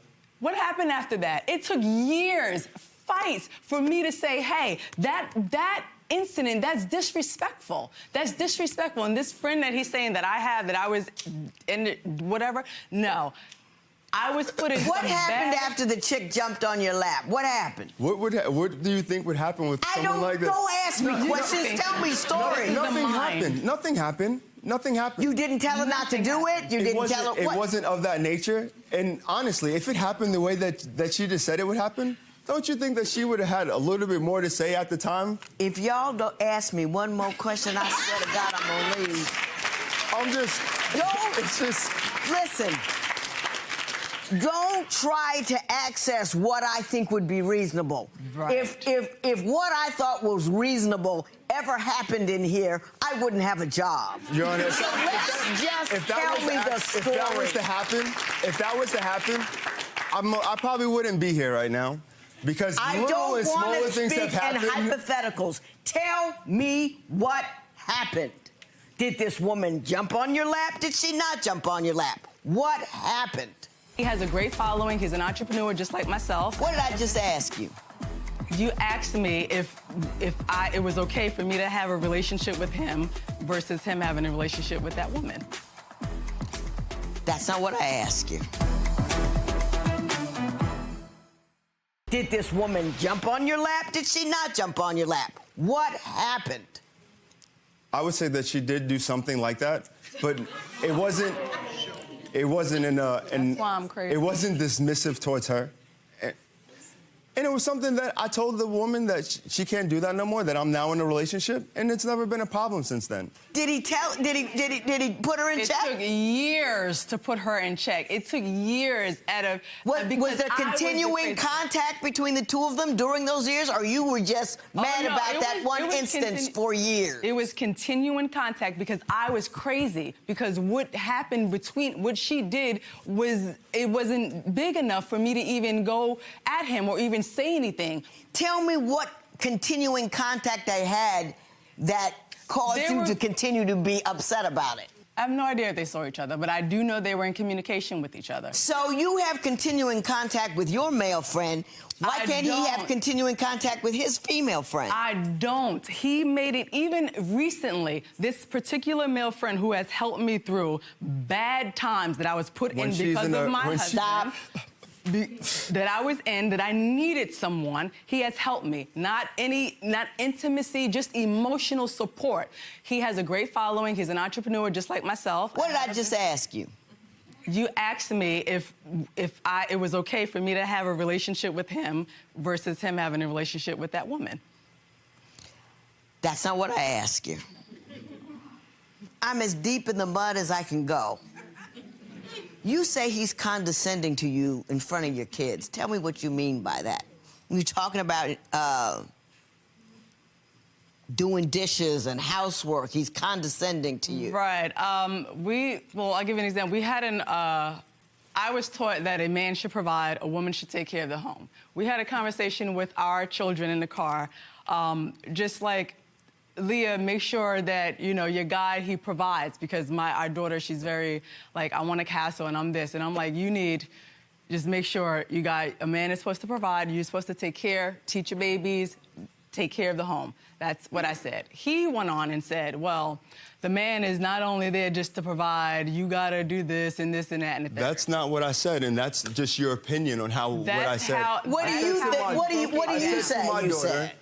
You do not, I want you to depend on yourself and not to go out and look for somebody to take care of you. But by me saying that, she got what she just told you. That's not what it was. What do you think he said? What I just said. When you want to be the king, then you want to be the king. But when you need help, hey, I need you to go out there and do this. I need you to go out there and do this. What kind of things does he want you to go out and do? Anything. I need help with the bills. I need help with the... You mean he's asking you to bring in income, or is he asking you just to be a participant in what he's doing? He's asking me to bring in the income to take care of the bills when he cannot. Does that sound correct? It doesn't even sound right to her.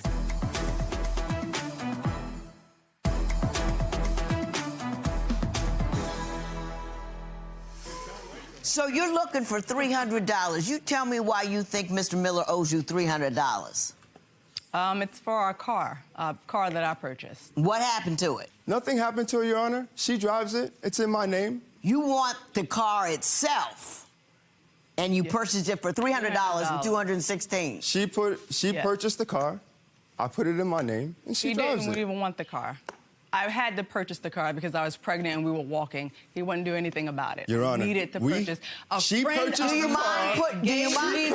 car. To purchase I put it in my name so she could drive it. I pay the insurance and all the tickets that she gets on it. You had to. You could gladly have the car. My license is suspended. Take the car then. Are you willing to put the car in her name? Yeah. The reason it's not in her name is because it has to be in my name. That's it. I'm not telling her she can't have it. She drives it. At the time? No, it's her car. She drives it. Okay. All I do is... So I'm going to order that you put the car in her name, and then that'll be the end of it. That's fine. Okay, good enough. Let me say this to you.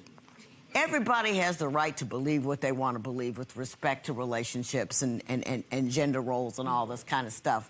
But I'm telling you right now, in 2019, if you're teaching your daughter to go find a king to build her a castle, and that's all she has to do, you're hobbling her. You cannot be out in these streets unable to support yourself, male, female, or otherwise. It is not 1950. You got to be out there. Do you understand what I'm saying? Yes. If she wants to, you know what I mean, she's got to be able to support herself. Right. You know, even if she does find kings, he might die. Do you know what I mean? People drop the ball. Don't put your little girl out there saying, I got to find a king to rescue me, and he's going to be, you know, that's just silly. Right. It doesn't make any sense. If she finds a king, that's fine. But he goes off and she's a physician, then she don't care. Do you understand what I'm saying? I got you. I think you're a little... That's the only thing I can tell you that I'm certain about here. I think you're a little confused, and I think you're vague. And I think you take whatever vagueness you have and call her crazy with it. And I think that I don't know who is at core more wrong, but I'm glad you're getting a divorce.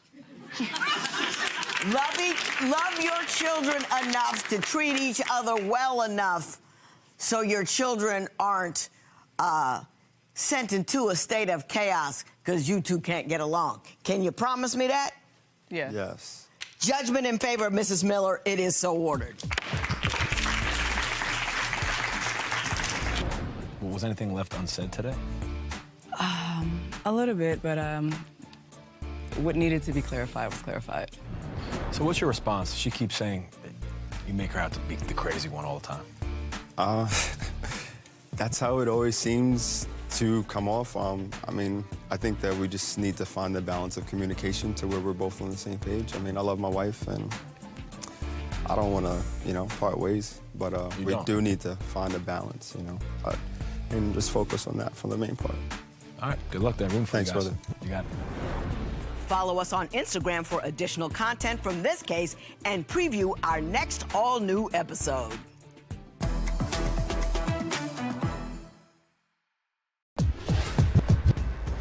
Judge, today's case, end of the road. Anger, upset, derision, and destruction. This case is all about attitude. Court is now in session. The Honorable Judge Lynn Toler presiding. Good day, ladies and gentlemen. I'm here today with Robrisha Allen and Anthony Allen. Mr. and Mrs. Allen, you have been together for 17 years, married for 7, and have 4 children together. Mrs. Allen, you are suing Mr. Allen for $1,500. $500 for the telephone that he broke, and $1,000 for the computer that he broke. So I'm going to talk to you about that momentarily. But before we do, Mrs. Allen, I'm going to start with you. Why don't you tell me a little bit about your relationship and why we're here today? Well, Your Honor, I'm here because this fool don't know how to stop messing around with thoughts. Do you know what a thought is? I do know what a thought is. I learned on this show, but yes, okay, I know. yes. He don't know how to stop messing around with thoughts. So I have a story to tell you. So one time, we were at home with the kids. We in the living room chilling. You know, all of a sudden he jumps up. He has to go to the store. Okay, so he goes to the store. It's a couple of hours. I'm like, where is he at? He's not at home. I mean, he's not at home, so I'm like, he must be out somewhere. So I give the kids to the neighbor, and I go looking for him. So I'm looking for him like a Spectre Gadget. I see him. I finally spot the car, and I see him in the car, and it's a dog on the passenger side, and the thought was tucked at the bottom of the passenger seat, but the dog was sitting on the passenger seat with his head out. So we go into a speed chase, like down Broadway. Everybody looking like, they think I'm like the po-pos, and he is like the criminal. We just speeding down Broadway. And he jumped over this ditch, like in our truck, like leap, like it's a movie, jump over a ditch. Like Dukes of Hazzard, yeah. Like a big jump over the ditch and drive off into the sunset with his dog and the thigh under the seat of the car. Mr. Allen, were you being chased in the car with a thought and a dog?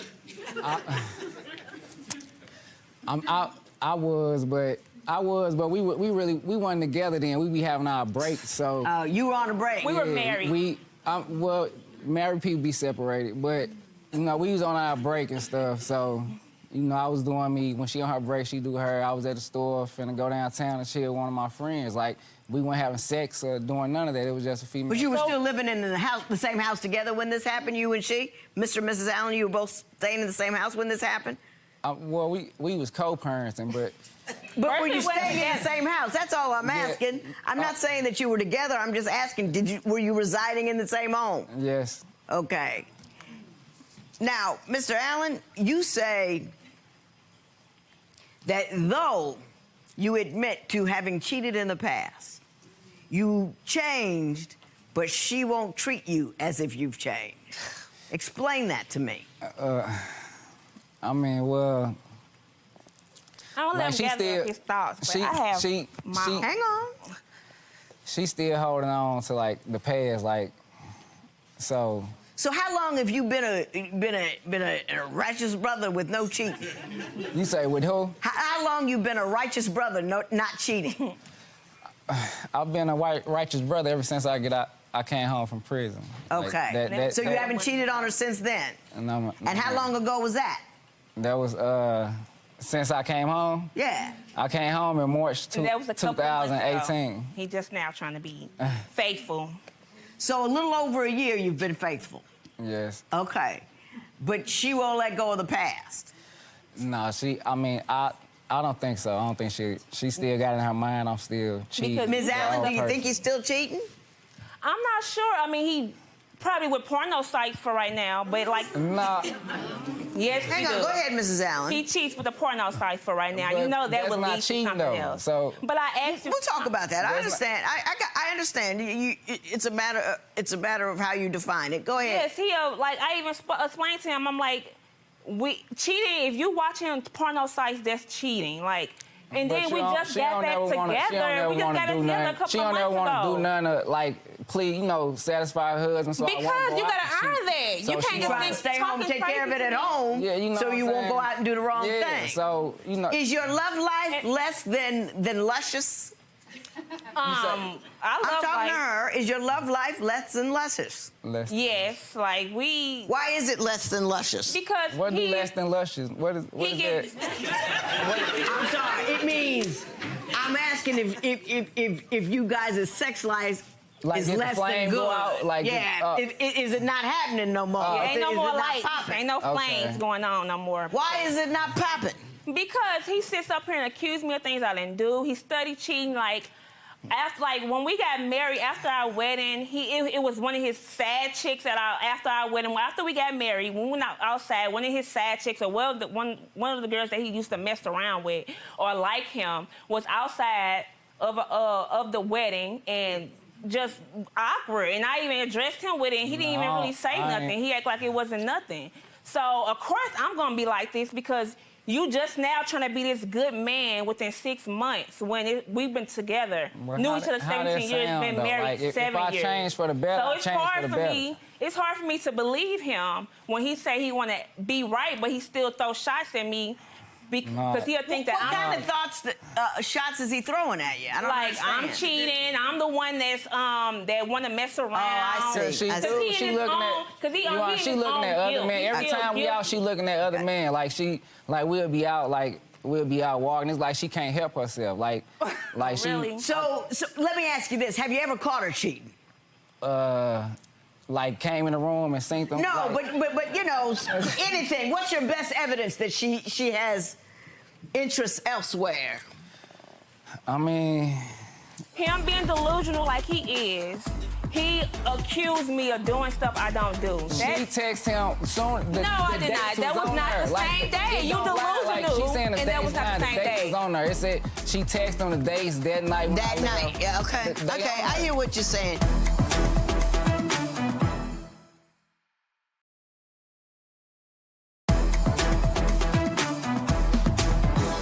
Okay, I go through the phone. We do it. We have sex. I go to work. I come back. I see her texting a guy like right after we have sex, and I go to work. That's a lie. He say she. No, he texts her and say what's up. She say. You know that's she a say lie. what Stop. you try. She say what you trying to get. Some. She say what he say. She said what you trying to. She said you trying to get. Okay. I got some of the good things. Let's just call it the good thing. She said basically, did he want to have sex? He sent back an emoji like, like yeah, like you know what I'm saying. Did you ask some other guy? Did he want to have sex right after you just had sex with him? No, Yana, that was like 2-3 weeks before me and him got together. That was an old text. That's a lie. Him being delusional like he is. He accused me of doing stuff I don't do. She texted him soon. No, I did not. That was not the same day. You delusional. She's saying the and that was not the same day. Was on there. It said she texted him the days that night. That night. Yeah. Okay. Okay. I hear what you're saying. You say that he's controlling so much so that he tries to manage everything you wear. Tell me about that. Oh my gosh! Like. One day, it was hot. Like in St. Louis, it was like 90 degrees in St. Louis. And so you gotta wear shorts and like little tank tops. So I bought me some pretty high red shorts. You know, so. I put them on. I put on a little black shirt. I'm in the house all day, so I'm not gonna be outside. I walk past him. He like, oh, nuh-uh, you can't wear that. You can't wear that's hoish. That's not how a wife. That's not how a wife wear her clothes and ripped it off of me. I mean, I even got a video. What a video is? Let me see the video, then you can respond. And ripping my clothes off. Let me see the video. Off. These are my clothes that my husband decided to rip up and bleach of mine. I barely make ends meet now, as it is. But he want to get mad and controlling and demanding and feel like these are whorish clothes that I shouldn't wear. So he threw him a fit and bleached all my clothes.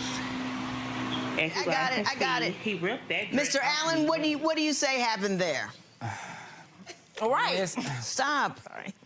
It's a respect thing, you know. Then like so when she act out, she wanna put on these shorts, you know what I'm saying. Then make it bad enough, like the history of me and her, you know, with this cheating back and forth. So we should make each other feel comfortable. So I feel like she's saying me, you know what I'm saying. Like I see what you're saying. You know, so it's respect. I'm not trying to be controlling. I just want my respect as a man. So like you go outside, you got on these shorts, your cheeks hanging out. You know what I'm saying? Like that's. But why rip them up? I'm like around that? the house. She don't wanna, you know. Do you get mad if she wears that stuff inside the house, though? What man would get mad? I was inside the house. What man would get mad at her wearing it in the house? That's what she's saying. Your Honor, I went to the mailbox and got the mail and went in the house. Around the house naked. Why would I? And he be ripped mad them at her off. with some skimpy stuff on around the house. He bought her this little red dress and everything, you know. And it's Valentine's Day, so you know what's going on, what they doing. So she tried to keep the dress and wear the dress while we together, and like, you know what I'm saying? So Did you get a dress from another dude while he was down and you tried to keep it and wear it in front of him? when I was locked up, she was messing with this guy, you know what I'm saying, when I was locked up. And, you know, on Valentine's Day, they went out.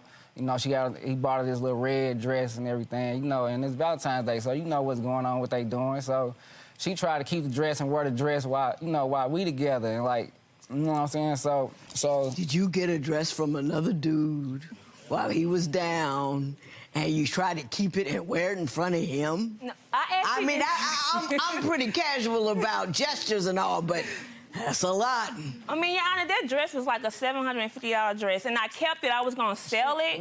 I never ruined it for him. I told him, let me keep it until I sell it and get some money out of it. We either was selling clothes and at a you time, even and she told me still that I ain't can wanna- keep it, and then I still ain't wanna ripped sell it to up. get no money for it. Like, Well, you know, can I say this, Mr. Allen? I understand what you're saying.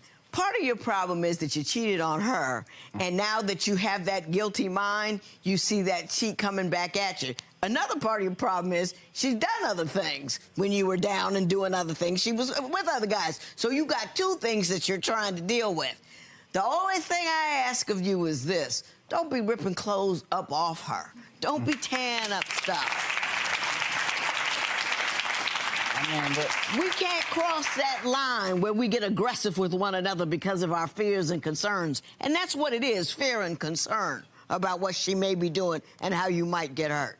You want $1,500 from him. Explain to me why.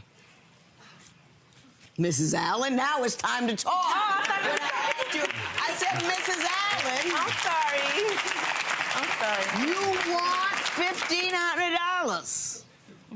Why? Because he broke my smart TV.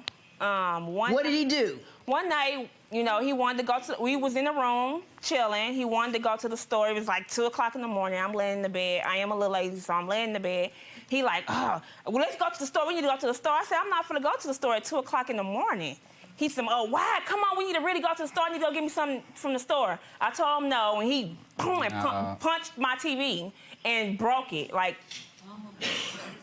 punched it like this and it broke. I have a picture of the TV right there. Is that the TV? Well, you tell me what you think happened, Mr. Allen.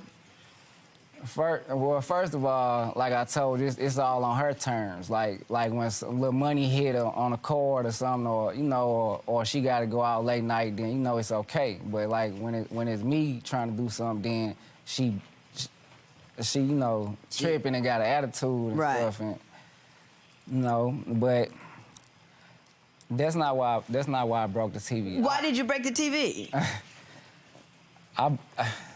It was a. That was the reason. If I could just transfer like 40% of her words over to you, I would be so happy. I want you to say less and you to say more. Why'd you break the TV? I wanted my respect, like that's how you get it? That's the only way I feel like with her I can give my respect with stuff, like, cause. Does that make her be quiet? When you break TVs, does that make her be quiet? Does that get you where you want to go? Does not. Nah, but like I feel better and we'll be even. Like, so. That's it. You hit it right, nail on the head. It's wrong as all get out, but you're right about why you did it. Can I beg you? I mean, beg on my hands and knees on behalf of your children that you guys level up. And you put it so beautifully, it's a shame that you understand it, but you can't deal with it. You know, I break stuff not because it makes it quiet, not because it gives me control, but it evens the score and it makes me feel better. Oh, my Lord, what kind of example are you setting for your children? I don't get what I want. And then I break something. If your kids learn, don't get what you want, break something, and take that into the street,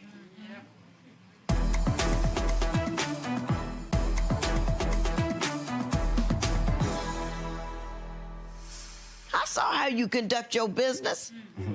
You razz him, you press him, you push him, you're ignorant. There's this false sense of strength in the tone of your voice and the level of your volume, and it's not strength, it's weakness. It is a lack of vocabulary.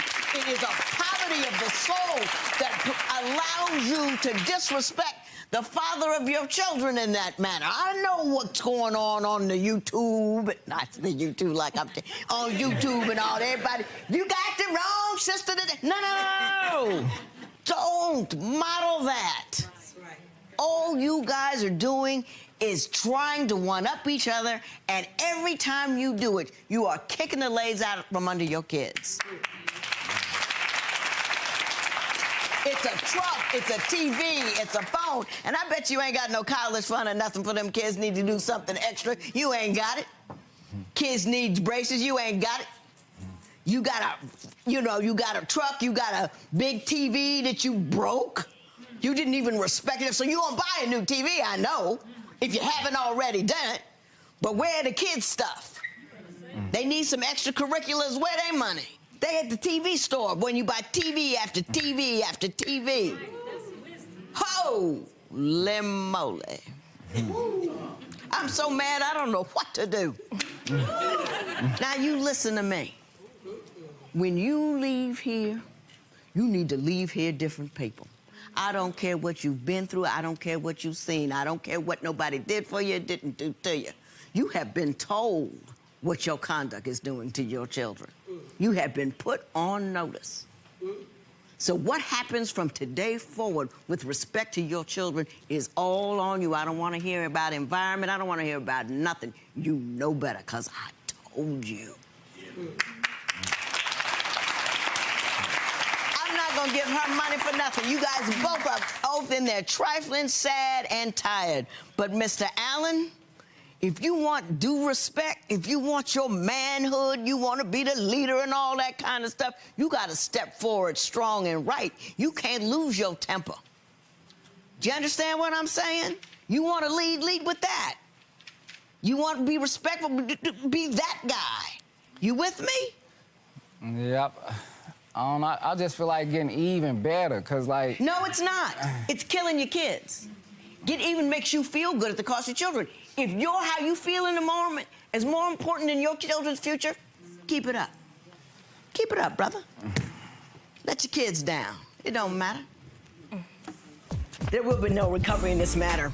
It is. The judge said you guys got to leave here and be different people, that you have to level up. What's your reaction to hearing that? I'm going to take heed of that. I really believe that we can try, we can do good if we try. Like, I'm going to take heed on everything the judge said to me, because she was so right. Like, the way I talked to him is not, good. But we're hoping Judge Lynn got through to him. Do you think she did today? Yeah, I believe she did. Okay. All right. Well, best of luck. We'll see. Thank All right? you.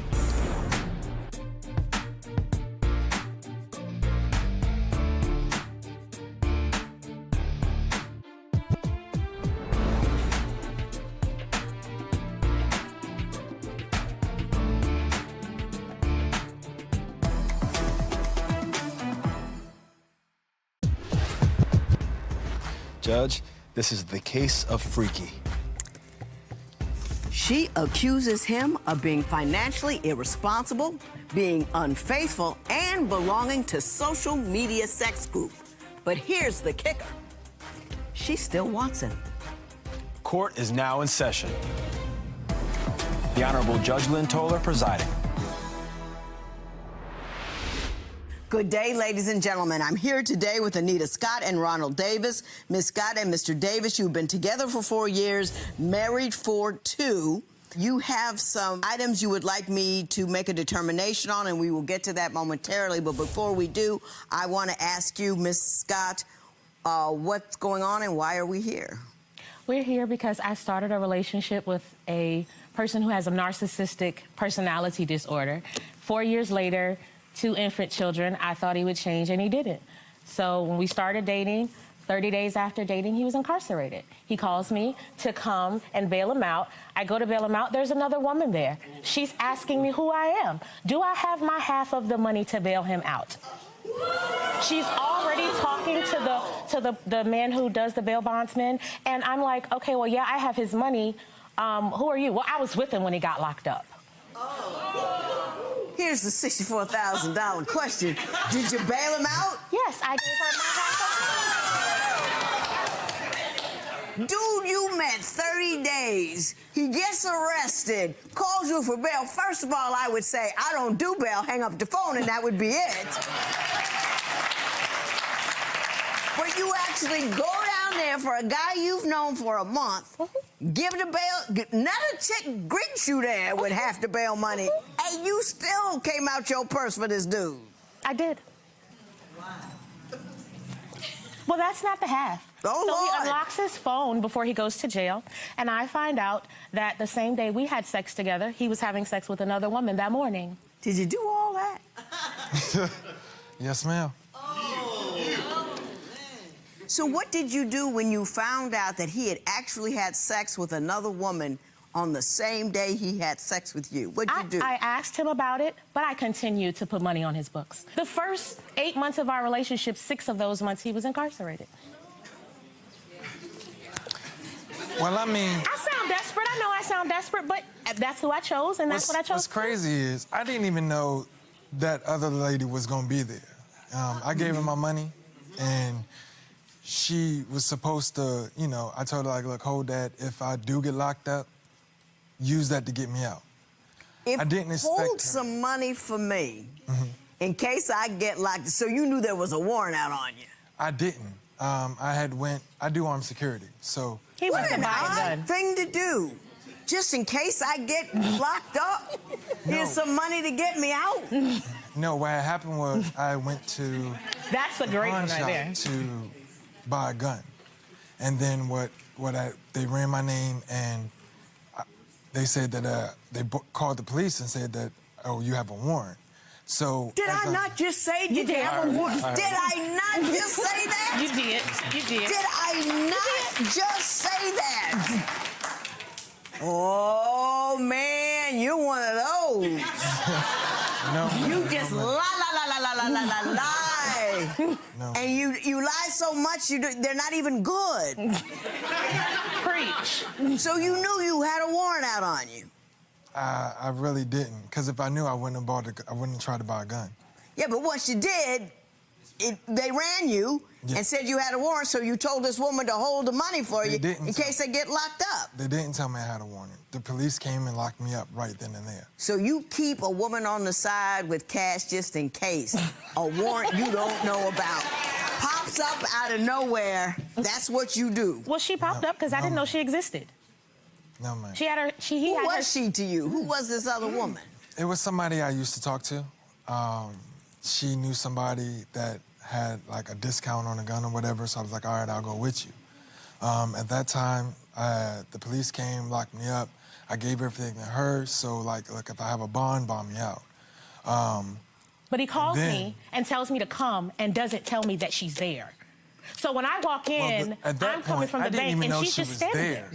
If you already gave one woman bond money for you, why would you call another woman for that same bond money? Because I didn't expect her to be there.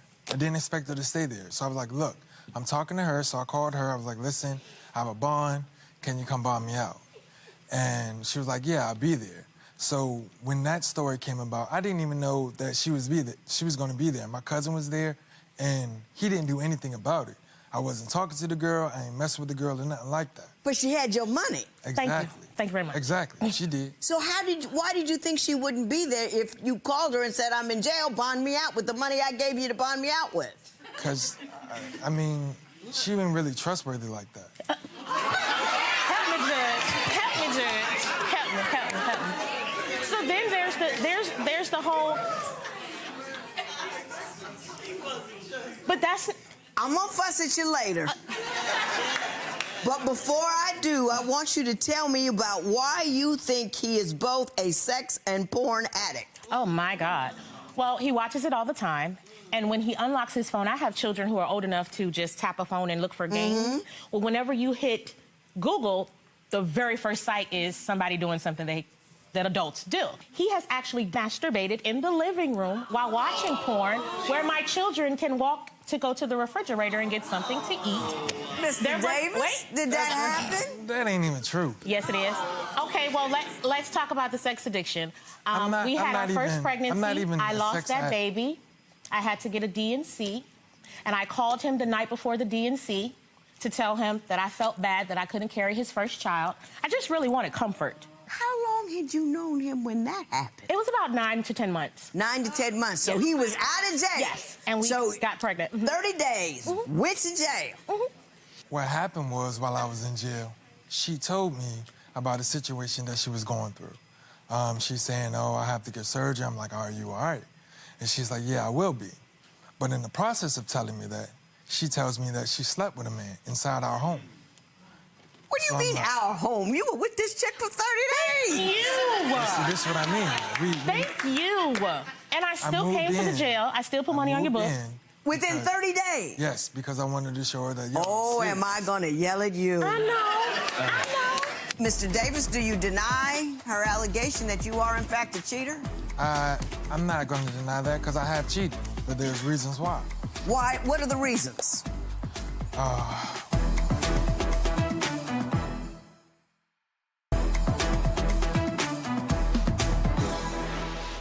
How much rent did you pay in our home? Every time I got paid, I gave her money. You were in jail! I'm saying when I got out. Thank you. But Your Honor, the But D&C also, while I was in surgery- jail, I did give her access to my bank account that she cleaned up. To put How much money on did his you book. have in there? I mean, you know. $150. How much did you have in there? $150. He was making $7.25 an hour part-time, $150. So she cleaned you out of that $150. But Your Honor, the D&C surgery, he actually decided he wanted to have sex the night before my D&C surgery. That's why I believe he's addicted. I've had multiple surgeries, and I can't come home for 48 hours without sleeping with him. Did you know she was about to have surgery and you still asked her for sex? It wasn't an act. It was a mutual thing. It wasn't an act. It was like, oh, I know you're about to do this. I mean, that's the way I show I care. Did you hear? Did you hear? Did you hear? I heard. Okay. Why did you marry him? He secured me physically. He just never really secured me emotionally. And I can honestly say I have dad issues. I never had a dad around to say, do this or you're going to get this. So his presence was security for me. And my children love him. She told me she married me for multiple reasons. Would you list them? I'm good with her children. I'm good around the house. I'm emotional. I'm very emotional. And she also said she married me because of what I do. Okay. The sex But he is does good. it with everybody else, too. I have evidence. What evidence do you have He's that a cheater. that he's a cheater? He's a cheater. Mr. Davis, do you deny her allegation that you are, in fact, a cheater? I'm not going to deny that because I have cheated, but there's reasons why. Why? What are the reasons? Well, first reason, she cheated on me while I was locked up, and that opened up Pandora's box. I tried to forgive it, but it was multiple things. It was showing that, you know, you were doing things behind my back, not telling me everything, trying to be a dictator instead of my wife, my woman. She's trying to be the man and the woman in the relationship, and that's not... Well, give me an example of some controlling behaviors she engaged in. Well, you know, I go out with my family sometimes. She'll tell me I got to be in the house at a certain time. I come in the house maybe 11:30, 12 o'clock. It's not reasonable for me to be out that late. I'm a married man, and I have a family that I need to take care of. Do you tell him he can't go out past 11:30? If you're married, then you need to hang with married people. And the majority of his family members sleep around on the people they're with, so they're included in the category of people I don't want you to be around. Okay. We have like little group meetings or whatever. They have sex You parties, have Your group Honor. sex meetings? Nah, that's not what it's They about. have spades Well, parties. what does the group meeting, I want to know, what does the group meeting do? Tell me about what the economics of the household. It sucked. I had to go to college just to get the refund checks to pay bills. Like, it sucked. There were times where he would work 2 jobs. I've seen him have $1,800 in a weekend and be at zero. He'll get it on Friday, and he's at zero on Monday. I'm looking at bank accounts. He's buying $200 worth of groceries for family members, but he doesn't put any groceries in our house. Don't get me wrong. Don't get me wrong. I'm a very giving person. You know, I do what I can. I don't really make much. If you don't make much, why don't you keep it all at home? Thank you. Because it's... I feel like, you know, if it's gonna be, I can't just not say no, say yes to her and say no to like my or my cousin. She's your wife. But that's what I'm saying. Your kids are with her. I understand that. And whatever I have to do to go out there to make that, I'll go make it. So he'll be absent from the children's lives to go make up what he spent elsewhere. But with his family members, you big time in it, aren't you? Whenever you got some money, you spread it around because you that dude. No, man, not at all. And another thing, you know, it's about the cheating. I'm very affectionate. You know, I like the kissing and all that stuff, and she's not. So it caused him to go to sex groups and cheat on me with random women. Are you on a social media sex group? I used to be. Multiple, current day. Multiple. While you were married? Yes, ma'am. What do? Do you just meet up there and then... We have like little group meetings or whatever. They have sex You parties, have Your group Honor. sex meetings? No, that's not what it's They about. have spades Well, what does the group meeting... I want to know. What does the group meeting do? I mean, we drink, we play cards, we talk. They have sex? But it's a sex group. Yes. So there's some sex involved? Yes, there is. Which he participated in unprotected while married. Yes. Did you? While I was pregnant. So did. While I was pregnant. But while she was pregnant, she also slept with her friend's brother. While she was pregnant, unprotected. Mm-hmm. And that's a yes, right? And that's a yes, because he wasn't living with me. Huh? He wasn't living in the home. After you kicked me out. For sleeping with someone prior to being kicked out. You kicked me out multiple times, and then you say you want me back. This but man then when is... you Well, want that's me the back, part. That's what I want to hit on now. Okay. Because in my paperwork, I thought there was a typo. Okay. I went to my people. I said, you have got to have this wrong. It says that last week you wanted to marry him again. Correct. What's up with that? I will stay no matter what because I believe in family. We have a child that is 1 and a child that is 6 months. They were born on the same day, 12 months apart. While he's talking about what I wouldn't do in a relationship, how do you have 2 babies 12 months apart if I'm not giving you any? And then you want to deny me as your wife on Facebook. If you get a message from someone claiming to be my wife, you have the photo. If you receive a message from someone claiming to be my wife, you memorize that sucker. Making fabrications about me, please disregard as I have been hacked. Did you in fact post that on social media? Sure did. She kicked me out. Yeah. And she hacked my Facebook page. Sending messages to my friends. Ask him if the woman you're reading about, if he slept with her. Do you really want to know? Does it matter? Yes, it matters because he refuses to take accountability for what he does.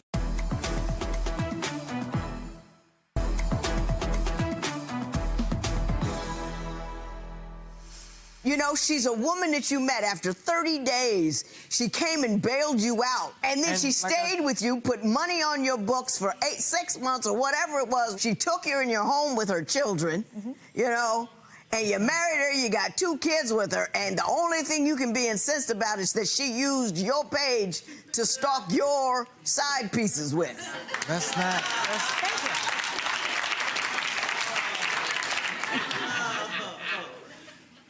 You're not gonna remarry him, are you? I would remarry him if things changed, yes. Your Honor, all I ask for is honesty. Mr. Davis, you can relax. You are off the hook. It's all over for you. If you don't have enough sense to see an elephant when it walks in the room, I can't help you. This man, if a dude that I'm dating for 90 days comes 15 minutes late to a date, I don't go. You have to, he can't respect the line you did not draw. He dated you for 30 days. You moved into him. He could have been a serial killer. You don't know. You'd have been sleeping in the bed, your kids in there. You don't know what he's going to do in the middle of the night. He could be touching little... You don't know nothing, but you brought him into your house. Then what you find out about him is that he had bought a gun, got his record run, had a warrant, went to jail. You went down there. He had another chick, and you still stayed with him. I don't mean... I'm a jerk. He got a sign on the top of his head. I'm a jerk. I'm a criminal. I'm a philanderer. And you continued to pursue him. And then you married him and got the nerve to be distraught because he showed up the same guy he represented himself to be from jump. Holy moly. You know, you can't pretend. You can't talk about all of these great, you know, it is wonderful to have a 2-parent household. It is wonderful to have a solid and stable home, but you can't build a solid and stable home with an unstable dude. How am I gonna get mad at him? I'm mad at you. Because you did her dirty. I said I was going to let you off the hook, but I lied. You exposed the mother of your children to diseases from women you didn't know. That's fine. You had the nerve to ask me for $1,400 from the mother of your 2 tiny children because you want the $600 in rent you paid to put a roof over her and her kid's head before you left. You want $300 for a gaming system, oh my God, and that she pawned because she didn't have no money to feed your kids, and she wants $500 for a TV that Anita broke. Is that true? Yes, ma'am. You feel foolish, don't you? You can't take your money out of your baby's mouth because you 2 don't know how to act. Can't do it. What kind of thing is that? No recovery. This matter is adjourned.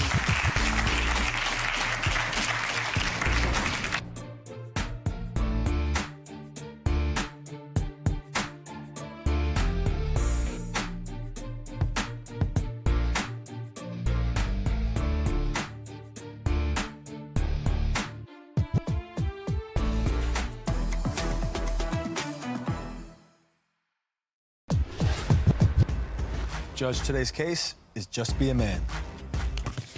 He has 2 women that he sleeps with, 3 children that we know about, and a boatload of aspirations to be, guess what? A rapper. Court is now in session. The Honorable Judge Lynn Toler presiding. Good day, ladies and gentlemen. I'm here today with Tynesha Duffy and Joshua Presley. The 2 of you have been on and off for 10 years. You've been living together for the last 5 months, and you have 1 child together while you have 1 child with someone else and another one on the way with someone else. I do believe we'll get that straight later. Ms. Duffy, you are seeking $2,500 in transitional support because you are more than through.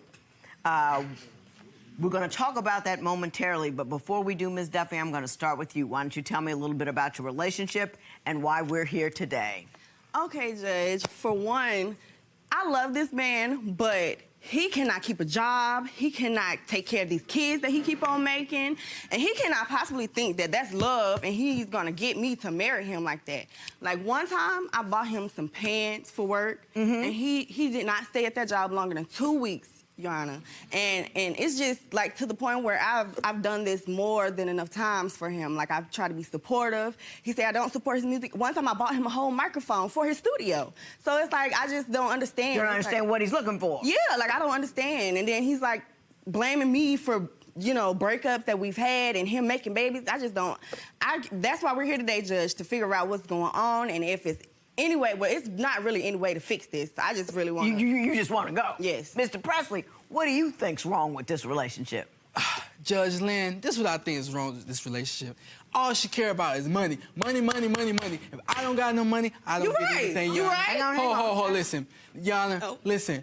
I don't mind working a 9 to 5, Your Honor, but I am aspiring artist with my music, Your Honor. You're not an expiring, you're an aspiring. If you were expiring, we'd all have to bury you. No. Which wouldn't be good. Aspiring. Oh, you said aspiring? Okay, good enough, good enough. That's all right, that's all right. It's okay. I just didn't want to, you know. It's okay, Judge Lynn. It's totally okay. But I am an aspiring artist with my music, and I had a gig about 2 months ago back in Marietta, Georgia. I feel like I couldn't attend the gig because it was cutting into the hours of my job. Say I go to work at 5 and get off at 11, and the gig would be probably at 10:30, Your Honor. And it's worth money. It's worth in the thousands, Your Honor. And she wants me to go work at a pizza spot or a McDonald's and flip burgers. I've been doing that since 15. I'm not with it, Your Honor. I deserve better for my life, and that's what I'm going to get, Your Honor. Okay, I understand. Let me ask you this, though. I understand that you are trying to be a rapper. I get that part. But you've got 3 children, right? Absolutely. So who's taking care of them? I am... Financially. I am helping their mothers take care of them, and I do as much as I can, Your Honor, and I pick up the slack wherever I can pick it up at, Your Honor. But as much as I can, whenever I can pick it up at. Yes, ma'am. Kids can't eat as much as they can. Absolutely. As I can. You know what I mean? Kids aren't an effort. Kids are an absolute.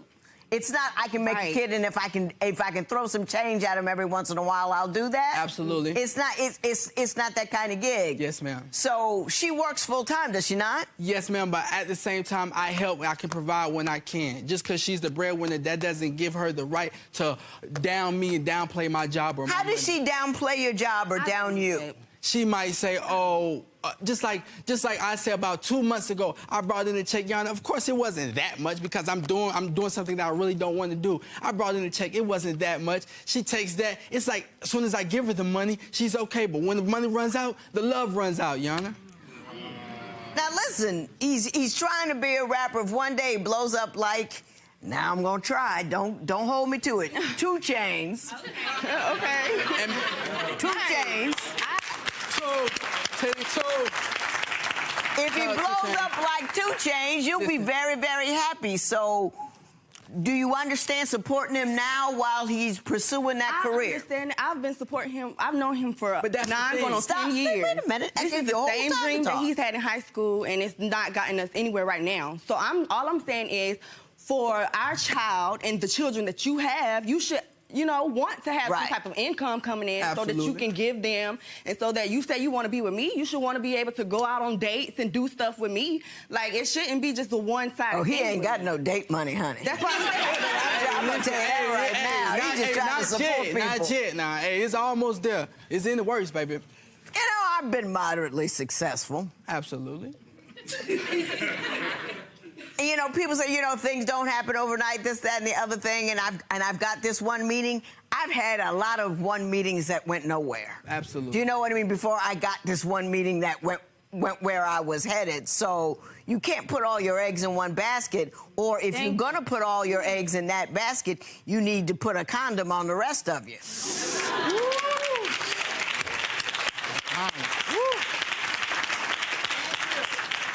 Is that problematic, Mr. Presley? Listen, I can do that. I can. Yes, ma'am. I can put a condom on. And, it's like, yeah, but I don't like to have sex with condoms. But that's why I don't have sex with multiple people. You know, a lot. But you do. You know, a lot of people. I had a past like everyone else, and I'm trying to leave from there. And I feel like. Is he doing better on the other women thing? Don't lie now. Tell the truth, shame the devil. I mean, he is, but it's just like because of so many things. And like I said, when he came back, I did not even know about this last baby that he had. So it was like... When he came back from what? Explain. There must have been a break somewhere. We did take a break. Explain that. Well, 3 months after me and him had our child, we had got into a verbal altercation about me being on the phone with one of my guy friends who he knew we went to high school with. So it was like I didn't understand why it got so to the point that he had to leave. And then he was gone for like how 3, 4 months, however long. He came back, like everything was okay. Then it was one time where he used my phone, and then I went and seen that it was his baby mama name in there. So I called her back, being the woman that I am, being nosy. And I'm like, so who is this? And she's like, basically, she didn't say anything to me, but I was able to look in his phone, and that's how I found out about him having the first child that was after my child. So then we weren't able to. We weren't able to like get past that. Like me mentally after having our child, and then we splitting up over something so small, then you make a whole baby. It was like I don't understand how you can come back and then just try to play both sides like that. So it was like I wasn't in it. So then I ended up moving here, and he was wherever he was at, and then we ended up talking again. How we get to the next baby? On a break again? Well, like I said, he was gone because, like I said, I had moved here. So he was with the baby mama that he had, just had that baby. So then, yeah, that's who he has another baby with. Oh, I see. Mr. Preston, what were you dying to tell me? But she goes out and turn it to a whole nother level. I give her an inch, she takes it a whole mile, Yana. I got a video that shows it all. It shows what let me see it. What are you... All that.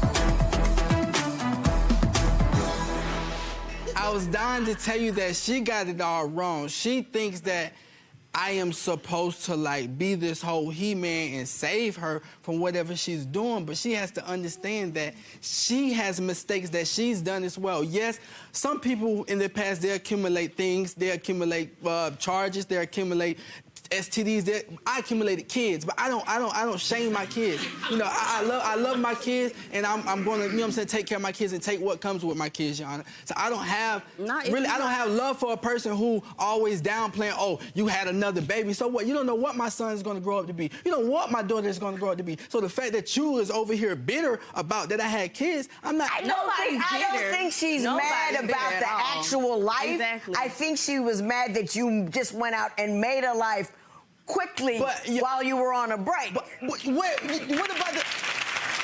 about... He made a whole family. You're talking about a relationship. I understand all that. I understand all that. But what about the things that she do when she's on the break? Or what about you tell me what she does while you're on the break. Oh my God, Your Honor, I can remember this one time we were on a break. Now listen, Your Honor, it was a Sunday. I remember it was a Sunday. We just left church. She's banging on the back door. I'm at my mother's house. She's banging on the back door. Let me in, let me in. She opens the door. Floosh, here comes her and my daughter. She drops my daughter off. Oh, here you go right here. Keep her. Storms out the door. Hold up, wait, pause, rewind. Where you going? When will you be back? You haven't communicated with me and let me know. You just banging on people's doors. This not my house. You feel what I'm saying, Yana? Do you see your daughter regularly when you work together? Yes, I do, but I do, Yana. Don't tell that lie. Listen, I do, but it's just Tanisi. She just when we're together, it's like she don't want to be there. So it's like, why even try to force it? I just want to be like, you know, co-parent. Co-parent. Yeah. Ms. Duffy, what do you have to say? Do you remember the instance where you left the baby? Very vividly. And I did not talk to him for days. I was trying to get him to watch her, and he was avoiding me. Come to find out, he had the baby mama that he just had there. So I put... Why not have your daughters? Like, I don't understand. What's the problem with that? You wasn't answering no calls. Why and you needed somebody to watch the baby. Yeah, like... I didn't understand. She wanted to go out and shake her tail feather like she do all the time. It was the daytime, Your Honor.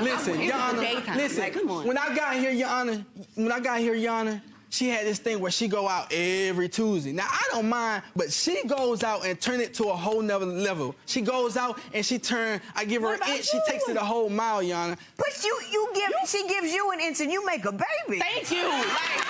She gave me she gave me, Yana, I got this, I got a video that shows it all. It shows what Well, let me see it. What you... Here you go, Nick. It shows it all. I just can't. She want me Press to be play, faithful. okay.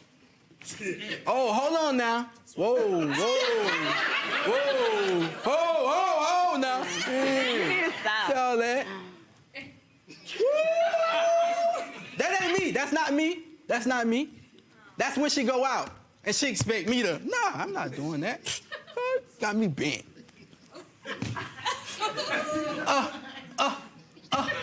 Speechless. She's mad that you keep doing it. Me and you're not able to take care of the kids. Just because I don't have money today, that doesn't mean that I'm going to have money next week. But what if you listen, I don't want to person who wants me for my money. Hey, stop.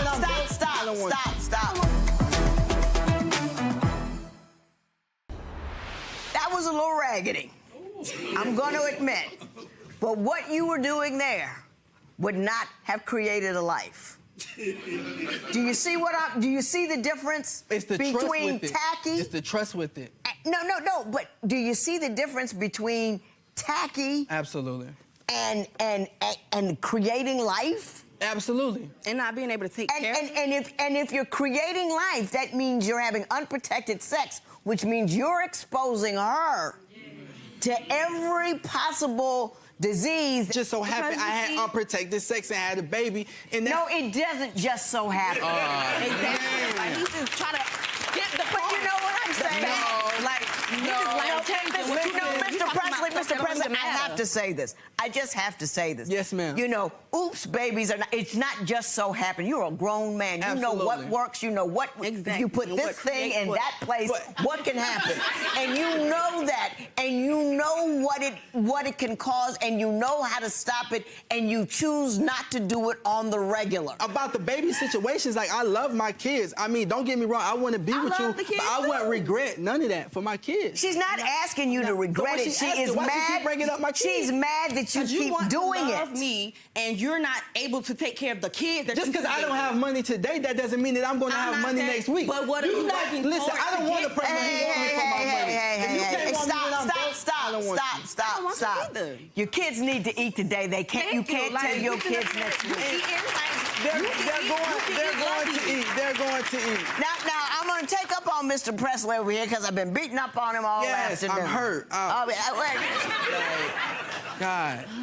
He says that even though he's not working, when you come home, the house is clean, the baby's been bathed, food is ready, it's all taken care of. Do you not respect that effort that he puts into the family, even though he doesn't have a job?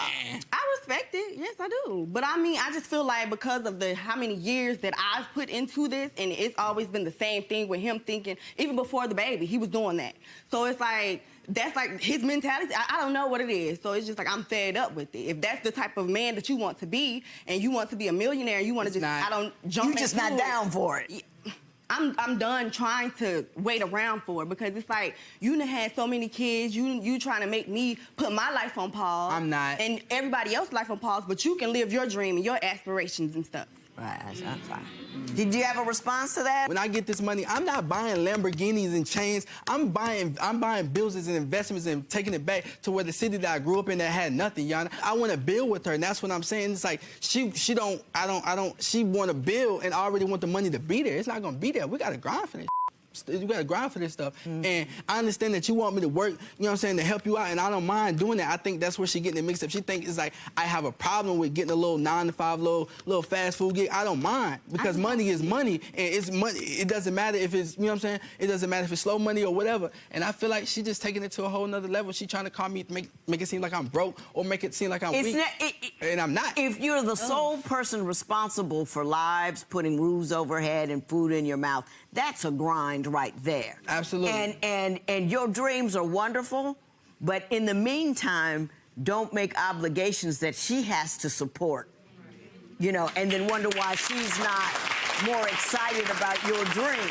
Yes, You see absolutely. you with me on that? Absolutely, I am, but I'm not saying that she's obligated. I'm just saying that I would love her. She is obligated. She's obligated to feed herself. She's obligated to feed your baby, and she's obligated to feed you. Oh, listen, that's not gonna... You eat, though. You eat. So hey, listen, regardless. but you make it seem like you taking care of me. That's not how it is. That's not If what I it's got going it, on. you got it, you got it, I got it. What you mean? You making it seem like, nah, I ain't whatever. But she is. Okay. You can't pretend that she's not. She is. It's been times where she wasn't working. It's okay, it's cool. All right. I got it.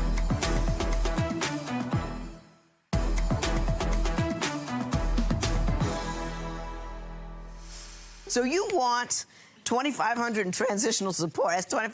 From who? I don't got no job. I don't got no money. Where am I get it from? You better. Hey, listen. That's $2,500. That's how many burgers I'm gonna have to flip to get $2,500? No, you want to rap. You want to rap. Here, this is what I'm gonna say. You know, I can't give you any money because he's got obligations to other kids. I'd have to have the full financial picture because I can't give you $2,500 and then his other kids end up eating nothing at all. So I really can't do that. What I would encourage you to do forthwith is return to your hometown and get him on child support. That would require him to get a job in the immediate future.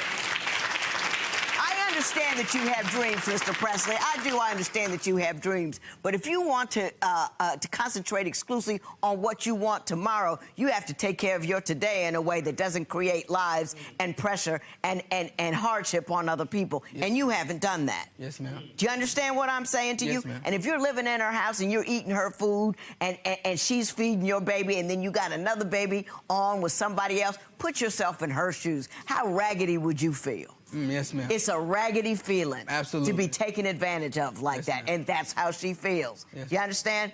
Put him on child support. There will be no recovery in this matter. It is so ordered. What's next for you? I'm thinking that I'm just gonna go ahead and put him on child support because it doesn't seem like we really got anywhere today, so. Judge Lynn had a lot of advice for you. You got kids, you have some responsibility here. Yes, So right. are you willing to step up in that department? I'm willing to step up. I'm a rapper, and I'm willing to wrap it up. I like that.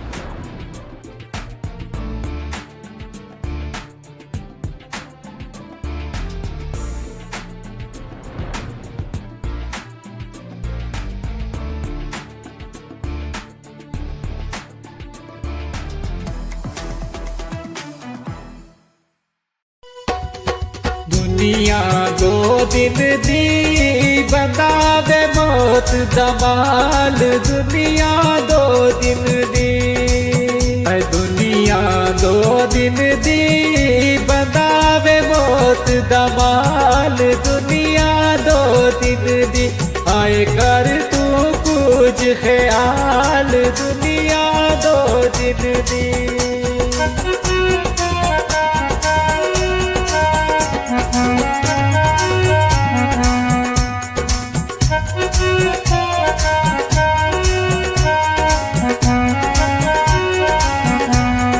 बड़े बड़े सुल्तान भी आए बड़े बड़े सुल्तान भी आए ओढ़क जा विच खाक समाए ओढ़क जा विच खाक समाए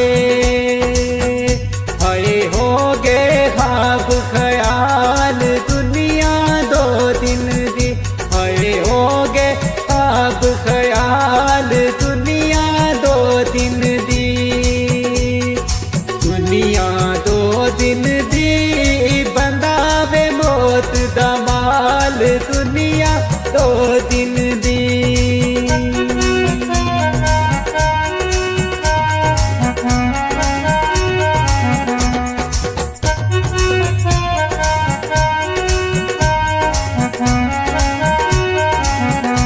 ऊंचे लम्हे महल बना दे ऊंचे लम्हे महल बना दे दगा फरेब ते जुल्म कमा दे दगा फरेब ते जुल्म कमा दे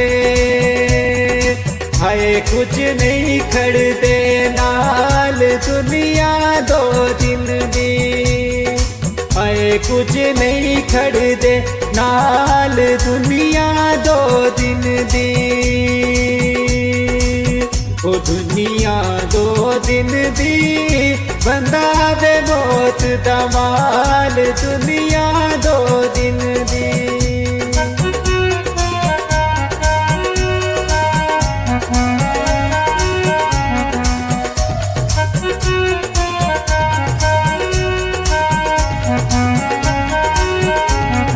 दुनिया देंदी दुख बतेरे दुनिया देंदी दुख बतेरे वीरा कोलू वीर नखेड़े वीरा कोलू वीर नखेड़े आए मावा तू विछड़े लाल दुनिया 2 दिन दी आए मावा तू विछड़े लाल दुनिया 2 दिन दी ओ दुनिया 2 दिन दी बंदा वे मौत दा माल दुनिया 2 दिन दी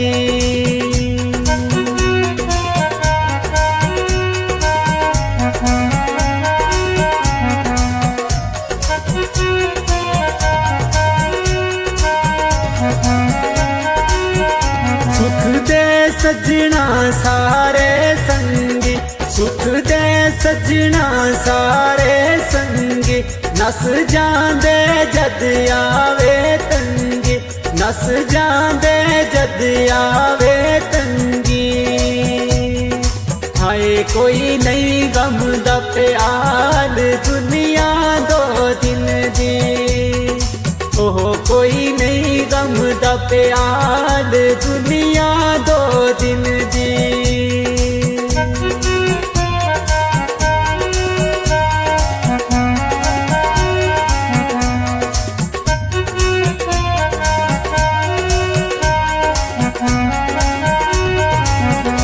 हंसना रोना गम लाचारी हंसना रोना गम लाचारी आज मेरी कल तेरी बारी आज मेरी कल तेरी बारी हाय कंजरी दी मिसाल दुनिया 2 दिन दी हाय कर तू कुछ ख्याल दुनिया 2 दिन दी ओ दुनिया 2 दिन दी बंदा वे मौत दा माल दुनिया 2 दिन दी ओह कर तू कुछ ख्याल दुनिया 2 दिन दी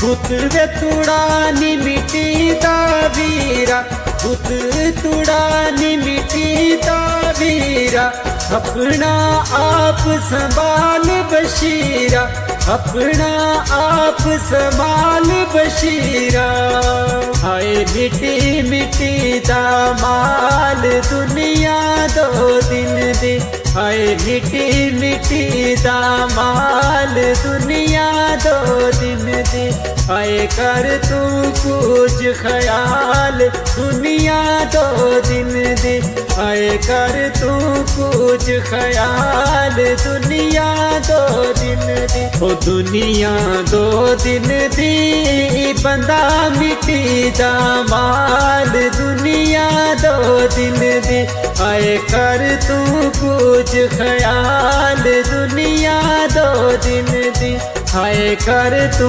कुछ ख्याल दुनिया 2 दिन दी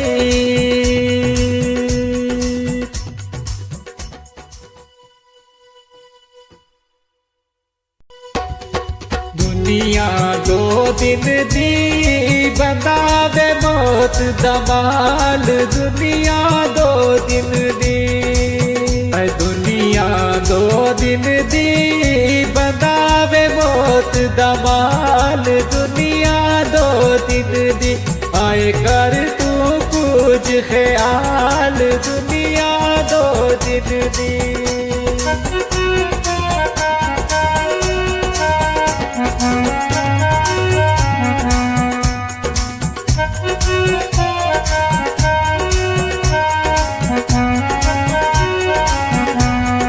बड़े बड़े सुल्तान भी आए बड़े बड़े सुल्तान भी आए ओढ़क जा बिच खाक समाए ओढ़क जा बिच खाक समाए